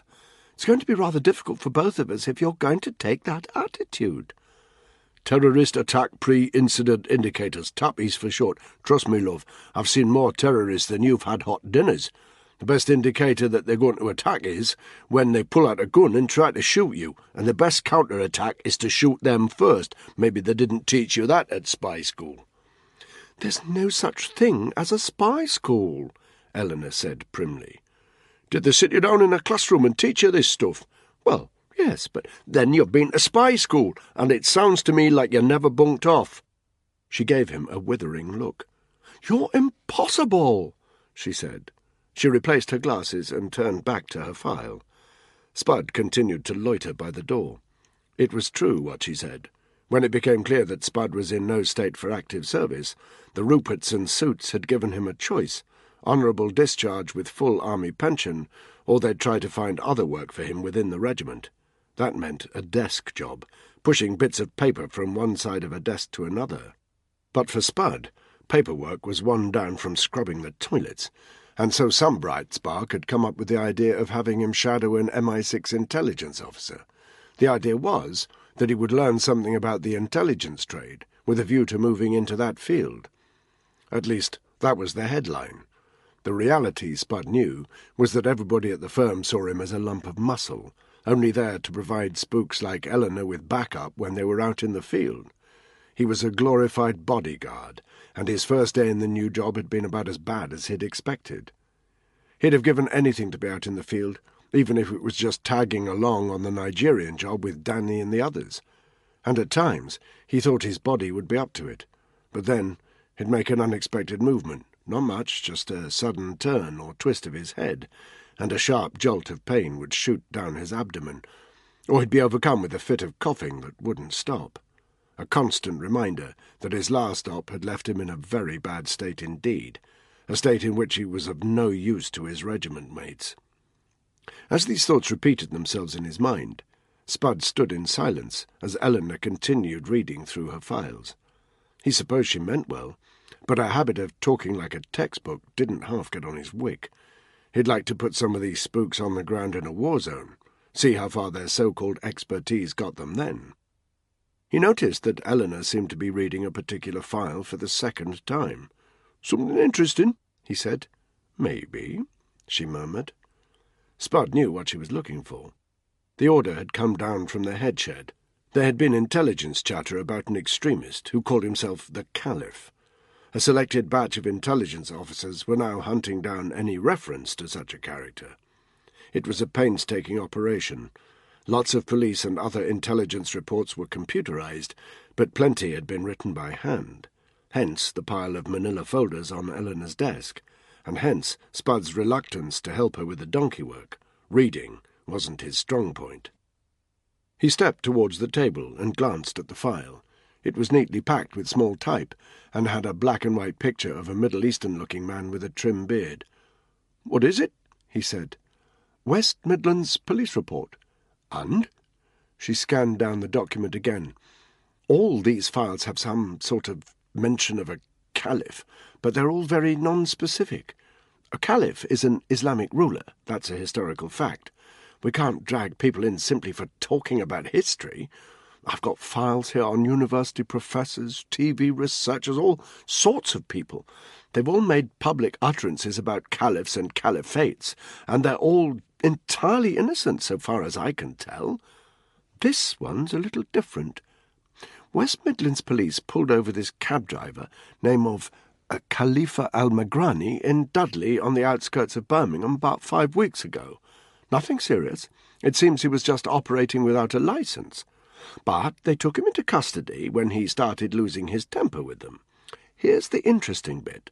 One of the police officers involved reported that he shouted words to the effect of, 'I'll set the fucking caliph on you.'" She frowned. "It's pretty thin," she said, half to herself. "What's the problem?" Spud said. Finally, here was something he knew how to deal with. "We can be up the M1 in 3 hours. Let's go ask this weirdo what he meant."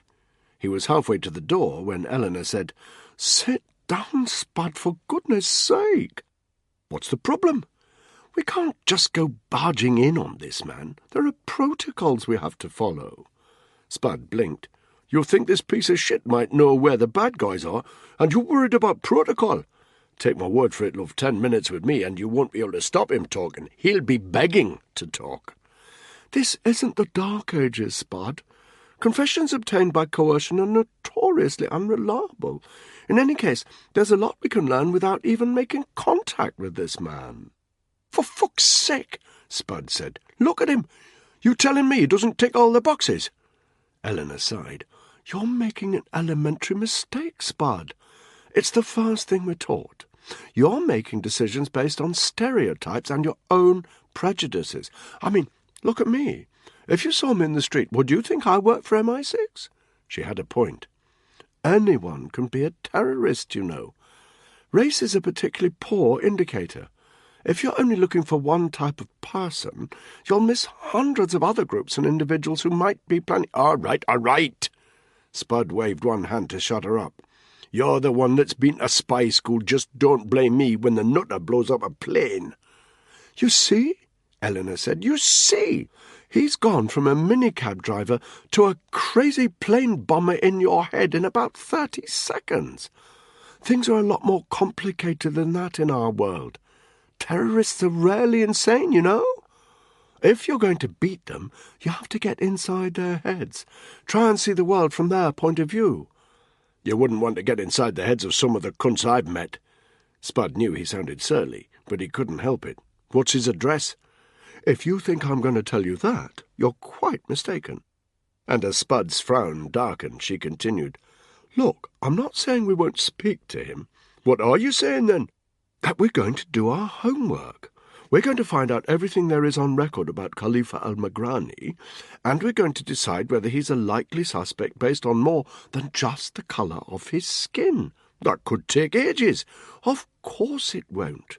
We'll just pull in everything we know from the police national computer and GCHQ. We'll examine his banking records and passport applications. We'll have a measure of the man within a few hours. You didn't have any other plans, did you? She gave him a slightly sheepish smile. You think you might be able to manage an all-nighter without getting too exhausted? Jesus, Spud thought. Was she flirting with him? He almost replied.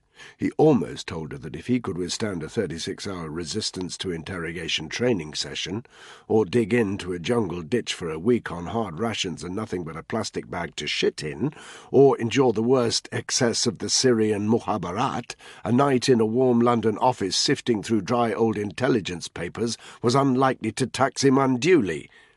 But he didn't. What would be the point?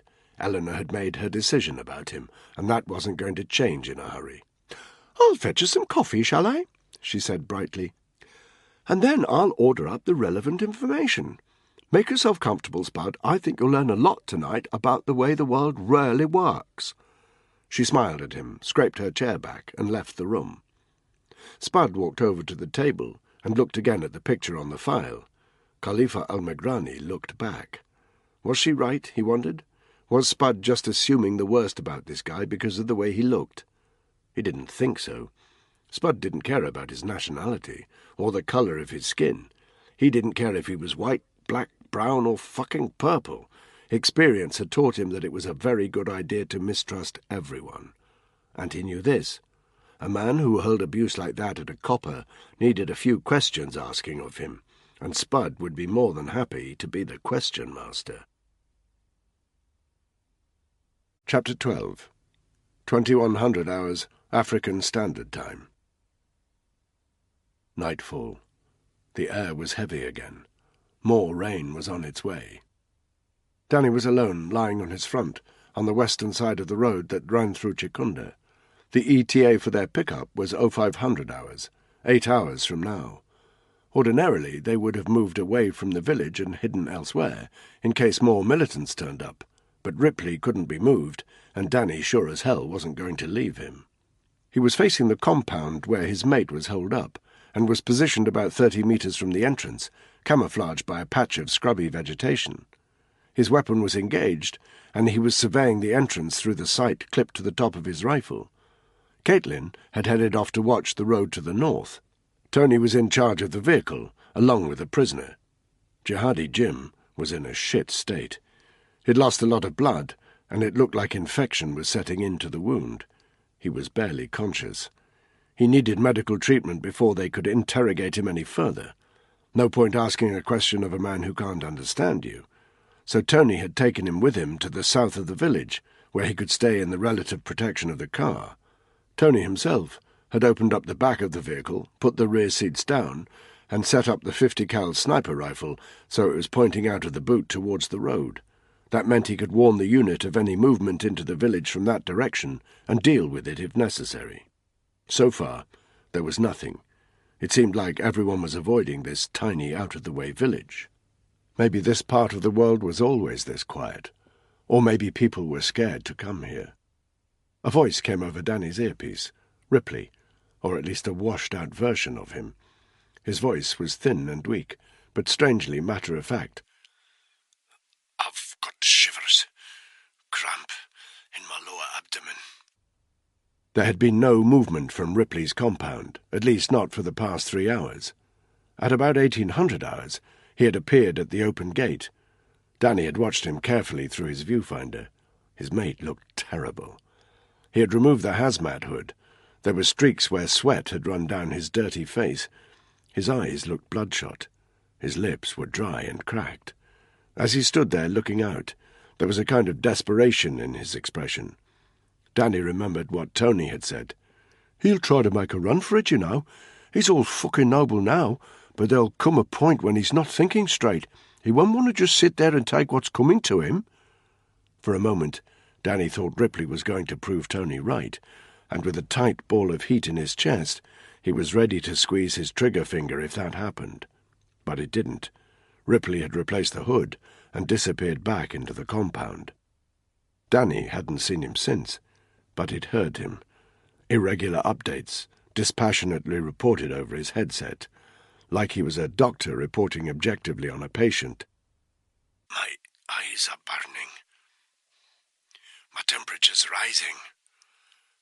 I can feel fluid on my chest. Danny knew what his friend was doing, trying to give them as much information as possible for the medics when they arrived. Frustration bubbled under his skin. Somewhere, not far away, a Chinese man knew something about a weaponized strain of plague. Danny recalled learning about plague in school. The Black Death. Contagious, virulent, responsible for the death of millions. Whoever it was who thought playing with this virus was a good idea needed to be stopped. But all Danny and the unit could do was hole up, hunker down, and wait. And wait. 21:45. The rain arrived, heavy and brutal. Danny was soaked in seconds, but he didn't change his position. Just after 2200 hours, Ripley appeared again. It was hard to make him out in any detail through the darkness and the rain, but Danny could tell he had deteriorated. He collapsed to his knees in the gateway to the compound, clutched his head in his hands. His voice came over the radio, cracked and indistinct.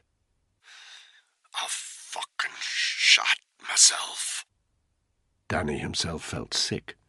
As Ripley staggered back into the compound, he felt anger burning in his stomach. He wanted to get to the vehicle, slap their prisoner into consciousness and pump him for information, to find out who was behind this.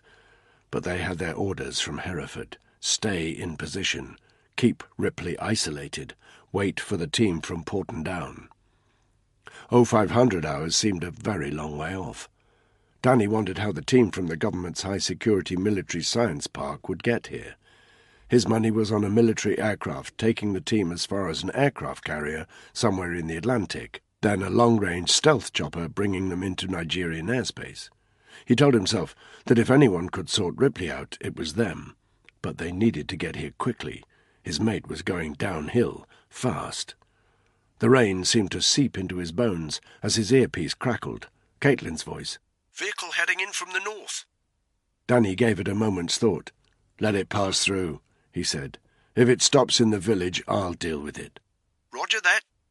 60 seconds later, bright headlights burned through the rain along the road to Danny's left. Distance 300 metres, but approaching fast. 20 seconds later, a beat-up old saloon car sped just 10 metres past Danny's covert position in a cloud of spray. Muddy water sluiced over the SAS man, but the car didn't stop. White headlamps turned to red rear lights. Danny spoke into his radio. "All clear from my position. Let us know when it's passed to the south." 2 minutes later, Tony's voice. All clear. Chikunda was dark again, and the only sound was the hammering of the rain. Danny shivered. He realized his temperature must be dropping, but he couldn't move or get protection from the rain. He needed to keep eyes on the compound. Sudden movement. Ripley's dark silhouette appeared at the compound gateway. His shoulders seemed hunched, and his head looked from left to right. He took several steps forward. He was limping. "Shit," Danny breathed. His trigger finger suddenly felt very heavy. Ripley was 5 metres out of the compound, and he was looking round, clumsily. It was clear to Danny that his mate's head wasn't in the right place. No regiment man's movement was as leaden as that. "I'll do it if you don't want to. We can say he tried to escape." Danny stood up. Rain dripped from his clothes and hair. "Ripley!" he shouted. Ripley stopped. There was 25 meters between them. Danny raised his weapon and eyed his mate through the scope. He switched on his surefire torch. Jesus! Ripley had winced sharply, but was now looking directly towards the light. He'd removed his hazmat hood again. Danny could see why. There was dark staining round his mouth where he'd been coughing up blood and maybe vomit. There were sores over his face. He was clutching his chest, as though worried his lungs might spill out. He was shivering badly, and Danny could tell he was in pain. "There's medics on their way, mucker. They'll sort you out." As he said these words, he heard his voice falter. At the rate Ripley was going downhill, God only knew what state he'd be in by the time the Porton Down contingent arrived. And it was suddenly clear to Danny that Ripley knew this too. He spoke into the radio in a weak voice that was all but drowned out by the persistent rain. "Make me a promise," he said. He didn't wait for a reply. "Find the fucker who did this to me, Danny. Just find the fucker who did this." Danny nodded. Then he shouted, "You're going to beat it!" But Ripley had already turned. He was limping back to the compound. A metre from the door, he suddenly bent double, and Danny could hear the sound of a barking cough. It lasted for 30 seconds before Ripley made it back through the gate. Danny stood alone in the bleak rain of the Nigerian night. He asked himself how much longer Ripley had. It couldn't be more than a few hours. He returned to his observation post, trained his weapon on the compound once more, and continued his miserable surveillance. There was no let-up in the rain, and so when the chopper arrived at 04:38 the following morning, it was camouflaged by the darkness and the noise. Only when it was hovering 20 meters above the main road, about 50 feet north of Danny's position, did he see or hear it, a black shadow in the sky, flying blind without any lights. Danny got on the radio. "The bird's coming in to land. Hold your positions until you hear from me." 2 sets of double Pressel clicks told Danny his message had been understood. Nothing from Ripley. There had been no sound from him since 2200 hours. Danny rose from his lying position. His joints ached, and he had to force them into movement. He kept one eye on the compound gate as the heli touched down in the middle of the road. He'd been right. He could tell by the pointed, angular shape of the aircraft's chassis that it was a stealth Black Hawk, designed to be almost silent and to cause minimal radar splash.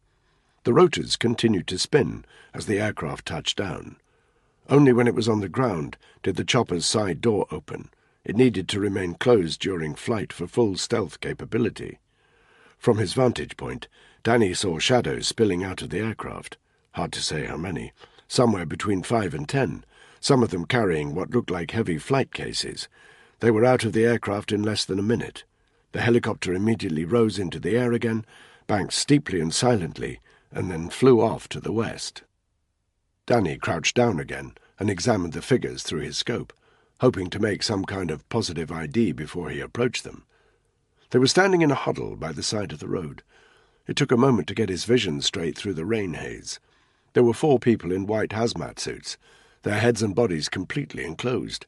Accompanying them were 4 soldiers in desert camo gear. Danny saw the red flash of one para on one of their arms and recognized an M16 assault rifle that the paras would certainly be carrying. That was enough. He pushed himself up to his feet and ran towards the newcomers. No time or need for introductions. When he was 15 meters away from them, Danny pointed towards the compound. "He's in there!" he shouted. "He's in a bad way! Move!" It started to get light at 0510 hours. On Danny's instruction, the para unit had already headed off to take up positions around the village to relieve Tony and Caitlin. Their orders, to stop anyone entering the village by road. The situation was highly volatile. Boko Haram militants could return at any moment. Random civilians could stray into the village. Whatever happened, they had to keep anyone and everyone away from the isolation zone. Now Caitlin was crouched down in the firing position by the external wall of the compound, ready to target anyone who tried to approach. Tony was guarding their prisoner in the Range Rover, which had parked up in the shadow of Block West. Danny was 20 metres from the compound entrance, keeping eyes on the Porton Down team's activities. The lab team had been on the ground for 30 minutes. They hadn't wasted a second. Fully protected by their hazmat suits, they had entered the compound where Ripley had been isolated. From his vantage point, Danny could now see that they had erected a tent just inside the compound. He understood that it would serve as a makeshift field hospital and also as a lab. The rain had stopped, and as the sun rose, steam hissed from the vegetation and also from Danny's wet clothes. One of the white-suited medics appeared at the gate. He was carrying a package, which he laid on the ground before gesturing at Danny to approach. He did so. The package was a sterile hazmat suit. Danny ripped it open and pulled the white suit, which included integrated rubber boot fittings, over his damp gear. He covered his hands with elasticated gloves. He lowered the rebreathing mask over his head and strapped the small air canister to his back. Only when he was fully protected did he move into the compound, his breath heavy and hot inside the confines of his rebreather. Up close, he could see that the Porton Down guy had a ginger beard and glasses beneath his mask. "Dr. Mike Phillips," he said, his voice slightly muffled by the suit. "Is that patient a friend of yours?" Danny nodded. "I'm afraid it isn't good news. Come, take a look." Danny followed him into the tent. It was rectangular, about 10 metres by 8. Collapsible steel shelves containing medical equipment were lined up along the far end, with 3 unopened flight cases next to them. The remaining 4 lab guys stood round a stretcher bed in the middle of the tent. Lying on the stretcher bed was Ripley, or what was left of him. The lab guys had cut open his clothes, so now he was lying naked. A saline drip hung from a drip stand, the cannula inserted into his right arm. Ripley himself was unconscious, mercifully. His hands and feet had turned black. The remainder of his body was covered in angry red lumps. Some of them were whole, others weeping a milky effluent. His lips were stained with blood, his face deathly pale. He was breathing, but with each breath there was a ghastly rasping sound, as if his lungs were protesting at having to work. "Can you fix him?" Danny asked. Dr. Phillips shook his head. "I don't think so. We've pumped him full of antibiotics, but he's too far gone. I need to ask you some questions. They're very important." Danny nodded. "Can you tell me when the patient first came in contact with the infected bodies?" Danny could, precisely.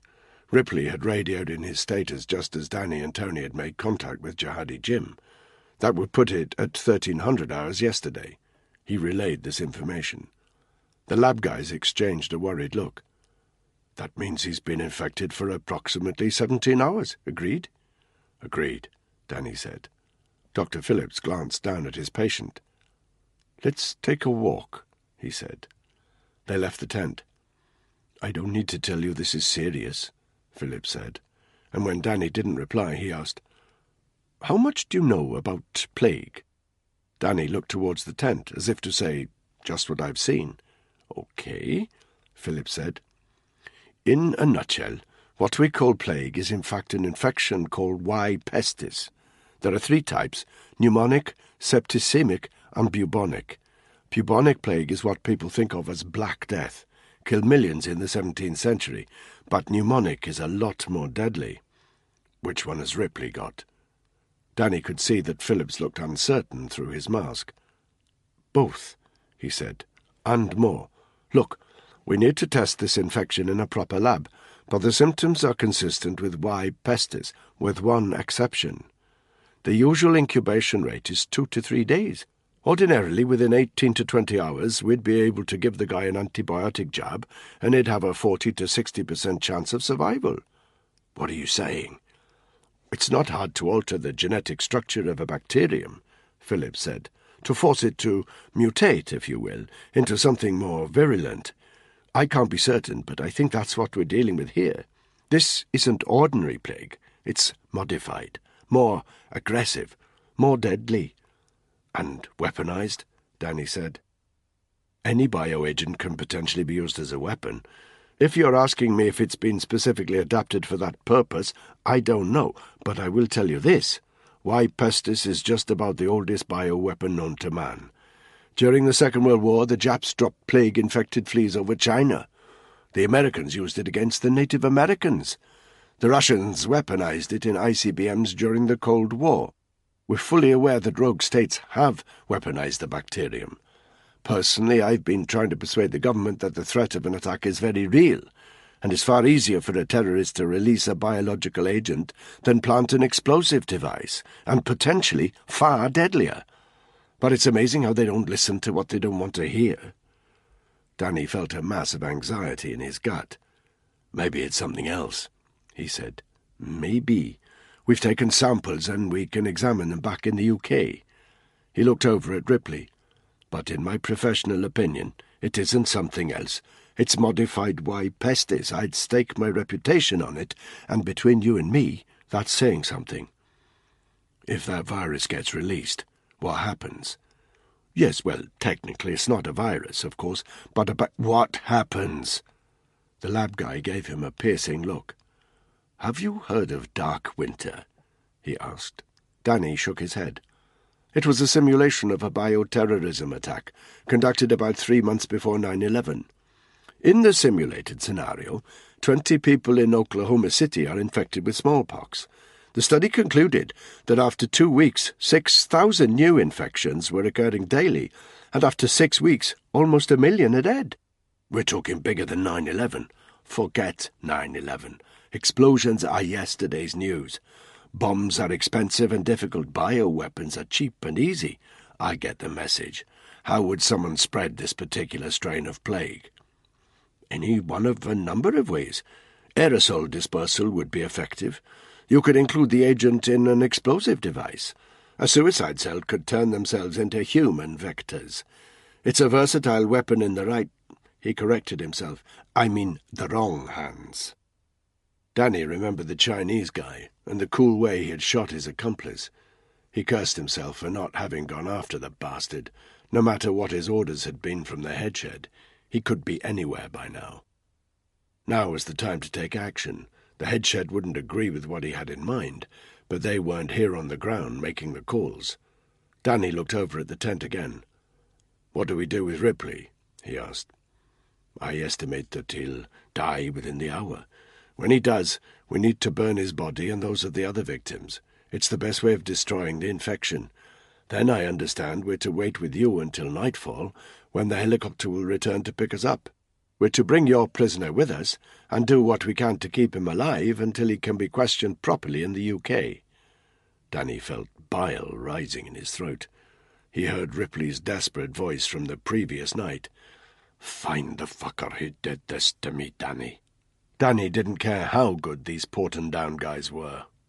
The chances of Jihadi Jim surviving a journey back to the UK were non-existent. What the hell were London playing at? The clock was ticking. Somewhere out there was a Chinese guy who knew about a weaponized strain of plague that could be deployed at any moment. There was no time to fuck around. A second thought hit him. The ops officer's warning as they were leaving Bryce Norton. "I'm not going to lie to you. You've got a habit of going against the headshed's wishes, and they don't like it. They're watching you. Think of this as a chance to make things good. Don't fuck it up." Danny hesitated for a moment. "If I need to get our prisoner conscious, can you sort it?" he asked the lab guy. Phillips shrugged uncertainly. "I guess," he said. "An adrenaline shot should do it." "Give me 2, Danny said. The lab guy didn't look keen. "You see Ripley," Danny said. 2 young kids. You want to explain to them that you didn't do everything you could to find out how this happened?" As he spoke, he pictured Clara, heavily pregnant. The thought occurred to him that his view of the world had changed in the past few days. For him, this wasn't about the ops officer or the headshed any more.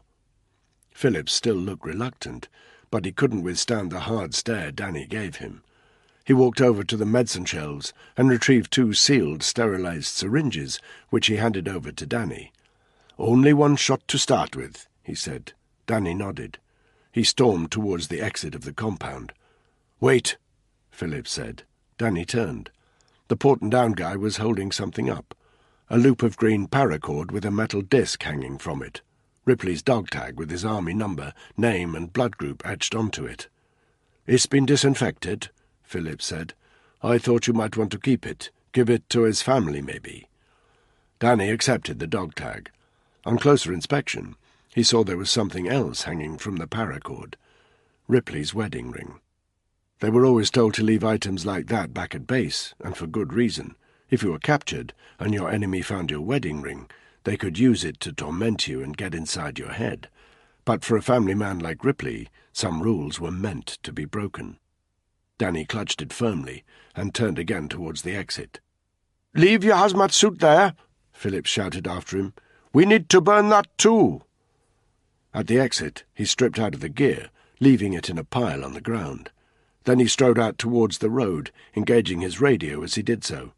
"Tony," he spat, "where are you? Where's the prisoner?" He didn't have to wait for an answer. He could see the headlights of the Range Rover heading towards him from the south. He watched them approach with grim satisfaction. To hell with Hereford and London, he told himself. It was time to get this bastard to talk. Chapter 13. Danny ran to the Range Rover. Tony had his back up against it, clutching his personal weapon as it was slung across his chest, carefully scanning the surrounding countryside. He looked very tired. None of them had slept for 48 hours, but alert nonetheless. "What's our status?" he asked as Danny approached. "Ripley's going to the dark side," Danny said. "He's got an hour, maybe less." There'd been no love lost between Tony and Ripley, but that didn't matter. Tony's face darkened at the news that they were about to lose one of their team. Danny looked through the car window at Jihadi Jim. He was lying on the reclined passenger seat. His face was waxy and pale. His breathing seemed shallow. The tourniquets Danny had applied to his wounded arm and leg were saturated with congealed blood. "The head shed wants him airlifted back to the UK for questioning," Danny said. "That's insane," Tony said. "He'll never make it." "Agreed. If you want my opinion, the head shed want to keep this as an African problem, like the Ebola thing. But I want to know who that Chinese guy was, what he's up to, and where he's going. He could be anywhere in the world by the time we get this cunt back to the UK.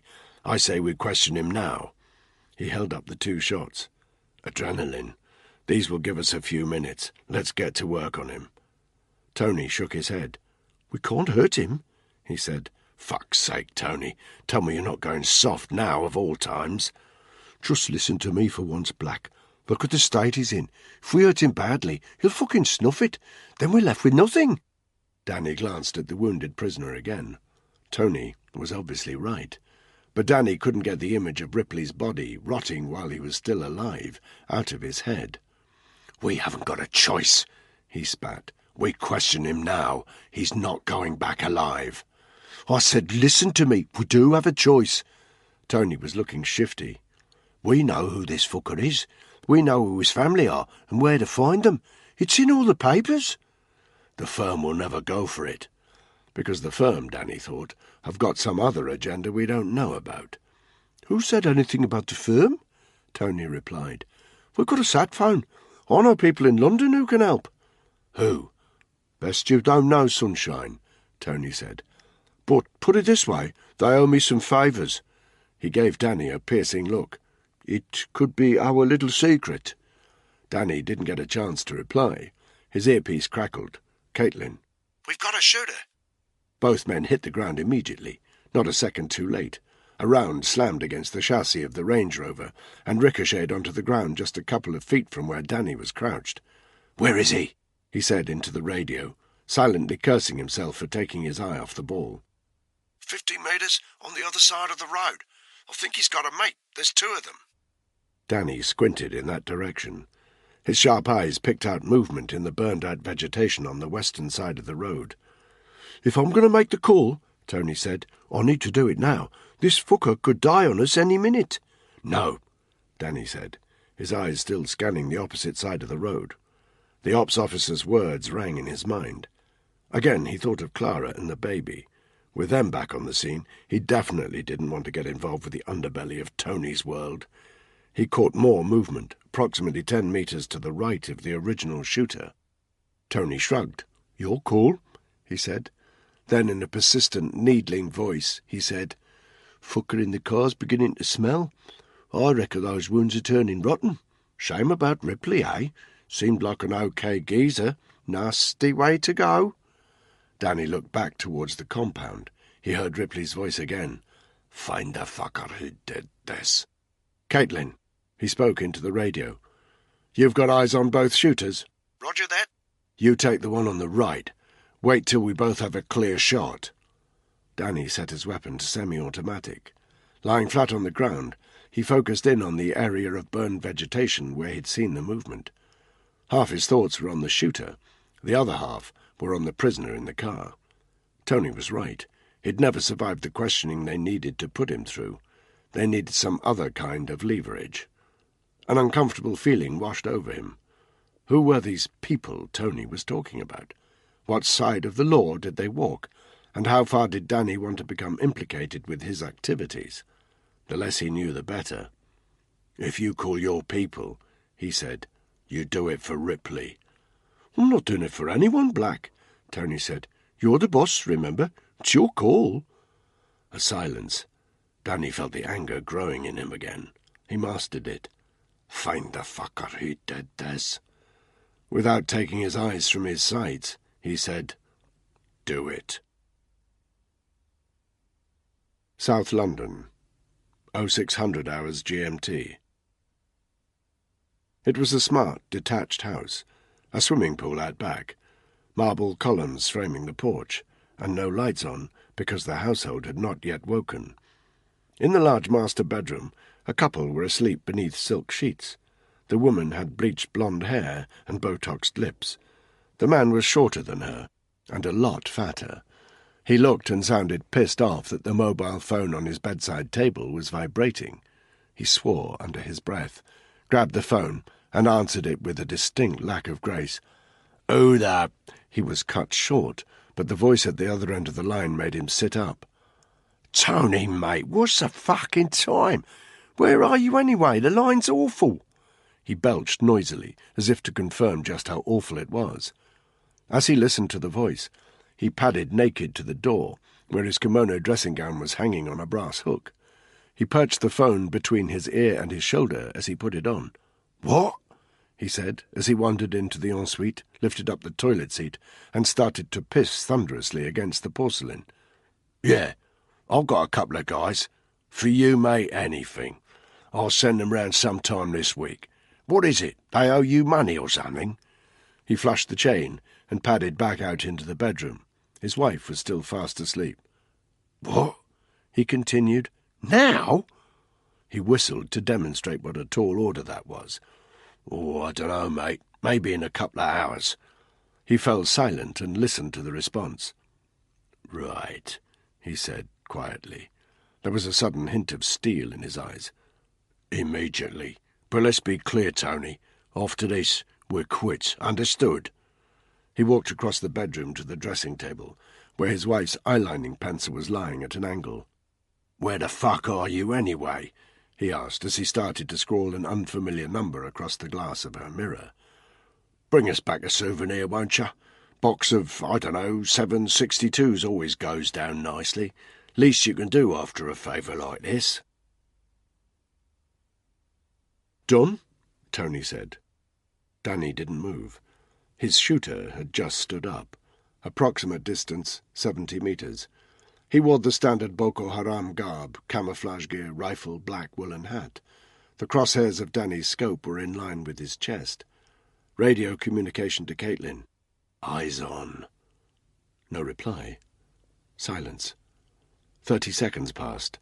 The militant was moving forward. Distance, 60 metres. Caitlin. "Eyes on." Danny didn't hesitate for a second. "Take the shot," he said. Immediately he squeezed the trigger of his HK. The suppressed round made a dull knocking sound as it exited the barrel of his rifle. A fraction of a second later, he heard a second round from Caitlin's direction, and a fraction of a second after that, the militant in his sights collapsed. "Target down," he said. "Target down," came Caitlin's reply. Danny stayed where he was. "What now?" he asked Tony. "Now," Tony said, "we wait." 0728 hours. The inhabitants of Eastwick Drive, Peckham, had grown used to seeing strangers in their road. First it had been the police, knocking on the door of number 13, where that nice Pakistani couple lived, who were always giving sweets to the local children and helping out at community events. After the police had gone, some of the neighbours had knocked on their door to see if everything was okay. There had been no reply. The following day, the police had turned up again, and stayed longer this time. A couple of hours later, there were reporters outside the door, even a news crew. Nobody in the street knew why, until they read about it in the papers, and after that they could talk about nothing else. How the nice couple's son, who they'd always thought was a bit of a strange one, not like their 11-year-old daughter who was very sweet, had travelled to Syria to fight with those terrorists. Who would want to do such a thing, they wondered. They felt so sorry for the parents, who must be worried sick. Their concern had soon turned to annoyance when the unwanted visitors kept coming. Their address was all over the internet. Anyone who wanted to come and ogle at the house of the kid who'd gone off to fight and had ended up as Jihadi Jim, the brutal executioner, could rock up at any time of the day or night and throw stones at the parents' windows or spray graffiti on the low wall of their front garden. And so, the sight of two unfamiliar broad-shouldered guys walking silently up the road was entirely unremarkable. A couple of kids up early and playing on their bikes gave them the eye, but nobody challenged them as they walked up to number 13, carrying a large bouquet of flowers, and rang the doorbell. At first there was no reply, so they rang again. A minute later there was the sound of footsteps approaching the door. A thin, slightly frail man's voice came from the other side. "Who is it?" "Flower delivery," said the guy holding the bouquet. A pause. "Who from?" said the voice suspiciously. "There's a card here, mate." Another pause. Then the sound of 3 separate locks being unfastened. The door opened a couple of inches. The visitors didn't wait for more. The guy who was not holding the flowers barged inwards. The owner of the house gave an alarmed shout as he fell backwards, but by that time the two heavies were inside, the door closed behind them. They dropped the flowers carelessly on the floor, and both pulled out handguns. Not that they needed them. The man of the house, who was wearing nothing but a pair of striped pyjama bottoms, had thin arms and balding hair, and was skinny enough for his ribs to be showing. He staggered backwards as the men barged in. As he challenged them with a feeble, "Who are you? What do you want?" one of the intruders answered him with a sturdy boot in his ribs, then dragged him into the front room to the left of the hallway, while his companion climbed the stairs. 3 minutes later he returned. He had the wife with him, dressed in a floral nightdress, and the little girl in a panda onesie. Both were crying, and neither could take their eyes off the gun, which the intruder who had just yanked them from their beds was waving at their heads. "Get on the ground," he said. "Face down, arms out, all of you now!" The terrified family did as they were told. The sound of desperate sobs filled the room, but the two intruders were unmoved. "Make the call," one of them said. "Then we can get the fuck out of here." His companion took his phone from his pocket. He stuck it onto loudspeaker, and it beeped noisily as he dialed the number. A thick plume of acrid smoke was rising from the isolation zone. Danny was standing in the main road. He knew what that smoke meant. He wondered if the lab team were burning just the Nigerian corpses, or if Ripley had been added to the impromptu funeral pyre. His lip curled at the thought. The whole village was strangely silent. Apart from the 2 stray militants, nobody had approached.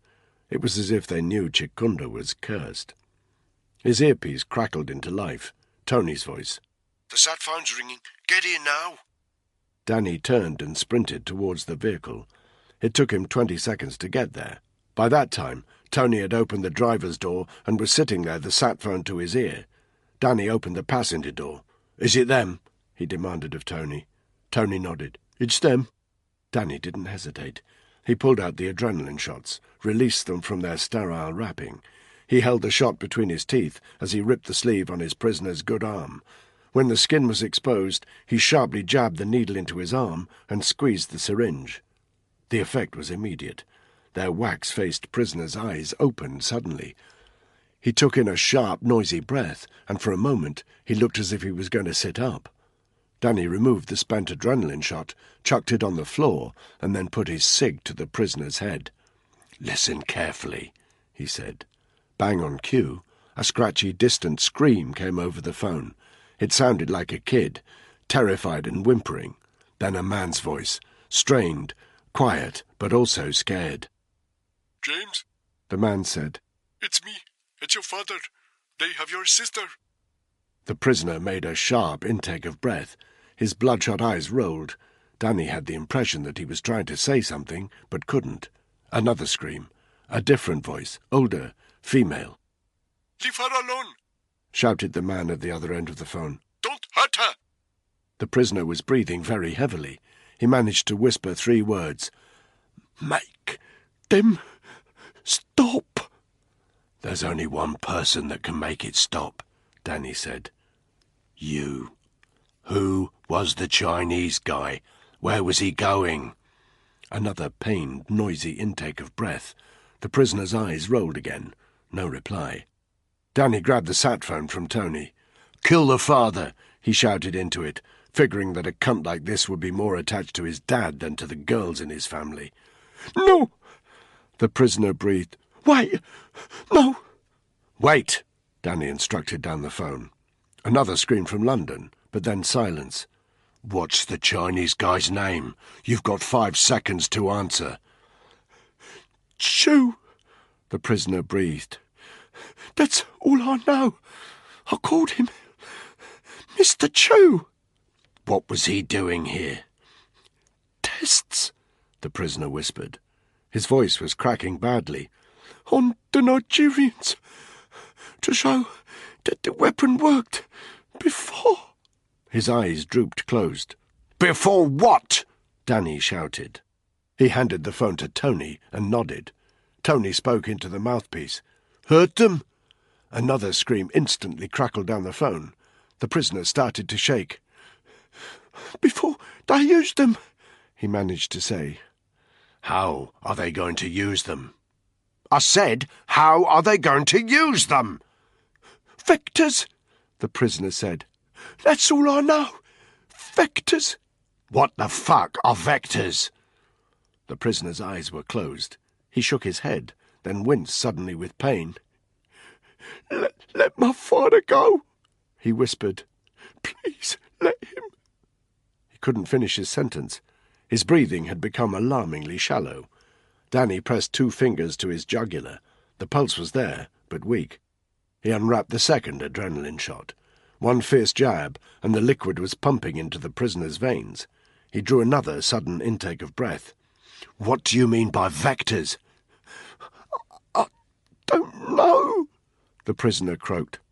"I just heard the word. Please, let him go." "Where was Chu going? He was taking you somewhere. Where?" "A ship." His voice almost wasn't there. Danny instinctively knew the bastard didn't have long. "Which ship? Where?" His body shuddered. His breathing sounded worse than Ripley's had. "I swear to God your old man gets a bullet in the head if you don't tell me where." "Bite." The prisoner caught his breath. "Bite. Benin." Finally, something concrete. But Danny wasn't done yet. "What are the Chinese doing in the pocket of the Islamist militants? Who's he working with? Who's he taking orders from?" The prisoner shuddered again. His lips were blue. Danny leaned in close. He could smell the prisoner's stinking, dying breath. "This is your last fucking chance," he said. "Give me a name, or your family get it." His eyes rolled up into the top of his sockets. He seemed to sink lower in the seat of the Range Rover, and the deep, long breath that he exhaled had a dreadful air of finality about it. But as he breathed out, Danny caught 1 word, barely audible, as the prisoner expired. As Jihadi Jim's eyes rolled to the top of his head, Danny heard Tony talking to the hoods at the other end of the phone. "If you can get away with it, clean up and don't get caught," he said. A part of Danny wanted to object. The last thing they needed was to be linked to 3 dead bodies in a Peckham semi, even though it would probably just look like a vigilante killing. But he said nothing, as Tony gave his brutal instruction. He was still trying to make sense of Jihadi Jim's dying word. The word was Caliph. Part 2. Hellfire. Chapter 14. Doha, Qatar. 11:30 hours, Arabia Standard Time. It was, by any standards, an extravagant apartment. This penthouse flat, the crown on the top of a sparkling mirrored skyscraper, would have comfortably housed a family of 6, with a bedroom and bathroom for each of them, and a personal elevator that gave private access to the pool on top of the building and the Hell Suite in its basement. There was art on the walls. A blue period Picasso of a crying woman took pride of place in the main reception room, and all the floors were clad with expensive marble and furnished with luminous Persian rugs. Fresh flowers, imported all the way from Holland, were delivered daily. By any measure, it was far too big for the elderly couple who lived here alone. Their names were Ali and Nafi Alessa, and they would never have thought that their old age would be lived out in such luxury. Every day they gave thanks, and since they wanted for nothing, they made sure they gave all they could to charity, in accordance with the wishes of the Prophet. This morning they sat, as they always did, in orthopedic leather chairs that reclined electronically. The sofas in the apartment were all too low for them. If they tried to sink into them, they always told anyone who would listen the chances were that they'd never get up again. It was probably true. There was a Zimmer frame by Nafi's chair, and a single crutch by Ali's. Walking was a slow and painful process, so they did it as little as possible. A few steps from the bedroom to the chairs in the morning, then back to bed at night. The old lady wore a urinary bag for medical reasons. In the meantime, they spent their days surrounded by luxury, gazing out of wide windows over the impressive skyline of the capital city they were now too decrepit to enter. At their age, they were both 78, there were worse ways to spend your life. They certainly knew they enjoyed a better old age than their own parents had, weather-hardened Bedouin for whom surroundings like this would have been unimaginable.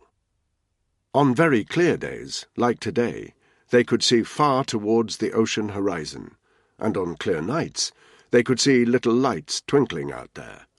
Those little lights were a reminder of the riches that kept them in such style. They were the burning flames atop the oil rigs owned by their son, Ahmed bin Ali Alessa. Those rigs were the source of his great wealth and of his parents' luxury. They were proud of their only son, prouder than they could say. His photograph stood on a small Chippendale table beneath the Picasso, and they always looked at it more fondly than they did the painting. It was true that they seldom saw Ahmed. He was a very busy man. Why, even now, he was on business in Saudi Arabia. But he ensured that they lived a comfortable life, and he called in to see them whenever he could. In the meantime, he saw to it that their simple needs were attended to by a series of very capable carers and nurses, who popped in at regular intervals throughout the day. When they heard a pinging sound from the doors of the private elevator, they knew it was the chef, arriving to prepare their lunch. He was a Frenchman called Ducasse. It always took him about an hour and a half to prepare their 3 courses, and he would stay until they had finished, so he could clear up. They had got to know him well enough for him to have his own lift pass to get into their apartment, and they looked forward to his cheerful bonjour when he arrived each day. There was a hissing sound as the elevator doors slid shut, but there was no bonjour. "Ducasse!" Ali called from his reclining chair. They always spoke in English, the only language they had in common. "What delicate morsels do you have for us today?" They expected Ducasse to reel off a list of exotic and expensive ingredients, but he was silent. "Ducasse!" Silence. Ali pressed a button on the arm of his reclining chair. There was almost no noise as the back moved up to a right angle. With a painful wince, Ali straightened his old bones, then grabbed hold of his crutch with his left hand. With difficulty he hauled himself to his feet. "Why so quiet today, Ducasse?" he asked. He had a smile on his thin face as he looked round to greet the Frenchman. The smile soon fell from his face. Ducasse was there all right, but so were 3 other men. At least, Ali assumed they were men. Their faces were covered with black balaclavas that matched their black trousers and tops. One of them stood directly behind Ducasse. He was clutching the Frenchman's hair with one hand, and had yanked his head back so that his neck was fully exposed. Resting against the flesh of the neck was a broad-bladed knife. Ducasse's normally jolly red face was pale and drawn. There was a horrible moment of stillness, as if everybody in the room had frozen. Then, with just the faintest flick of his wrist, the knifeman sliced into the neck. The cut was no more than 2 inches long, but it was deep. There was a sudden fountain of blood which splattered on the marble floor, a good couple of feet in front of the chef. It quickly subsided into a relentless ooze that drained down his neck and soaked grimly into his cooking whites. Ali stepped back. He glanced horrified towards his wife. She was still reclining, her eyes closed. She had no idea what was happening. Ducasse tumbled heavily, first to his knees, then flat on his face. The 3 masked men stepped forward. Ali couldn't speak from horror. He shook his head and stretched his arm out towards his wife, who still didn't know what was going on behind her. He wished, more than anything, that he could make her remain oblivious to it all. But that wasn't possible, because as they moved towards the reclining chairs, the man who had cut Ducasse's throat and was still carrying the bloodied knife spoke. No English now. Arabic. "Ali Alessa?" he asked. Ali nodded, as his wife's eyes pinged open. "Who is it, Ali?" she asked. "Isn't it Ducasse?" He looked at his wife, and suddenly found his voice. "Whatever you do," he whispered, "don't look back." She gave him a confused look, as the knifeman repeated his question. "Ali Alessa?" Ali nodded. "You are the father of Ahmed bin Ali Alessa?" Ali felt a knot of anxiety in his stomach. What could men like this possibly want his son for? He peered more closely at the knifeman, and only then did he see, on the shoulder of his black top, a badge with the insignia of the Islamic State. Like most ordinary citizens, he loathed the very thought of that organization, but he had learned to fear them greatly. "Ahmed isn't here," he breathed. "We know he's not here, you stupid old man. You do better to answer the questions we ask you. It will be easier that way. Are you his father?" Ali nodded, then shrank back. The 2 other men had taken up position right behind Nafi's chair. She clearly knew somebody was there, and she was shaking. "What do you want?" Ali said. "Why did you—" He was about to say, "kill Ducasse," but he held back because he wanted to spare his wife the horror. "Your son is as stupid as you," said the knife man. "What do you mean? My son is very intelligent, a very rich man. If this is about money, I can assure you that he will be able to pay you anything." The knife man spat. "It is nothing to do with money," he said. "Your son has done a very stupid thing." "Who is talking about Ahmed like that?" Nafi said in a small, frightened voice. She tried to sit up, but Ali immediately said, "Don't move." She shrank back in her seat again. "What has Ahmed done?" Ali said. "And what does it have to do with Ducasse?" The knifeman looked over his shoulder. "You mean that, infidel? He was in the wrong place at the wrong time. As for what your son has done, he has spoken to the infidels about someone he should not have mentioned." "What?" Ali replied. "What are you talking about? Who?" The knifeman stared at him for a moment. Then he suddenly turned on his heel and walked back towards Ducasse, whose almost dead body was quivering on the marble floor. He bent over and dipped the point of his knife in the dying man's bleeding wound. Then, on the wall behind him, he started drawing some Arabic symbols. He had to return to the wound 4 times to get enough blood to finish whatever he was writing. Ali couldn't make it out because he was standing in the way. Only when the knifeman was done did he step back to admire his work. Ali's weak eyes squinted at the gruesome graffiti. It was a single word. It said in Arabic, "The Caliph."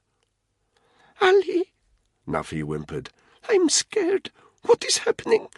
"I don't understand," Ali said. "Who is the Caliph? What does all this mean?" "The Caliph," said the knife man, who was now walking back towards him, "is the person your son informed on. When that happens, the Caliph demands a punishment, but not from the person who committed the crime. What kind of deterrent would that be? The Caliph demands that the punishment is exacted upon the family of his enemies." A sickly smile appeared on his lips. "That means you." This was too much for Nafi. She sat up with great difficulty and looked over her shoulder. When she saw the masked men standing behind her reclining chair, she screamed. It wasn't a long scream, nor a particularly loud one. Her old lungs weren't up to it, but it was clearly enough that the intruders wanted it to stop. So they killed her first. They killed Nafi in the same way as Ducasse, by pulling back her head and quickly slicing the neck with the easy skill of a practised butcher. Nafi's heart was weaker than Ducasse's had been, so the initial fountain of blood that erupted from her neck was much less powerful. She made a strangled, gurgling sound and reached out to her husband. He saw that her fingertips were already stiffening, and as her thin arm flopped down, a moan of dread and despair escaped his lips. His wife! His wife, who had been by his side since they were teenagers! Anger followed on the heels of his despair.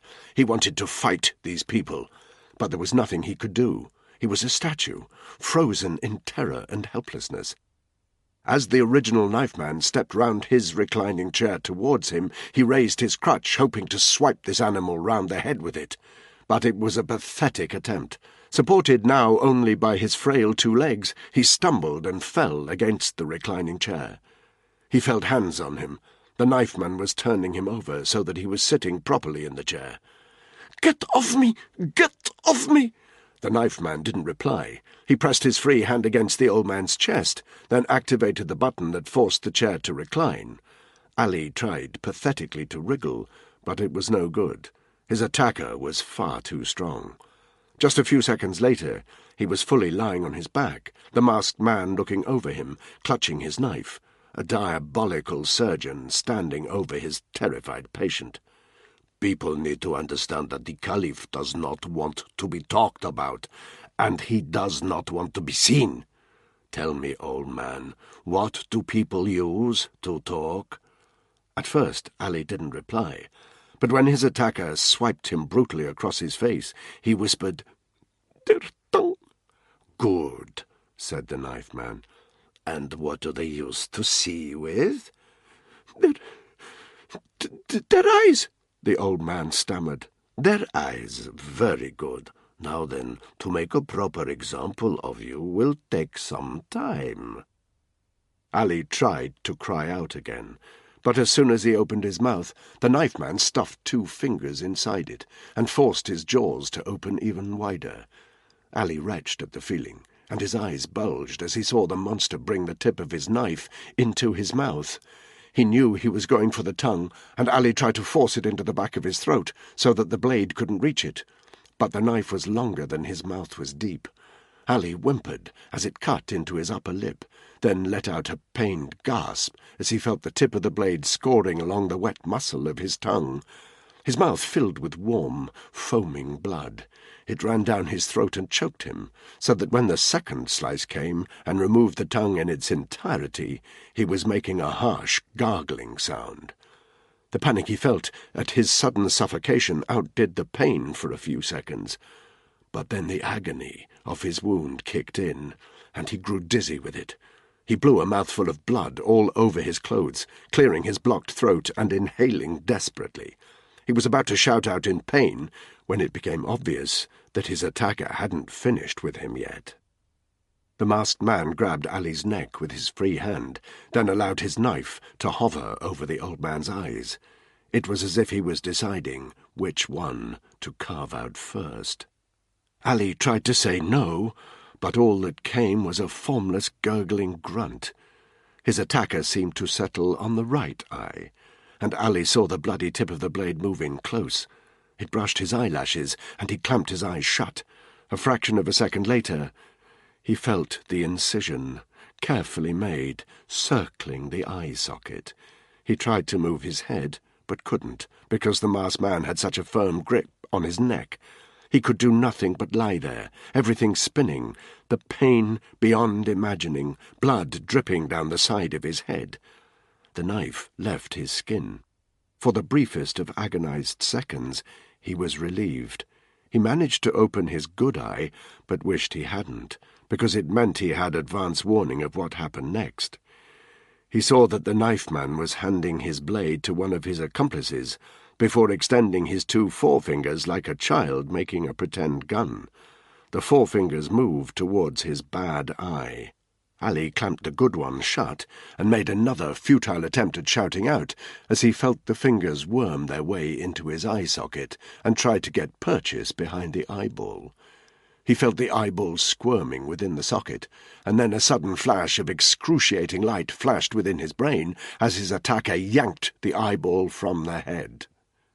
Amid the pain and the half-shout that emerged from his damaged mouth, Ali could just feel the way the wet optic nerve flopped onto his cheek as his attacker dropped the eyeball. He vomited with pain, but the vomit caught in his throat, merged with the blood from his still-weeping tongue, and started choking him for the second time. His skin shrieked as he felt the tip of the knife scoring around his left eye. By this time, the room was spinning more violently. The dizziness wasn't just in his head. It seemed to penetrate every part of him. It was a horrific whirlwind of nausea and pain, so intense that he couldn't even feel sorrow for his murdered wife, or the injustice of knowing he would never see his son Ahmed again. All he wanted was for it to be over. Within 30 seconds, it was. As his attacker wormed his fingers behind his left eyeball, the pain magnified to a peak that no human could endure, and as he pulled it from the socket, there was a second blinding flash. And then there was nothing. No pain, no choking, no life. The 3 masked men stood back and examined their handiwork. It wouldn't have been enough simply to kill them. A message had to be sent. Their intention had been to make the scene look horrific. There was no doubt they'd achieved that. The chef lay in a glossy pool of his own blood. The old woman, lying on her reclining chair, had a rictus grin on her face that exactly mirrored the curved wound on her throat. But the old man was the stuff of nightmares.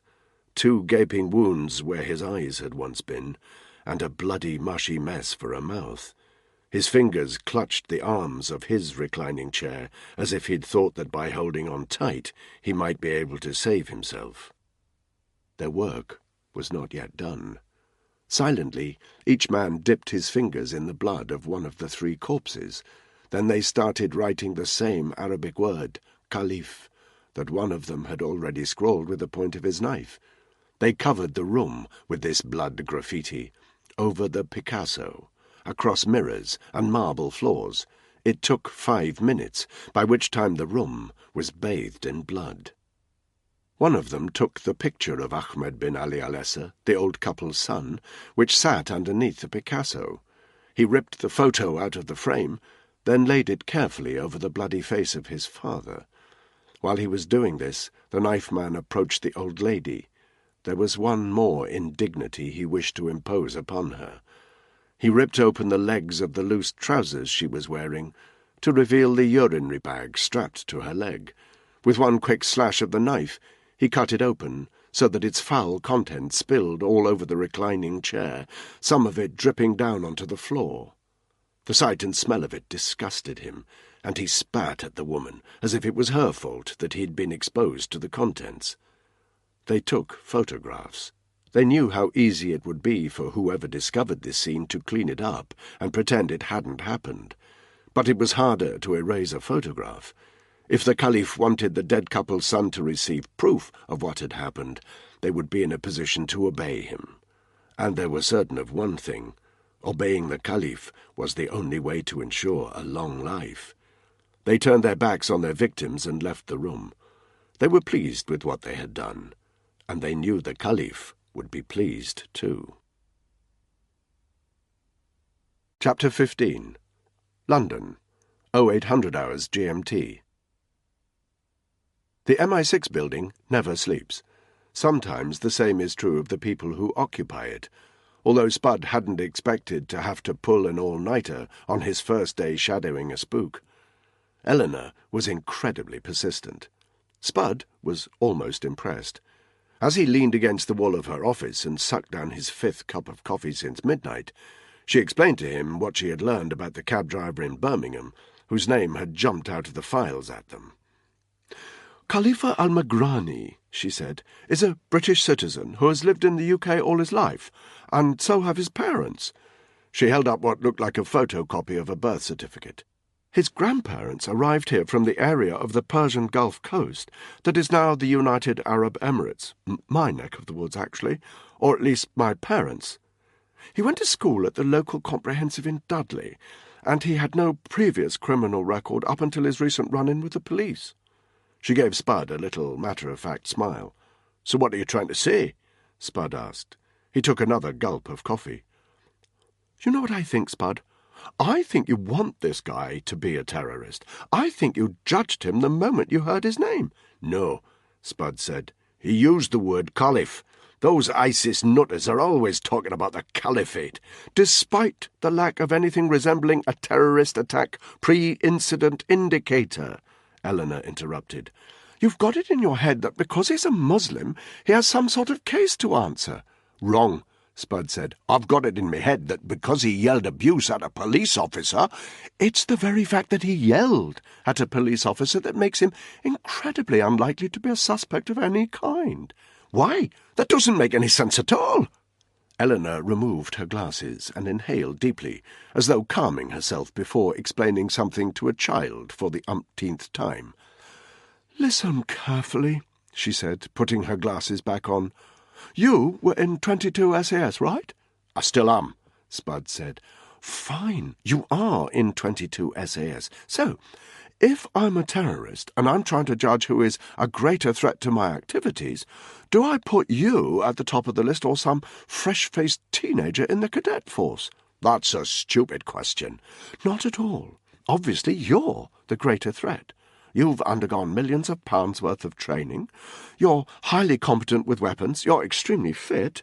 You can observe me without me knowing I'm being observed. When the time comes, you can kill me swiftly and silently, then melt into the background without anybody knowing you've been there. You don't feel the need to boast about it. In fact, you go out of your way to keep your activities covert and quiet. Am I right?" Spud shrugged. "Your kid in the cadet force. Chances are he mouths off about what he does every Friday night down the pub in front of his mates."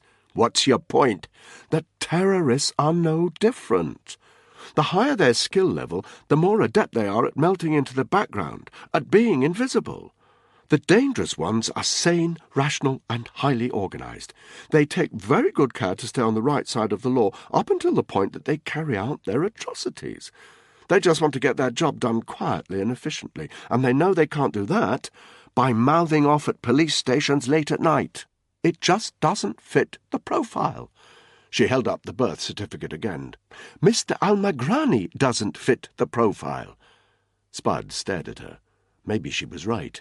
Maybe Spud was so keen to get out into the field that he was overlooking the obvious. "I still think we should have a word with him," he murmured. "We're going to do nothing of the sort, Spud. You're shadowing me, remember. You're here to observe and nothing more. If we go to Birmingham to speak to this guy, I'll do the talking and you'll do the listening. Is that clear?" Spud felt himself flushing. "Whatever," he muttered. "Don't be so childish," Eleanor said.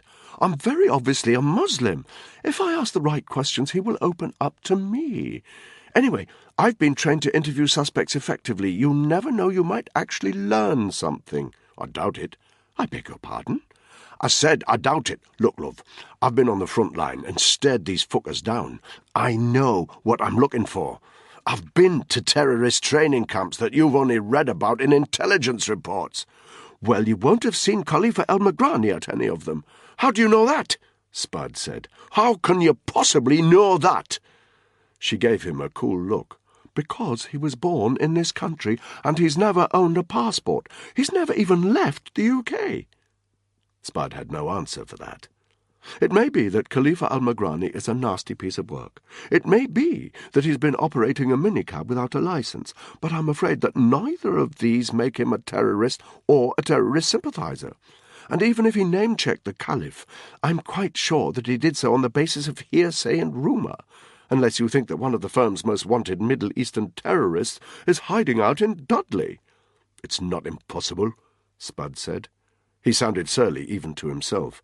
No, not impossible, just very unlikely. So we should go and talk to him.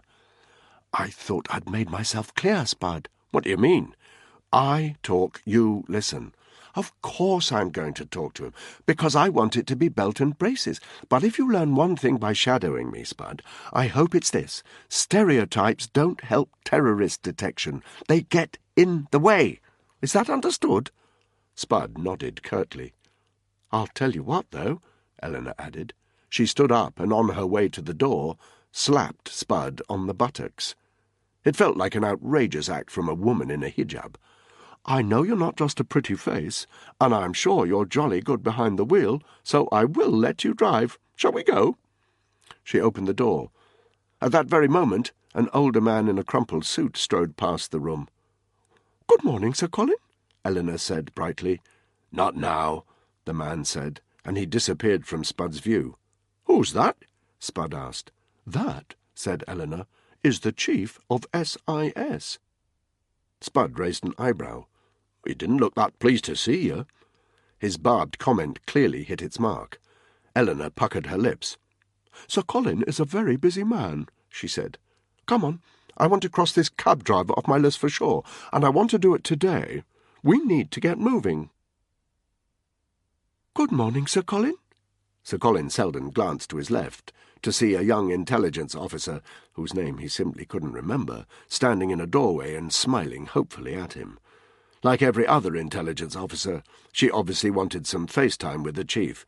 Behind her, a squat, broad-shouldered man whose face was set in a scowl. "Not now," he said. There simply wasn't the time. The Nigerian situation was developing fast. He needed to get a handle on it. 2 minutes later, he was in the soundproofed confines of a secure meeting room. Along one wall was a series of 5 computer screens. 3 were blank, but the remaining 2 each showed a pixelated face in real time. Selden recognized Hugo Buckingham as one of the faces, whom he knew to be on a secure line from the British Embassy in Riyadh. The second face belonged to Tessa Gorman, who was still in her dressing gown at home.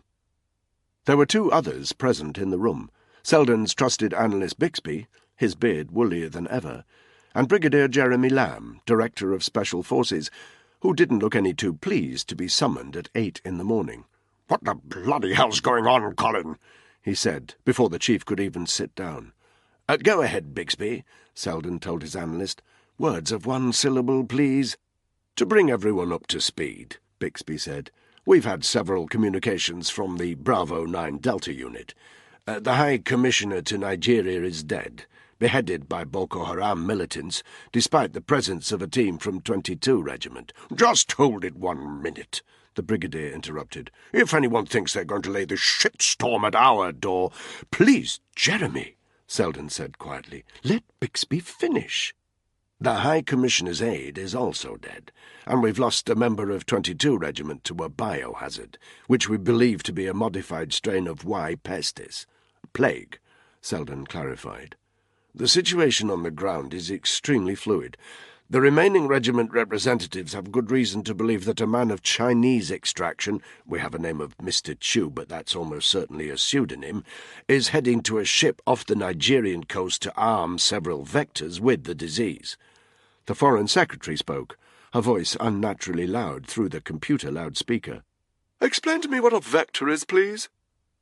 Bixby blinked heavily, as though he expected this to be something that she should understand. The fear has long been, Foreign Secretary, that a terrorist cell might deliberately infect themselves with a contagious disease. We call it human bioweps, human-deployed biological weapon systems. Suicide bombs without the bombs, the Brigadier muttered. Exactly, sir. A vector is the first link in the chain. If he or she infects, say, 5 people, and each of those 5 people infect another 5, and so on, I think you can see you'd have a very serious problem. And if there's more than one vector— Yes, I understand. But what I don't understand is what the Chinese are doing in Nigeria, the Foreign Secretary interrupted. Investors, oil technicians, migrant workers. There's a reasonably large Chinese population in Lagos itself. Forgive me, Foreign Secretary, the bigger question is what the Chinese are doing in bed with Boko Haram. We only have a working theory. We know that certain elements within the Chinese government have weaponized various diseases, plague, anthrax, possibly even smallpox. The unit on the ground also seems to have established a link between the Chinese national and our friend the Caliph. Who the bloody hell's the Caliph? The Brigadier asked. We don't know, said Bixby. We believe he's a high-profile Islamist militant with links to the Islamic State. We think he plans to make a strike on the UK. It's now looking possible that it's intended to be a biohazard strike. There was a moment of silence as the assembled company took that in. That still doesn't explain Mr. Chu, Gorman said. If the Caliph is in a position to influence both a triumphant Boko Haram in Nigeria and Islamic State in the Middle East, Foreign Secretary, then he will be in control of vast reserves of oil.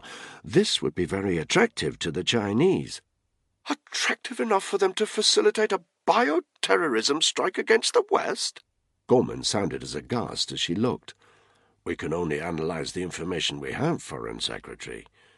The Foreign Secretary had bowed her head.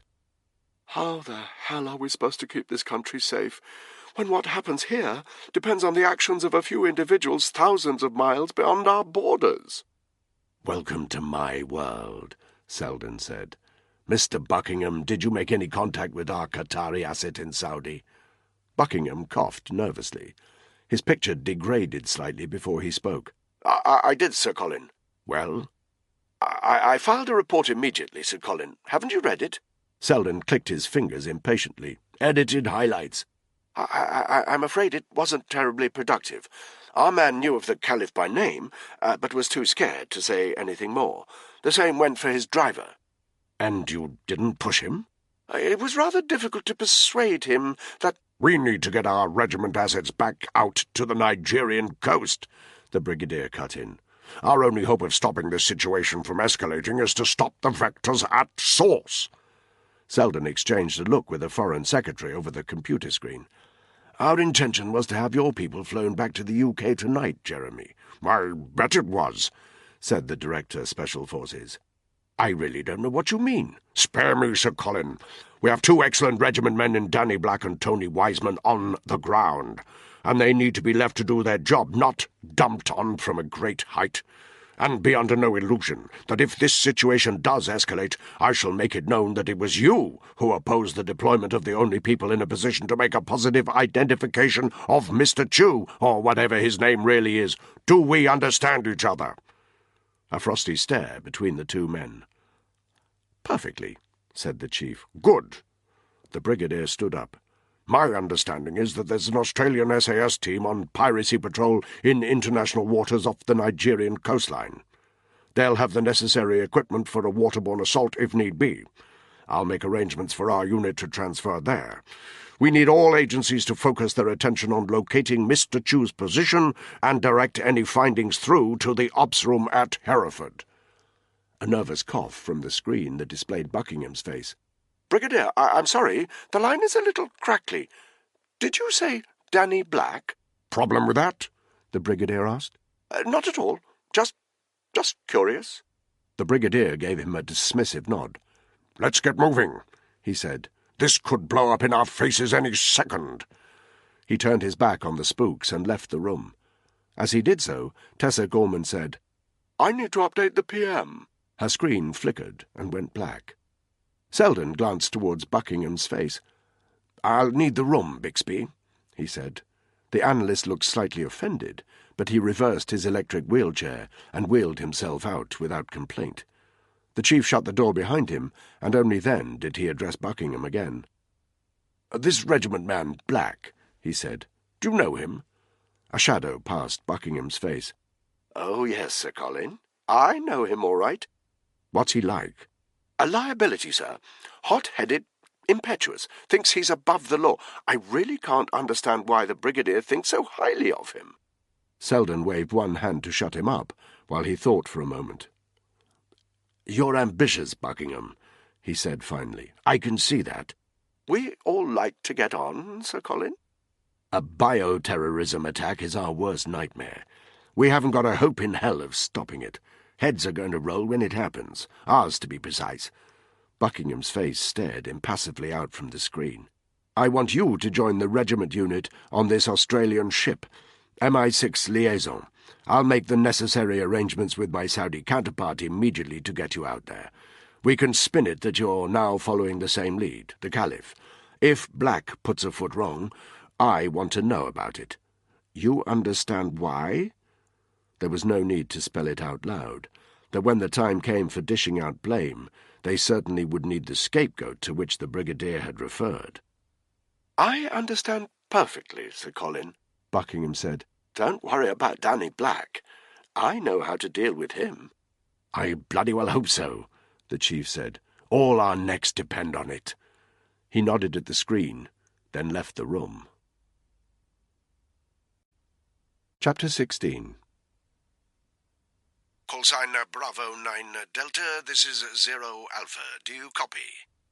"This is Bravo 9 Delta. Go ahead." Your instructions are to remain in position until nightfall. A bird will be along to pick you up and transport you to an Australian Navy frigate in international waters. "Do you know where Chew went?" We're working on it. Be prepared for a waterborne assault tonight. You're the only ones who can make a visual idea of this guy, so you'll need to lead the assault. Get some rest." The radio fell silent. Tony snorted. "Get some rest," he said. "Where do they think we are, the fucking Ritz?" Danny checked the time. 08:37 hours. "We haven't slept for 48 hours, Danny said. He looked around. Smoke was still rising from the isolation zone. The sun was already hot. "We'll round up the others," he said. "Dig in till nightfall, get some shut-eye." "What about him?" Tony looked at the dead body of Jihadi Jim lying in the passenger seat of the Range Rover. Danny sneered, then opened the door, yanked the limp corpse out of the vehicle and threw it to the ground. "There'll be some wild animals when we've gone," he said. "They could do with a decent meal." Tony gave an appreciative nod. It looked like for once they'd found something they could agree about. "You sort out Caitlin and the Paras," Danny said. "I'll get the Porton Down guys together. We'll head a couple of 100 metres back into the vegetation. That should keep us clear of any of those Boko Haram cunts who come sniffing about." "Agreed," said Tony. The two men started running away from the vehicle back towards the centre of Chikunda. 11:30 hours, GMT. Spud had joined up because he wanted to see the world. He hadn't really had the arse end of Dudley just outside Birmingham in mind. The sun was out, and it was unseasonably warm, but even under a blue sky, it was a shithole here. He was sitting behind the wheel of Eleanor's nondescript Renault Laguna, courtesy of the firm's carpool, in the car park of a pub called the Hand and Flower. It was situated opposite a busy roundabout, and had a big placard outside advertising 2 meals for a £5. Spud could have eaten those 2 meals himself, but food wasn't on the agenda. They were parked up here because this position gave them a direct view of the Park Lane minicabs office, opposite the car park. "I thought you said he'd been operating without a licence," Spud had said as they were flooring it up the M1. "Well remembered," Eleanor had replied, as she adjusted her hijab in the mirror of her sun visor. Spud had decided she was one of those women who couldn't help patronising you. "After the police picked him up, he got himself one. Nice and legal, pays his taxes, which is why we know where he works." and that place was Park Lane minicabs, whose office comprised a tiny glass frontage, plastered with 2 telephone numbers in huge white lettering. There was a laundrette on one side and a cafe on the other, with prices of its specials, lasagna and chips, apple crumble, painted on the front window. At this time of day, between breakfast and lunch, only the laundrette seemed busy. 3 saloon cars were parked up on the curb outside, and through the window of the cab office, Spud could see 3 or 4 guys hanging around, smoking cigarettes. "So what now?" Spud asked. Eleanor frowned. "I guess we wait for him to arrive, and when he does we go in and ask specifically for him to take us somewhere," she said. Spud gave her an amused look. "Great idea, because that won't seem weird to him at all. 2 strangers picking him out by name." "There's no need to be sarcastic. If you've got a better idea—" "Watch," Spud interrupted her. He pointed towards the cab office. A woman was walking in with a couple of bags of heavy shopping. 30 seconds later, she walked out again, accompanied by one of the men from inside. He opened the boot of one of the saloon cars, packed away the shopping, then opened the rear passenger door to let the woman in, before pulling out into the traffic and driving off. "Am I supposed to have just seen something?" Eleanor asked. "They'll be on a rota," Spud said. "The next fare will go to the cab driver that's been waiting the longest. We need to keep surveillance on the cars parked outside. If our man turns up, we wait until we know he's next in line, then we go in and ask for a cab. We don't have to mention him by name at all." Eleanor's eyes narrowed. She looked as if she was trying to find fault with Spud's strategy. "All right," she said reluctantly. "We'll do it your way." She handed him a photograph, just an ordinary-looking Middle Eastern guy with neat hair in a side parting and a brown leather jacket. "Think you'll recognize him?" Spud, who had spent more of his life than he cared to think about conducting detailed surveillance, nodded. "Yeah," he said, "I'll recognize him. How about I put a bit of pressure on the fucker to talk once we're in the back of his vehicle?" "You'll do nothing of the sort," Eleanor said. "I've already told you, I'll do the talking." "Right," Spud said. "So I guess you just ask him if he's best mates with a major international terrorist." "No," Eleanor said with exaggerated patience.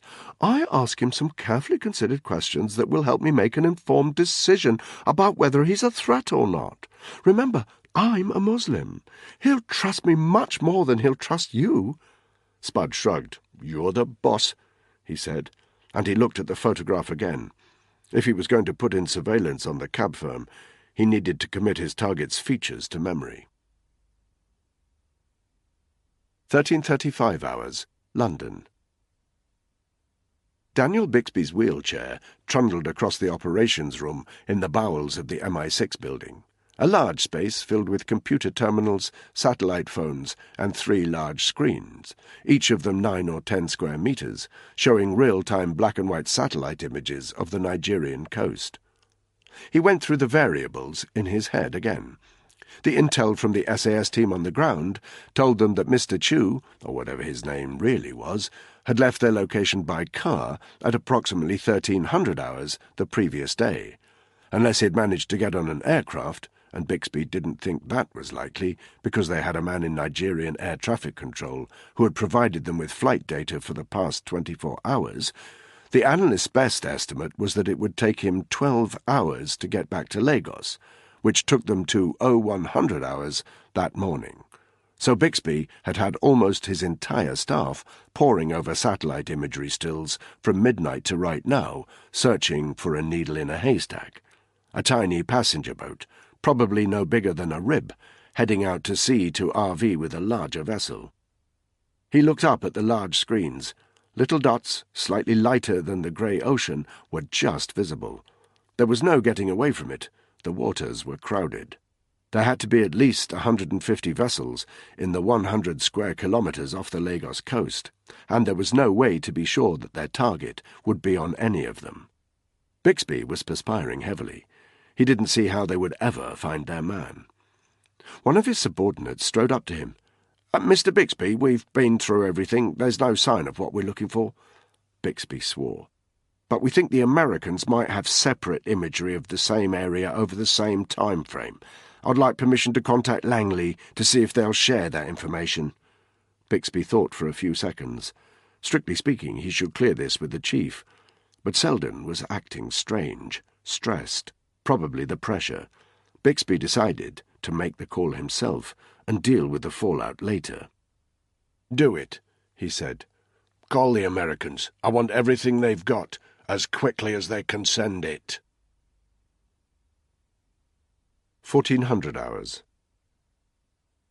Eleanor's all-nighter had caught up with her. She was asleep in the passenger seat, breathing heavily, her body occasionally twitching. Spud kept his eyes on the cab firm, as he had done for the past 2.5 hours. There were now only 2 cars parked outside, a black Peugeot Estate and a metallic green Honda. A shabby old tramp swayed past the cab firm, carrying a bottle of Thunderbird. That was the 4th time Spud had seen him. He passed every 45 minutes. Ordinarily, a regular appearance like that would ring alarm bells, but Spud could see that the level of liquid in the bottle was decreasing each time, and the tramp's gait was increasingly erratic. Now, a young mum with a kid in a pushchair and another in the oven came in the opposite direction. She wrinkled her nose and avoided the tramp. Spud was satisfied that he was nothing but an old wino circling the block. A third vehicle pulled up. It was an old white VW, its side panels slightly dented. Spud watched the driver climb out. As soon as he caught sight of his face, he nudged Eleanor. "Wake up," he said. "Your man's here." Eleanor started. Her eyes pinged open, and she looked around as though she didn't know where she was. "Over there," Spud said. Khalifa al-Magrani wore a shapeless tan-coloured leather jacket and dark woolen gloves. He was clean-shaven, and his black hair was neatly combed. He had some kind of shoulder bag over his left shoulder. "There's 2 cab drivers ahead of him," Spud said. "We wait till the Peugeot and the Honda have gone, then we move in." It didn't take long. After 3 minutes, a young couple entered the cab office and were ferried away by the Peugeot. A minute after that, the Honda pulled out into the traffic without a passenger. Spud assumed the driver was on his way to carry out a telephone booking. "Go," he said, as the vehicle pulled away. He and Eleanor alighted from their Renault and crossed the road. Seconds later, they had entered the cab office. It was a cramped, dingy little place. A couple of threadbare seats along one side, and an enormous laminated map of the Birmingham area on the wall. There were only 2 people in there, the controller behind the desk, and Al-Magrani himself. "Cab to the Bullring, please," Eleanor said. Spud found himself double-taking. She had exaggerated a Middle Eastern accent that she didn't have in real life. He almost found himself smiling at her subterfuge. The cab driver looked them up and down. Hardly a surprise. They must have looked a strange couple, but he didn't seem suspicious. "All right, babes, follow me," he said in a very pronounced Birmingham accent. He nodded at his controller, then led the way to the car. Spud stood back to let Eleanor go first, then followed her out onto the pavement. "You go round the other side," he breathed. He wanted to make sure he was sitting directly behind their man. In the absence of a weapon, he'd have to make do with the driver's seatbelt if anything went wrong. Once they were installed into the back seat, and Al-Magrani had dumped his shoulder bag on the front passenger seat, he started the car. "Rocket Man" by Elton John played softly from the radio, and he turned it up a fraction as he pulled out into the traffic. "I blimmin' love this song," he announced to his passengers, and as he accelerated along the road, he started humming along. Eleanor gave Spud a sidelong glance, a glance that said, "How many terrorists do you think listened to Elton John?" Spud just kept his eyes fixed on the back of the cab driver's head. "Have you been busy?" Eleanor asked. "What's that, love?" "Have you been busy?" "Oh, yeah, crazy busy. Don't you know it's going to be a long, long time?" "I suppose you get some time off over Ramadan?" she said. "Not really, Babs." "How come?" "Lots of cabbies take time off over Ramadan. More work for the rest of us. Got to earn a living, you know." Eleanor pursed her lips disapprovingly. Spud had to hand it to her. Her performance was a fucking masterclass. He saw the cab driver glance at her in the rear-view mirror. "You don't approve?" he said quietly. Eleanor shrugged and looked out of her window. "Either you obey the Quran," she said, "or you don't." The cabbie frowned. He killed the radio, cutting off Elton in mid-song. You're not one of those crazy ones, are you? What do you mean? Eleanor asked. Some of the Muslims round here, they want to go off and fight stupid wars. Some of the other cabbies, they've got badges for that Islamic State in their cars. You one of those crazy ones? Maybe they're not so crazy, Eleanor said. The cabbie looked at her over his shoulder. There was no doubt about it. His expression was one of disgust. He slammed the radio back on and turned it up much louder than it had been. Elton John had given way to One Direction, but the cabbie didn't sing along this time. He accelerated onto a busy ring road and started overtaking wherever he could. It was obvious what he wanted to tell them. I don't like what you've just said, and I want you out of my car. It took 15 uncomfortable minutes to get to the centre of Birmingham. Al-Magrani pulled up in a cab rank outside the bullring. £17, he said. Eleanor handed him 20. Keep the change, she said. But the cabbie made a big show of finding the £3. He fumbled a little because of the woolen gloves he was wearing, and handing it back to her. Eleanor shrugged again, then stepped out of the car. Spud did the same, and the cabbie pulled out again immediately after he'd slammed his door shut. I think that went pretty well, don't you? Eleanor said. Spud watched the cab disappear into the traffic. Coffee? Eleanor said. They were standing outside a McDonald's, and she pointed towards it. Spud nodded. 2 minutes later, they were sitting at a small table in the window, their conversation drowned by the noise of the busy restaurant. You're a good actress, Spud said. Why, thank you. She fluttered her eyelashes at him. He looked at her over the brow of his polystyrene cup as he took a sip of scalding hot coffee. You should consider Al-Magrani a person of interest, he said quietly. She blinked. What? You heard me. Spud, the guy almost kicked us out of his car for mentioning the Quran. Did you notice his shoulder bag? She frowned. Yeah, I guess. What did it look like? Eleanor screwed up her face, clearly trying to remember. Green? She said tentatively. Khaki, Spud said. Canvas material. So what? It was just a bag. It wasn't just a bag. It was a claymore bag. She looked at him for a moment. Then suddenly she started to laugh. Oh, Spud, she said. You really did want him to be the bad guy, didn't you? Spud stared her down. She stopped laughing. Do you know what a claymore mine is? He said. Yes, she said patiently. I know what a claymore is. I also know that you can probably get those bags off eBay for 10 a penny. Not like that one, Spud said. I've carried those things halfway across the world, and I know the difference between one that's been in the field and one that's come from army surplus. It was all scuffed, well used, frayed round the edges. I think there were even bits of sand in the canvas. Trust me, that bag didn't come off eBay. They exchanged a long look. Finally, Eleanor reached out and put one hand over Spud's. She squeezed it slightly. Look, Spud, she said, I know this must be hard for you. I know you must miss your old way of life, but you have to understand that we can't afford to chase shadows. We have to make sure we see what's there, not what we want to be there. He's just a cabbie going about his business. We need to do the same. We're going to head back to London, and we're going to carry on looking through files. I'm sorry if you think it's boring, but that's intelligence work. She drained her coffee cup and stood up. Your army days are over, Spud. The sooner you come to terms with that, the better. Coming. She walked away from the table. Spud stood up quickly to follow her. He winced as a sharp pain cut through his abdomen. It was almost as if his body was telling him that the cute spook in the hijab was right. Maybe he should be listening to her after all. Your army days are over. He frowned. Fuck that, he thought, and fuck this. He wasn't going to be an MI6 lackey for the rest of his working life. He caught up with Eleanor just as she was opening the door out onto the street. He held up the car keys.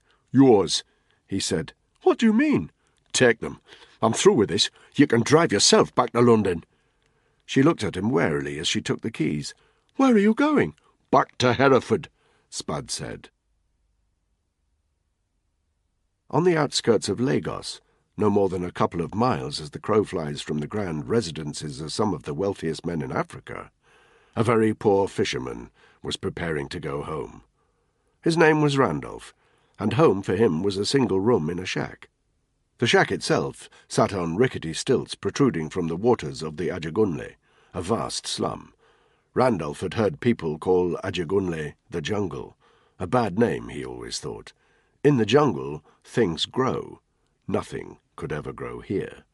The streets, such as they were thick with debris. Plastic bottles, waste packaging, feces, urine, everywhere. The bank leading down to the water was impossible to see, and the water itself was fetid and filthy. Its surface was slick with oil, the same oil that made a handful of Nigerian families super wealthy, while the rest of the population, like Randolph, struggled on in poverty, and swarming with rubbish, since the inhabitants of this slum had no way of getting rid of their waste other than throwing it into the water. Nor was there any proper sanitation. The cleanest thing the inhabitants of Ajagunle could do was to urinate and defecate directly into the water. It made the water smell foul, but Randolph had lived here for so long that he didn't really notice the stench any more. Randolph's creaky shack housed not only him, but also his twin 9-year-old children, both girls. Their mother had died in childbirth all those years ago, and Randolph did the best he could to bring them up. They were the only joy in his life, always smiling despite the hardship of their existence, barely enough to eat, and shunned by their peers, not because they were poor or orphaned, but for the silliest of reasons. Randolph was always perspiring. His face was constantly drenched in sweat, and the one shirt he possessed always had dark stains under the armpits. Here in the slum, nobody smelled too great, but Randolph smelled worse than most, and his precious daughters were taunted for having a stinky dad. He knew how much it upset them, even though they tried never to let it show in front of him. The most valuable object in their lives was the small boat that he now paddled through these polluted waters. He was not alone, of course. The waters were busy. Hundreds of other boatmen were making their way home, many of them shouting at each other. There always seemed to be shouting in Ajagunle, but Randolph had learned to keep quiet and avoid confrontation. Take this evening, for example. To get into an argument would be to risk losing the one small fish he had managed to catch in 12 hours of fishing, and that only because he had found it floating dead on the oily surface of the poisonous water. There were too many fishermen here, and far too few fish. But how else could he earn a living? He didn't want to join the gangs who swaggered around the slums extorting money, unopposed by the police, who never ventured into the Ajagunle slum. He paddled carefully through the crowded network of houses on stilts until he finally came to his own. No different from the others, except that his daughters had tied a pretty red ribbon to one of the stilts to cheer their father up when he got home. It always had the desired effect. Randolph smiled as he tied his boat to the same stilt, grabbed the plastic bag that held the dead fish, and climbed the ladder that led directly into the doorway of the shack. "I'm home," he said as he entered. It was dark in the shack. Even if they were connected to the electricity supply, it would be optimistic to expect power for more than an hour a day, and it always took a few seconds for his eyes to grow used to it when he got back. "Who's got a hug for their daddy?" "Not me," said a man's voice. Randolph blinked in the darkness. He could just make out the silhouette of someone sitting in the only chair the family owned. "Who are you?" he demanded. "Where are my girls?" "Safe," said the figure. "Actually, that's not true. They're not safe at all. But they are alive. For the moment." Randolph felt his perspiration getting worse. Sweat dripped into his eyes and down the nape of his neck. "They were right," said the figure. "You really do smell." Randolph stared at the figure. Then he winced. The figure had held up a small screen. Randolph assumed this was one of the smartphones he'd heard people talking about, and the light hurt his eyes. But then he started to understand what he was looking at, and he took 2 horrified steps forward. He was watching video footage, and he could just make out his daughters. They were bound, side by side, to 2 chairs. Both girls were gagged by a piece of rope tied round their head. Their eyes were bloodshot, wide open and terrified. Behind them stood a man in a black balaclava, wide holes for the eyes and mouth roughly cut out. In his right hand was a short, curved blade, which he held over the children's heads. Nothing else happened. The video footage finished on a frame of the children looking straight ahead, not moving. Randolph's knees went beneath him. He collapsed to the floor of his shack, his hands clenched in front of him. "My children," he whispered. "What have you done with them?" "What we've done with them isn't the question," said the man. He stood up and towered over Randolph. "The question is, what will we do to them, you stinking piece of filth?" Randolph felt tears coming to his eyes and perspiration to the rest of his body. "I'm a poor man," he said. "I don't have any money." "You don't need money," said the figure. He looked down on Randolph with curling disdain. Only now could Randolph properly make out his features, flared nostrils, pockmarked cheeks, and a frown of pure hate. "You just need to do exactly as you're told." 1845 hours. Night fell over Chikunda. The stubborn stench of the burned bodies in the isolation zone lingered in the air. The only sound, now that the sun had set, was the occasional squawk of a bird from the thick vegetation surrounding the village, and the very distant rumble of thunder in the heavy air. And the only movement came from scavenging birds. Long beaks, cloak-like wings, they looked to Danny like old-world vultures, endangered in this part of the world, but unable to resist a feast. 3 had landed on the dead body of a young man with his arm and leg in tourniquets and were pecking at his flesh with a clockwork regularity. Rather more were feasting on the bodies of dead Boko Haram militants dotted around the village. One of the scavengers stopped pecking for a moment. It cocked its head and listened for 5 seconds. As one, every scavenging bird in the village launched itself into the air with a noisy flap of wings. Silence. Another shadow appeared in the air, much larger than the birds it had displaced, and certainly sleeker. Its nose was pointed and angular, its rotors a circular blur with a slight reflection of moonlight. It was a chopper, flying in over the isolation zone. The sound of its rotors was very quiet, inaudible to any humans within 50 feet of it. Its shape was sleek and angular. The ends of the rotor blades were curved downward to reduce the radar splash and noise. It touched down in the middle of the road, its nose facing west. New movement, this time from the east of the village. 11 figures emerged from the vegetation. They were led by 2 men and a woman in camouflage gear, carefully gripping the rifles slung round their necks as they advanced towards the road. Behind them, 4 guys in dirty white hazmat suits, carrying their rebreathing helmets under their arms. Taking up the rear, 4 more soldiers carrying guns and heavy flight cases of gear. The company advanced carefully but quickly, picking their way over the bodies of the dead militants as they hurried towards the stealth chopper. Only when they were 10 meters from the aircraft did the side door open. A uniformed Lodi ushered them in. Once all 11 of them had embarked, he closed the door. The chopper immediately rose from the ground. Danny Black stared out of a tiny porthole of a window, winding the paracord with Ripley's dog tag and wedding ring round his fingers. He was pleased to leave this place, even though it meant deserting the pile of ashes that was all that remained of his friend. He had the uneasy sensation that there were a hell of a lot more piles of ashes to come.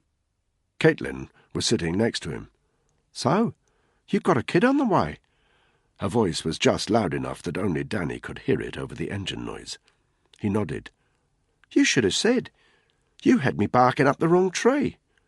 He didn't look at her. Thoughts like the ones he was having were too much of a distraction. "Maybe the middle of an op isn't the right time for games like that," he said, quietly. Caitlin gave a short, dismissive, mirthless laugh. "Where else do you think I'd find a guy who can deal with the way a girl like me lives her life?" Danny didn't reply. He wanted the conversation to be over. But Caitlin pressed on. "When's the baby due?" she asked. "Any day now." "You don't know the due date?" He looked down. "In case you hadn't noticed, I've got other things on my mind." "So you're not so different to me." Danny fell silent. From the corner of his eye, he could tell that Caitlin was staring across the body of the chopper to where Tony was sitting. He remembered what Tony had said about her. "She's a ruthless bitch." He was right. But there was much more to her than that. "You should be careful of him," Danny warned her quietly. "You had your chance, Danny Black," Caitlin breathed. She was smiling, but Danny could tell it was the kind of smile that hid something. Was she stung by his rejection? "Anyway," she said lightly, "I always had Tony down as the alpha male round here." The chopper banked sharply so that it was heading south. Invisible and almost noiseless, it sped across the Nigerian countryside, back towards the coast. Chapter 17. The journey away from Chikunda was a hell of a sight easier than the journey towards it. The stealth Black Hawk kept low, skimming 30 feet over the ground or above the treetops, depending on the prevailing terrain. It seemed unnaturally quiet within the body of the aircraft. Danny was used to the deafening growl of a regular chopper. Stealth technology made this one strangely ghost-like. They flew in silence. Danny's eyes picked out the faces of the Porton Down team. They looked exhausted and a bit frightened. Was that because of their unusual circumstances, or were they unnerved by what they'd found in Chikunda? Danny had a definite feeling that their work wasn't done yet. He hoped that they were up to whatever the next few hours held.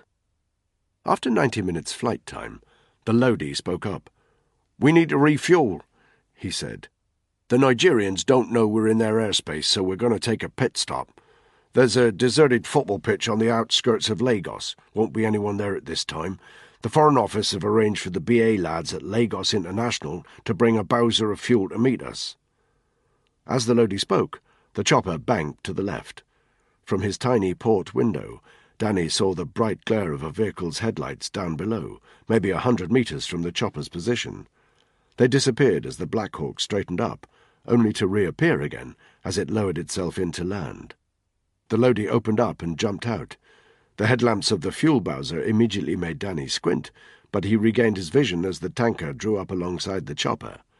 It had a bright yellow cab, but the long cylindrical tank itself was rusting, its paint peeling off. A Nigerian guy, obviously on the firm's payroll, jumped out of the cab, head bowed from the downdraft of the rotors that were still spinning.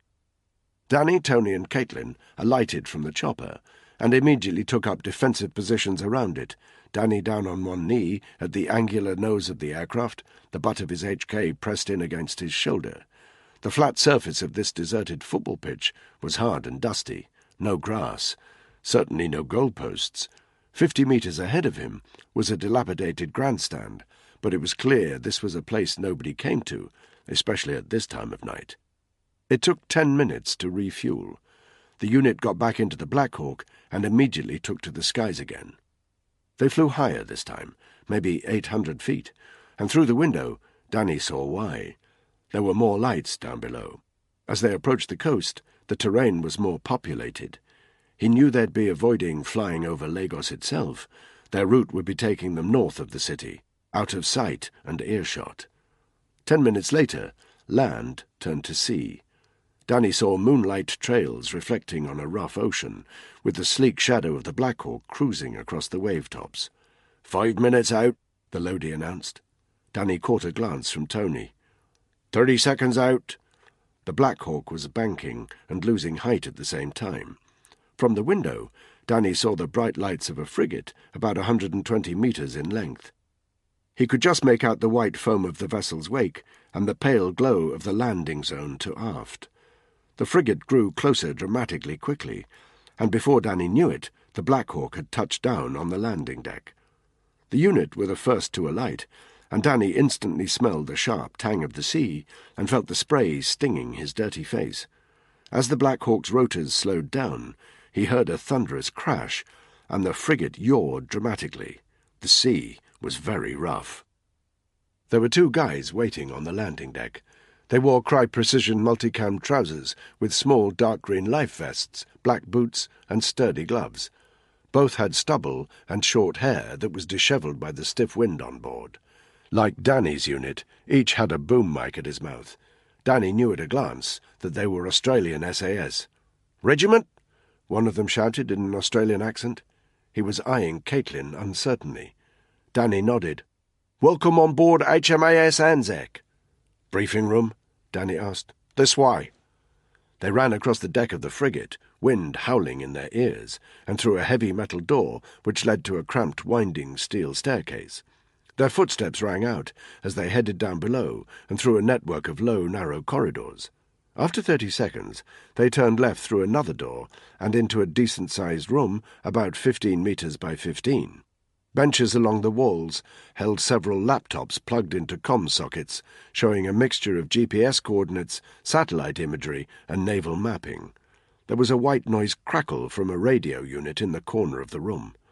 There were another 4 Australian SAS guys here, dressed identically to their mates. A 5th guy, Danny took him to be an ops officer, wore multicam trousers but no life jacket. A 6th man wore dark naval uniform. He stepped forward, hand outstretched. "Captain Anston," he said, "I hear you have an Aussie with you." His eyes picked out Caitlin. "I've set aside a separate female berth for you, Major Wallace, if you need it." "I don't think there'll be any time for that, Captain," Caitlin said. "I've told my men to leave you fellas, and lasses, alone. But you need anything, food, drink, anything, you just shout." Danny shook the captain's hand and nodded his thanks. He was already turning his attention to the ops officer when the captain added, "Oh, one other thing, fellas. I've just had a communication that an MI6 liaison officer is on his way to the frigate, ETA about 2 hours. I'll show him down here when he arrives." Danny nodded, then turned to the ops officer. "What's our status?" he demanded. "We've just had a communication from London," the ops officer said without introducing himself. "They've received imagery from an American satellite. You need to look at this." The ops officer spread the paperwork out on a table in the centre of the room. Danny, Tony, Caitlin, and the 6 Aussie SAS guys gathered round. "We're after a man of Chinese appearance who we believe to be heading to a ship in this vicinity," the ops officer announced. "The analysts in London think that this CIA image shows us what we're looking for." He pointed at a dot in the middle of the image. "We think this is a rib, possibly a rigid radar heading west-southwesterly at about 0700 hours this morning. We also think this corresponds to the time our target would be heading out to sea." The ops officer rolled up that image and unrolled another. "The next piece in the jigsaw," he said. "On that trajectory at that time, the rib was heading into the vicinity of this vessel here." He pointed to another satellite smudge on the ocean.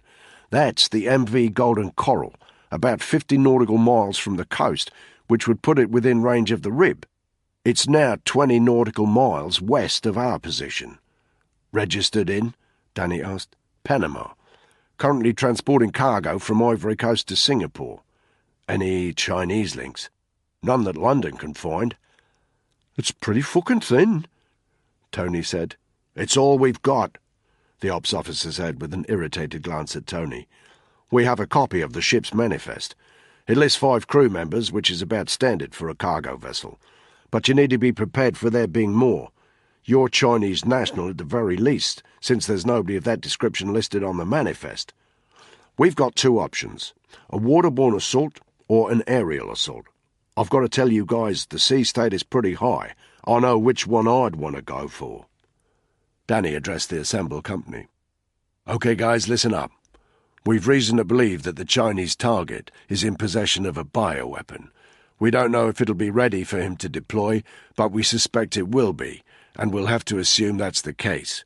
If we go for an aerial assault, there's a much higher chance they'll see us coming. I know it's rough out there, but my vote goes for the waterborne option. Anyone disagree?" There were no dissenters.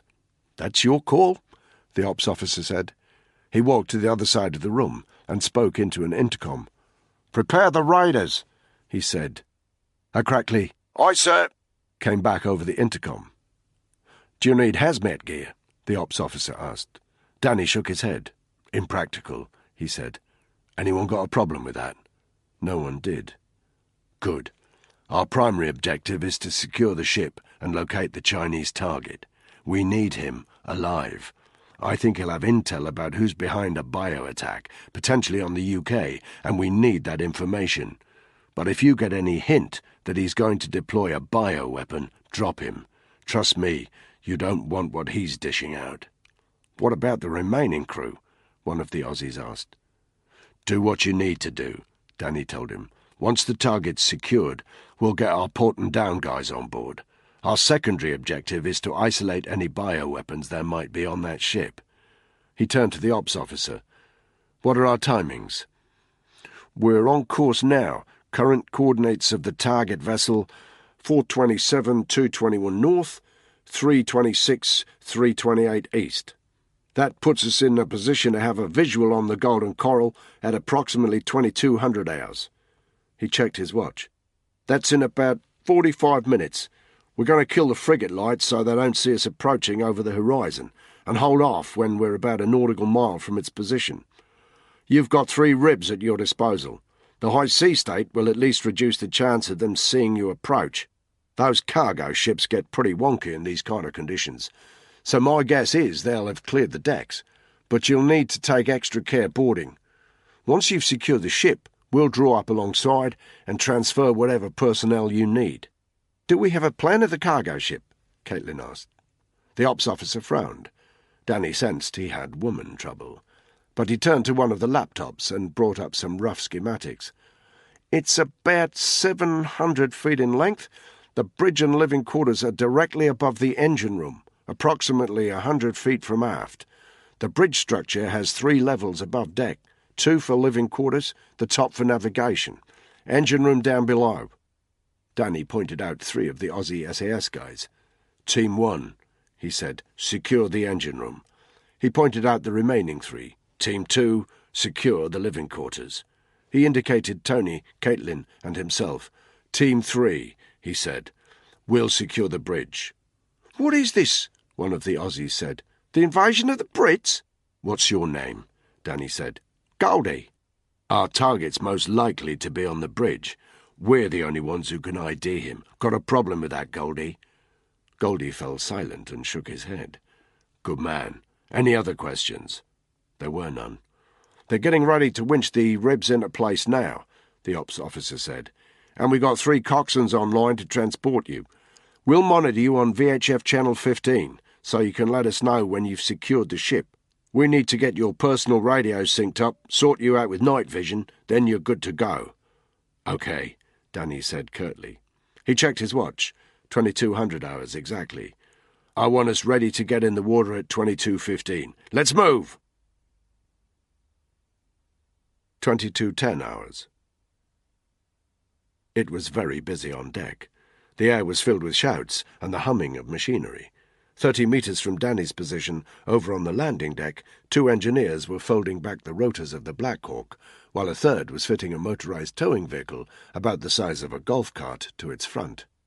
They were clearly preparing to tow that aircraft into the ship's dedicated hangar, where no doubt another heli was waiting, more suited to the task of ferrying the port and down team onto the cargo ship once it was secure. Danny expected a Sea King of some description, but so far that was still under wraps. It was good to have the Aussie SAS involved.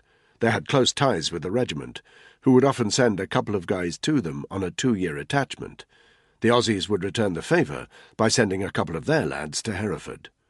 The Australian SAS were easily as good as the regiment, and in recent years they'd been putting rounds down in Afghanistan alongside the boys from 22.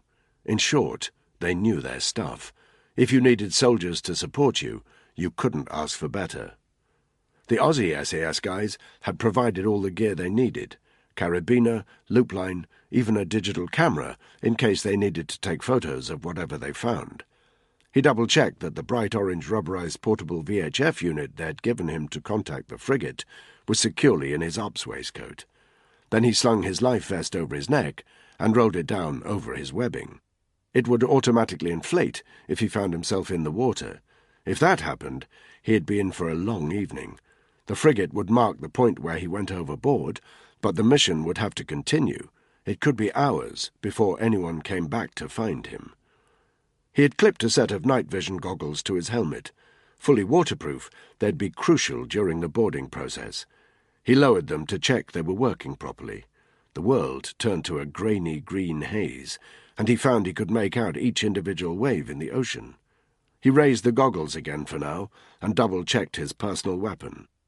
Danny was standing in the shadow of the huge mechanical arm of the winch that would deposit the 3 rigid raiders into the ocean. The raiders themselves were in a row, the first one 10 metres to Danny's right. Each boat was just shy of 7 metres in length. Small craft, but mobile and speedy, they'd get up to at least 30 knots in calm seas, which would give them the edge on a container ship like the Golden Coral. It shouldn't take more than a few minutes to catch up with it over the distance of a nautical mile. 3 members of the frigate's Aussie Navy crew were checking them over. These would be the coxswains that would be transporting them to the Golden Coral, and a couple of the guys from Team 1 were loading rolled-up caving ladders and telescopic poles into each of the ribs. Suddenly, a voice echoed over the ship's tannoy system. "This is the captain.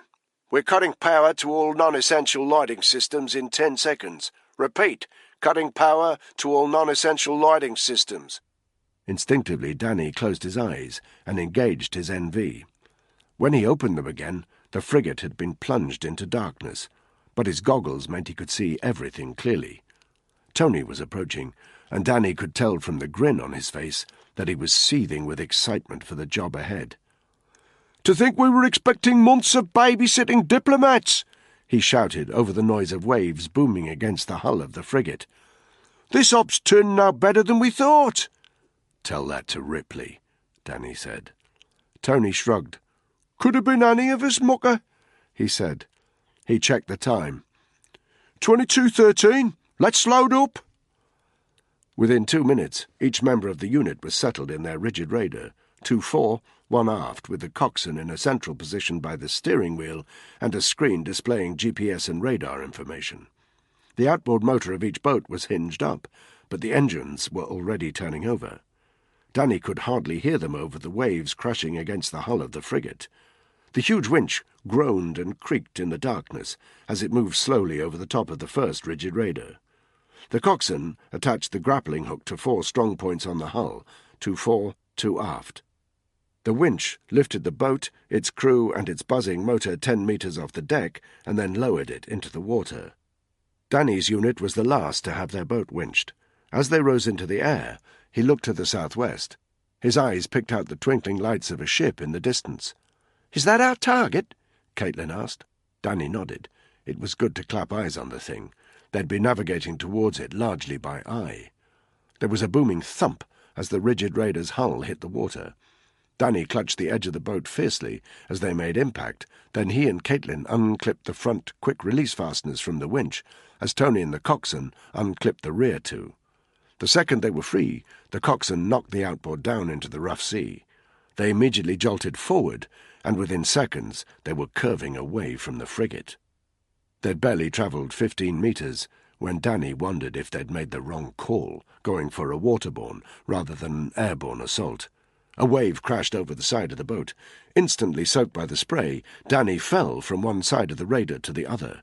He blindly grabbed the edge of the boat and gasped for air as the wave subsided. One glance in Tony's direction showed that his unit colleague had raised his NV goggles and had a fierce glint of enjoyment in his eye as the coxswain navigated the boat at speed through the choppy water. The rigid raider slammed into troughs and crested peaks, which appeared in various shades of green through the night vision goggles, as they sped in a southwesterly direction. Danny only caught occasional glimpses of the other 2 boats when their positions at the crests of waves coincided, and occasionally he saw the lights of the cargo ship, a little closer each time they came into view. Time to target, 7 minutes. Only when they were about 300 metres out did the MV Golden Coral come into constant view. The coxswain altered the trajectory of the rigid raider so that they were curving in from aft. 200 metres to target. The wake of the cargo ship was heavy and violent. The raider juddered through it, foam and spray stinging and blinding the occupants. Danny scanned the deck, searching for lookouts. He saw none. The bad weather at least gave them that advantage. 100 metres to target. The vast hull of the Golden Coral seemed to cast a shadow over them, even at this distance. They ploughed on through the wake, which grew more treacherous the closer they got. Danny was completely deafened now by the roar of the ocean and the boom of the cargo ship's engines. The stench of fumes overpowered the tang of sea salt, and his soaked clothes clung icily to him. 30 seconds later, they were alongside the vessel. The three rigid raiders were about 10 meters apart. As the coxswain lowered his speed to match that of the Golden Coral, Danny grabbed the rolled-up caving ladder with soaked hands, double-checked the grappling hook at its leading end, and then picked up the telescopic pole. In his peripheral vision, he saw that one guy in each of the other boats was doing the same. He clipped the end of the telescopic pole to the leading edge of the caving ladder and started to extend it, length by length. As the pole grew longer, the caving ladder unfurled.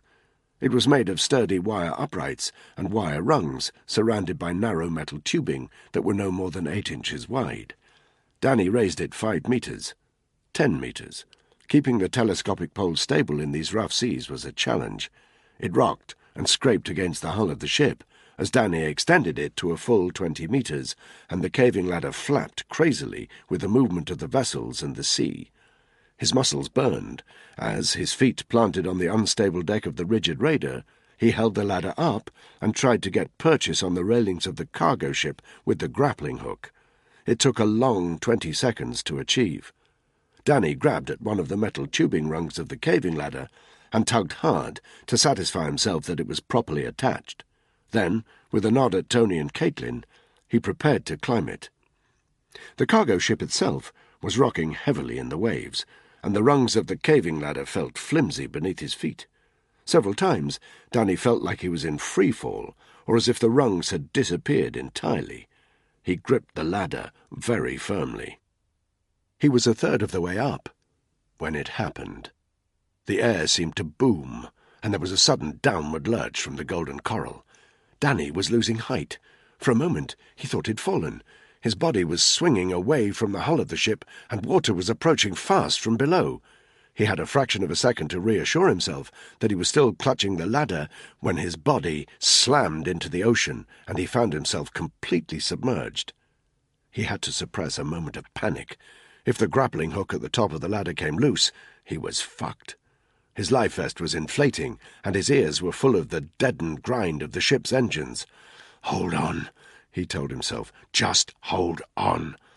And then, just as suddenly, he was yanked back up out of the water as the cargo ship straightened up. He flew through the air, and his body slammed hard against the side of the ship. All the wind was knocked from his lungs, but he forced himself to keep on climbing, his cold hands gripping the narrow tubing that formed the rungs for all they were worth, the metal digging hard into his hands. The ship yawed a second time, and the sea rose, but now he was high enough up the ladder that he only skimmed the surface of the water.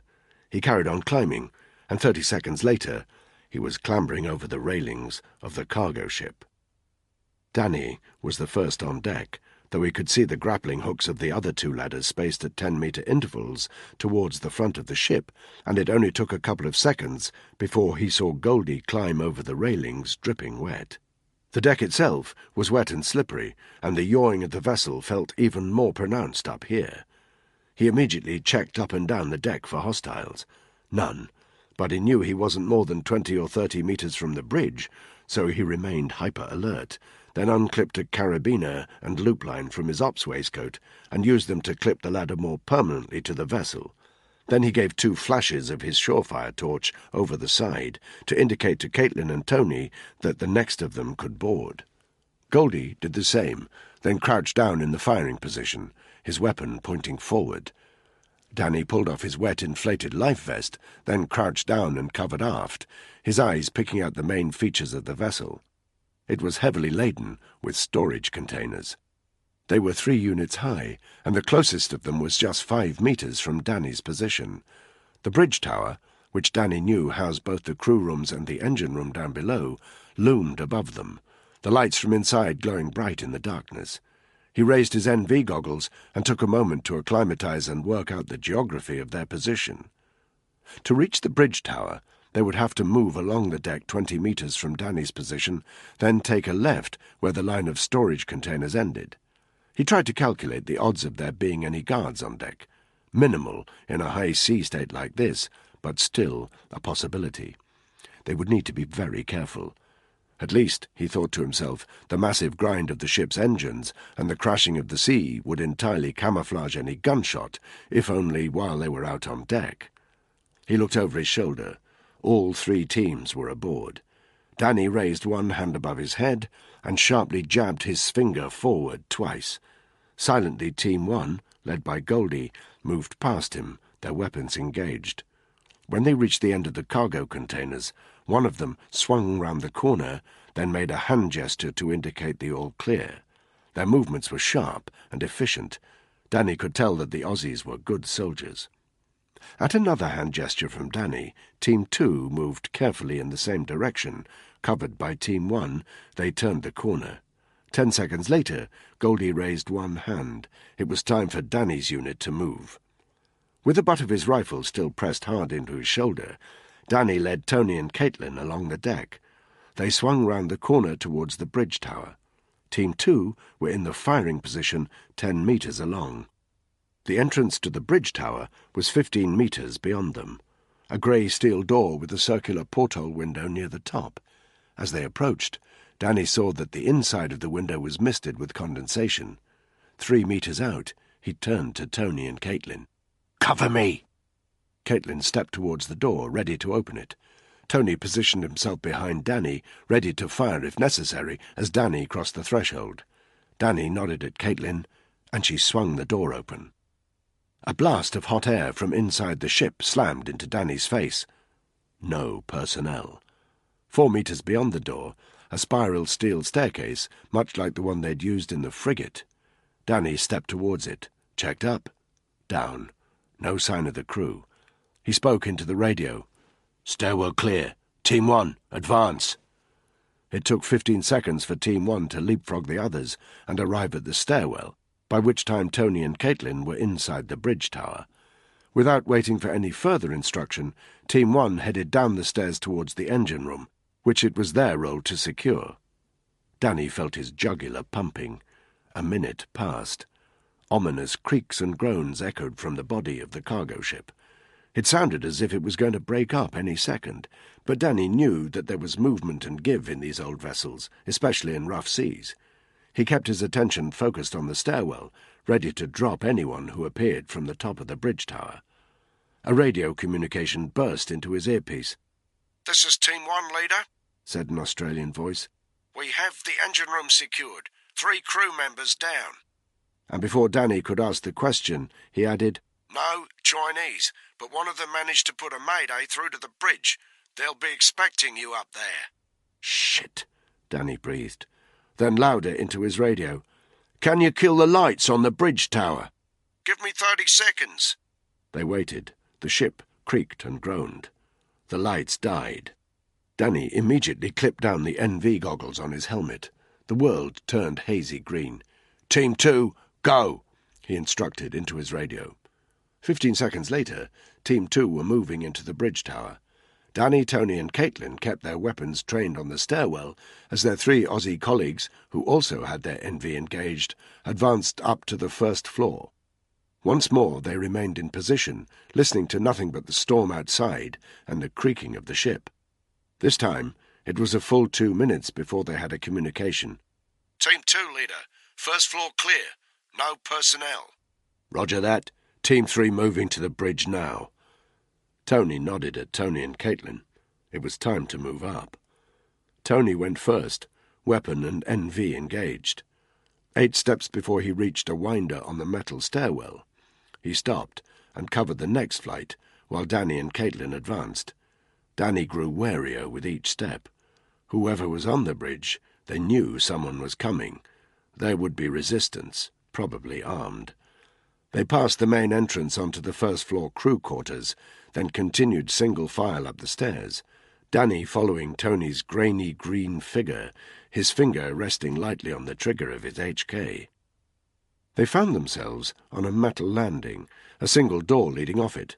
Danny knew from his study of the ship's plans that this was the entrance to the bridge. He could make out rivets in the door, which told him it was made of sturdy steel. If there were shooters behind it, it would act as a shield of sorts. Tony had taken up position by the door, lowered his gun, and removed a flashbang from his ops waistcoat. He squeezed the lever, then pulled the pin. Danny and Caitlin stood 3 meters from the door, covering it with their assault rifles. Danny raised 3 fingers. 2 fingers. 1. Go! Chapter 18. Tony kicked open the door, just a couple of inches. Danny immediately heard 2 sounds. The first was the ocean. Even though they were indoors, the sound of waves was loud. The second was gunshot. There was a burst of fire from the bridge. Danny estimated 4 weapons. There was a tinny sound as the rounds ricocheted off the metal door, immediately followed by a deafening crack as Tony chucked in the flashbang and stood clear as it exploded. Danny closed his eyes momentarily to stop himself being blinded by the flash, but opened them as soon as he heard the noise and started to advance. The grenade had killed the gunfire. Now Danny could hear nothing but panicked shouting. Tony kicked the door open. The doorway framed a picture of chaos. In the green haze of his NV, Danny saw 3 figures, 10 meters from his position at the far side of the bridge, backs up against the window that surrounded it. It was clearly pitch black for them, here in the middle of the ocean with no light to see by. They were staring at different angles across the room, obviously totally disorientated by the blinding flash and deafening crack of the flashbang. They all had weapons, though, pistols, and were waving them around wildly, evidently wanting to fire, but not knowing in which direction to aim. They couldn't see the regiment unit, but the regiment unit could see them. From his brief glance, Danny didn't think any of them were Mr. Chew, but they could start shooting any second, so they needed to be put down in any case. Danny and Caitlin had clear shots.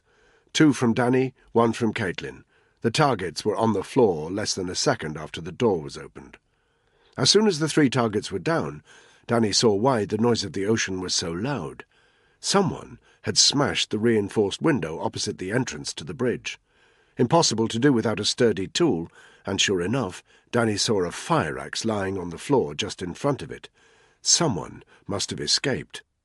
He stepped over the threshold of the bridge. They needed to move fast while any further occupants were still disorientated. A meter into the room, he scanned left, then right. He quickly picked out the one remaining person there, a figure crouching down to his 2 o'clock by a panel of instruments. It wasn't Chew. A single shot from Danny's HK, and he was neutralized. Danny ran to the broken window and looked out. It was a drop of 7 or 8 meters to the deck, doable with a lucky landing. And luck had been on the side of whoever had jumped from the bridge. The aft deck was an open space of about 50 square meters, leading up to a high railing that overlooked the water. Danny could make out shattered glass on the deck, but no sign of anyone. He spoke immediately into his radio. "All units, the bridge is clear. We have personnel on deck, most likely armed. We need a full sweep of the deck, from aft forward. Go!" He turned to Caitlin and slung her the orange portable VHF radio. "Stay here," he said. "Make contact with the ops room. Update them. Tony, with me." Caitlin caught the radio with one hand as Danny and Tony hurried back through the darkness of the bridge tower. Danny tried to tread as lightly as he could so that his feet didn't clatter down the metal staircase. On the ground floor, they pushed through the heavy door and manoeuvred themselves onto the aft deck. The 6 Aussie SF guys were waiting for them there, evenly spaced across the open deck, weapons engaged. A quick examination of the broken glass from the bridge window revealed a puddle of blood. Someone had injured themselves jumping out. As there was no sign of enemy targets here, they needed to check all points on the vessel forward of this position. "We sweep the top deck first," Danny said. "Then we move down. Remember, we need Chew alive. If you see him, hold your fire and apprehend him." Danny ran to the starboard side of the vessel, while Tony stayed port. Since the central part of the vessel's top deck was taken up by storage units, to sweep the ship they would need to move forward in 2 groups, one along the deck on either side. They did this with quiet, clinical efficiency. Danny and his 3 Aussie colleagues moved 4 abreast, the butts of their weapons pressed sharply into their shoulders, safety switches on semi-automatic. Danny's ears roared with the noise of the ship's engines, and with the sea crashing against the hull, but he kept his focus laser-sharp on the deck in front of him, sensitive to any unexpected movement that would give him a split-second's warning of an incoming threat. They moved forward 20 metres. To their left, a 3-metre-wide gap in the storage containers. Danny made a gesture with his left hand, and one of his team headed silently down this corridor. The remaining 3 kept moving forward. Tony's voice. "There's a trail of blood on the deck. Someone came this way." "Keep following it," Danny instructed. Another 20 metres. They were about halfway along the vessel. A second corridor to the left. Another member of the team, Goldie this time, peeled off to secure it. Danny and his remaining colleague moved forward. 20 metres. 30. 40. The ship yawed dramatically as they came to the end of the storage containers. Danny and his Aussie colleague pressed their backs up against the wall formed by the final container. Danny shuffled up to the corner of the storage container and peered round. He took in everything in an instant. The foredeck was more than twice the size of the aft deck. At the far end was a small crane about 20 feet high. On either side of it were fixed steel scaffolds, each one about 10 metres high, and on top of each scaffold, fixed to a ramp slanting down towards the sea, was a bright orange closed lifeboat. And at the foot of the crane, 25 metres from Danny's position, were 2 figures. One was on his knees, the other was behind him, holding a gun to his head. It was almost an action replay of the scene that had played out in front of Danny's eyes on the outskirts of Chikunda, with one difference. The gunman was African, and the guy on his knees was Mr. Chu. Neither the African militant nor Chu had seen Danny. They were screaming at each other in English, clearly their only mutual language. "Put gun down, idiot!" Chu was shouting. "What do you think you're doing? My orders come from Caliph himself." "So do mine. Climb up and get into the lifeboat," shouted the African militant. As he spoke, he happened to look in Danny's direction. Their eyes met. Danny wanted Chu alive. He lined up the sights of his rifle with the broad target of the militant's chest. He prepared to take the shot.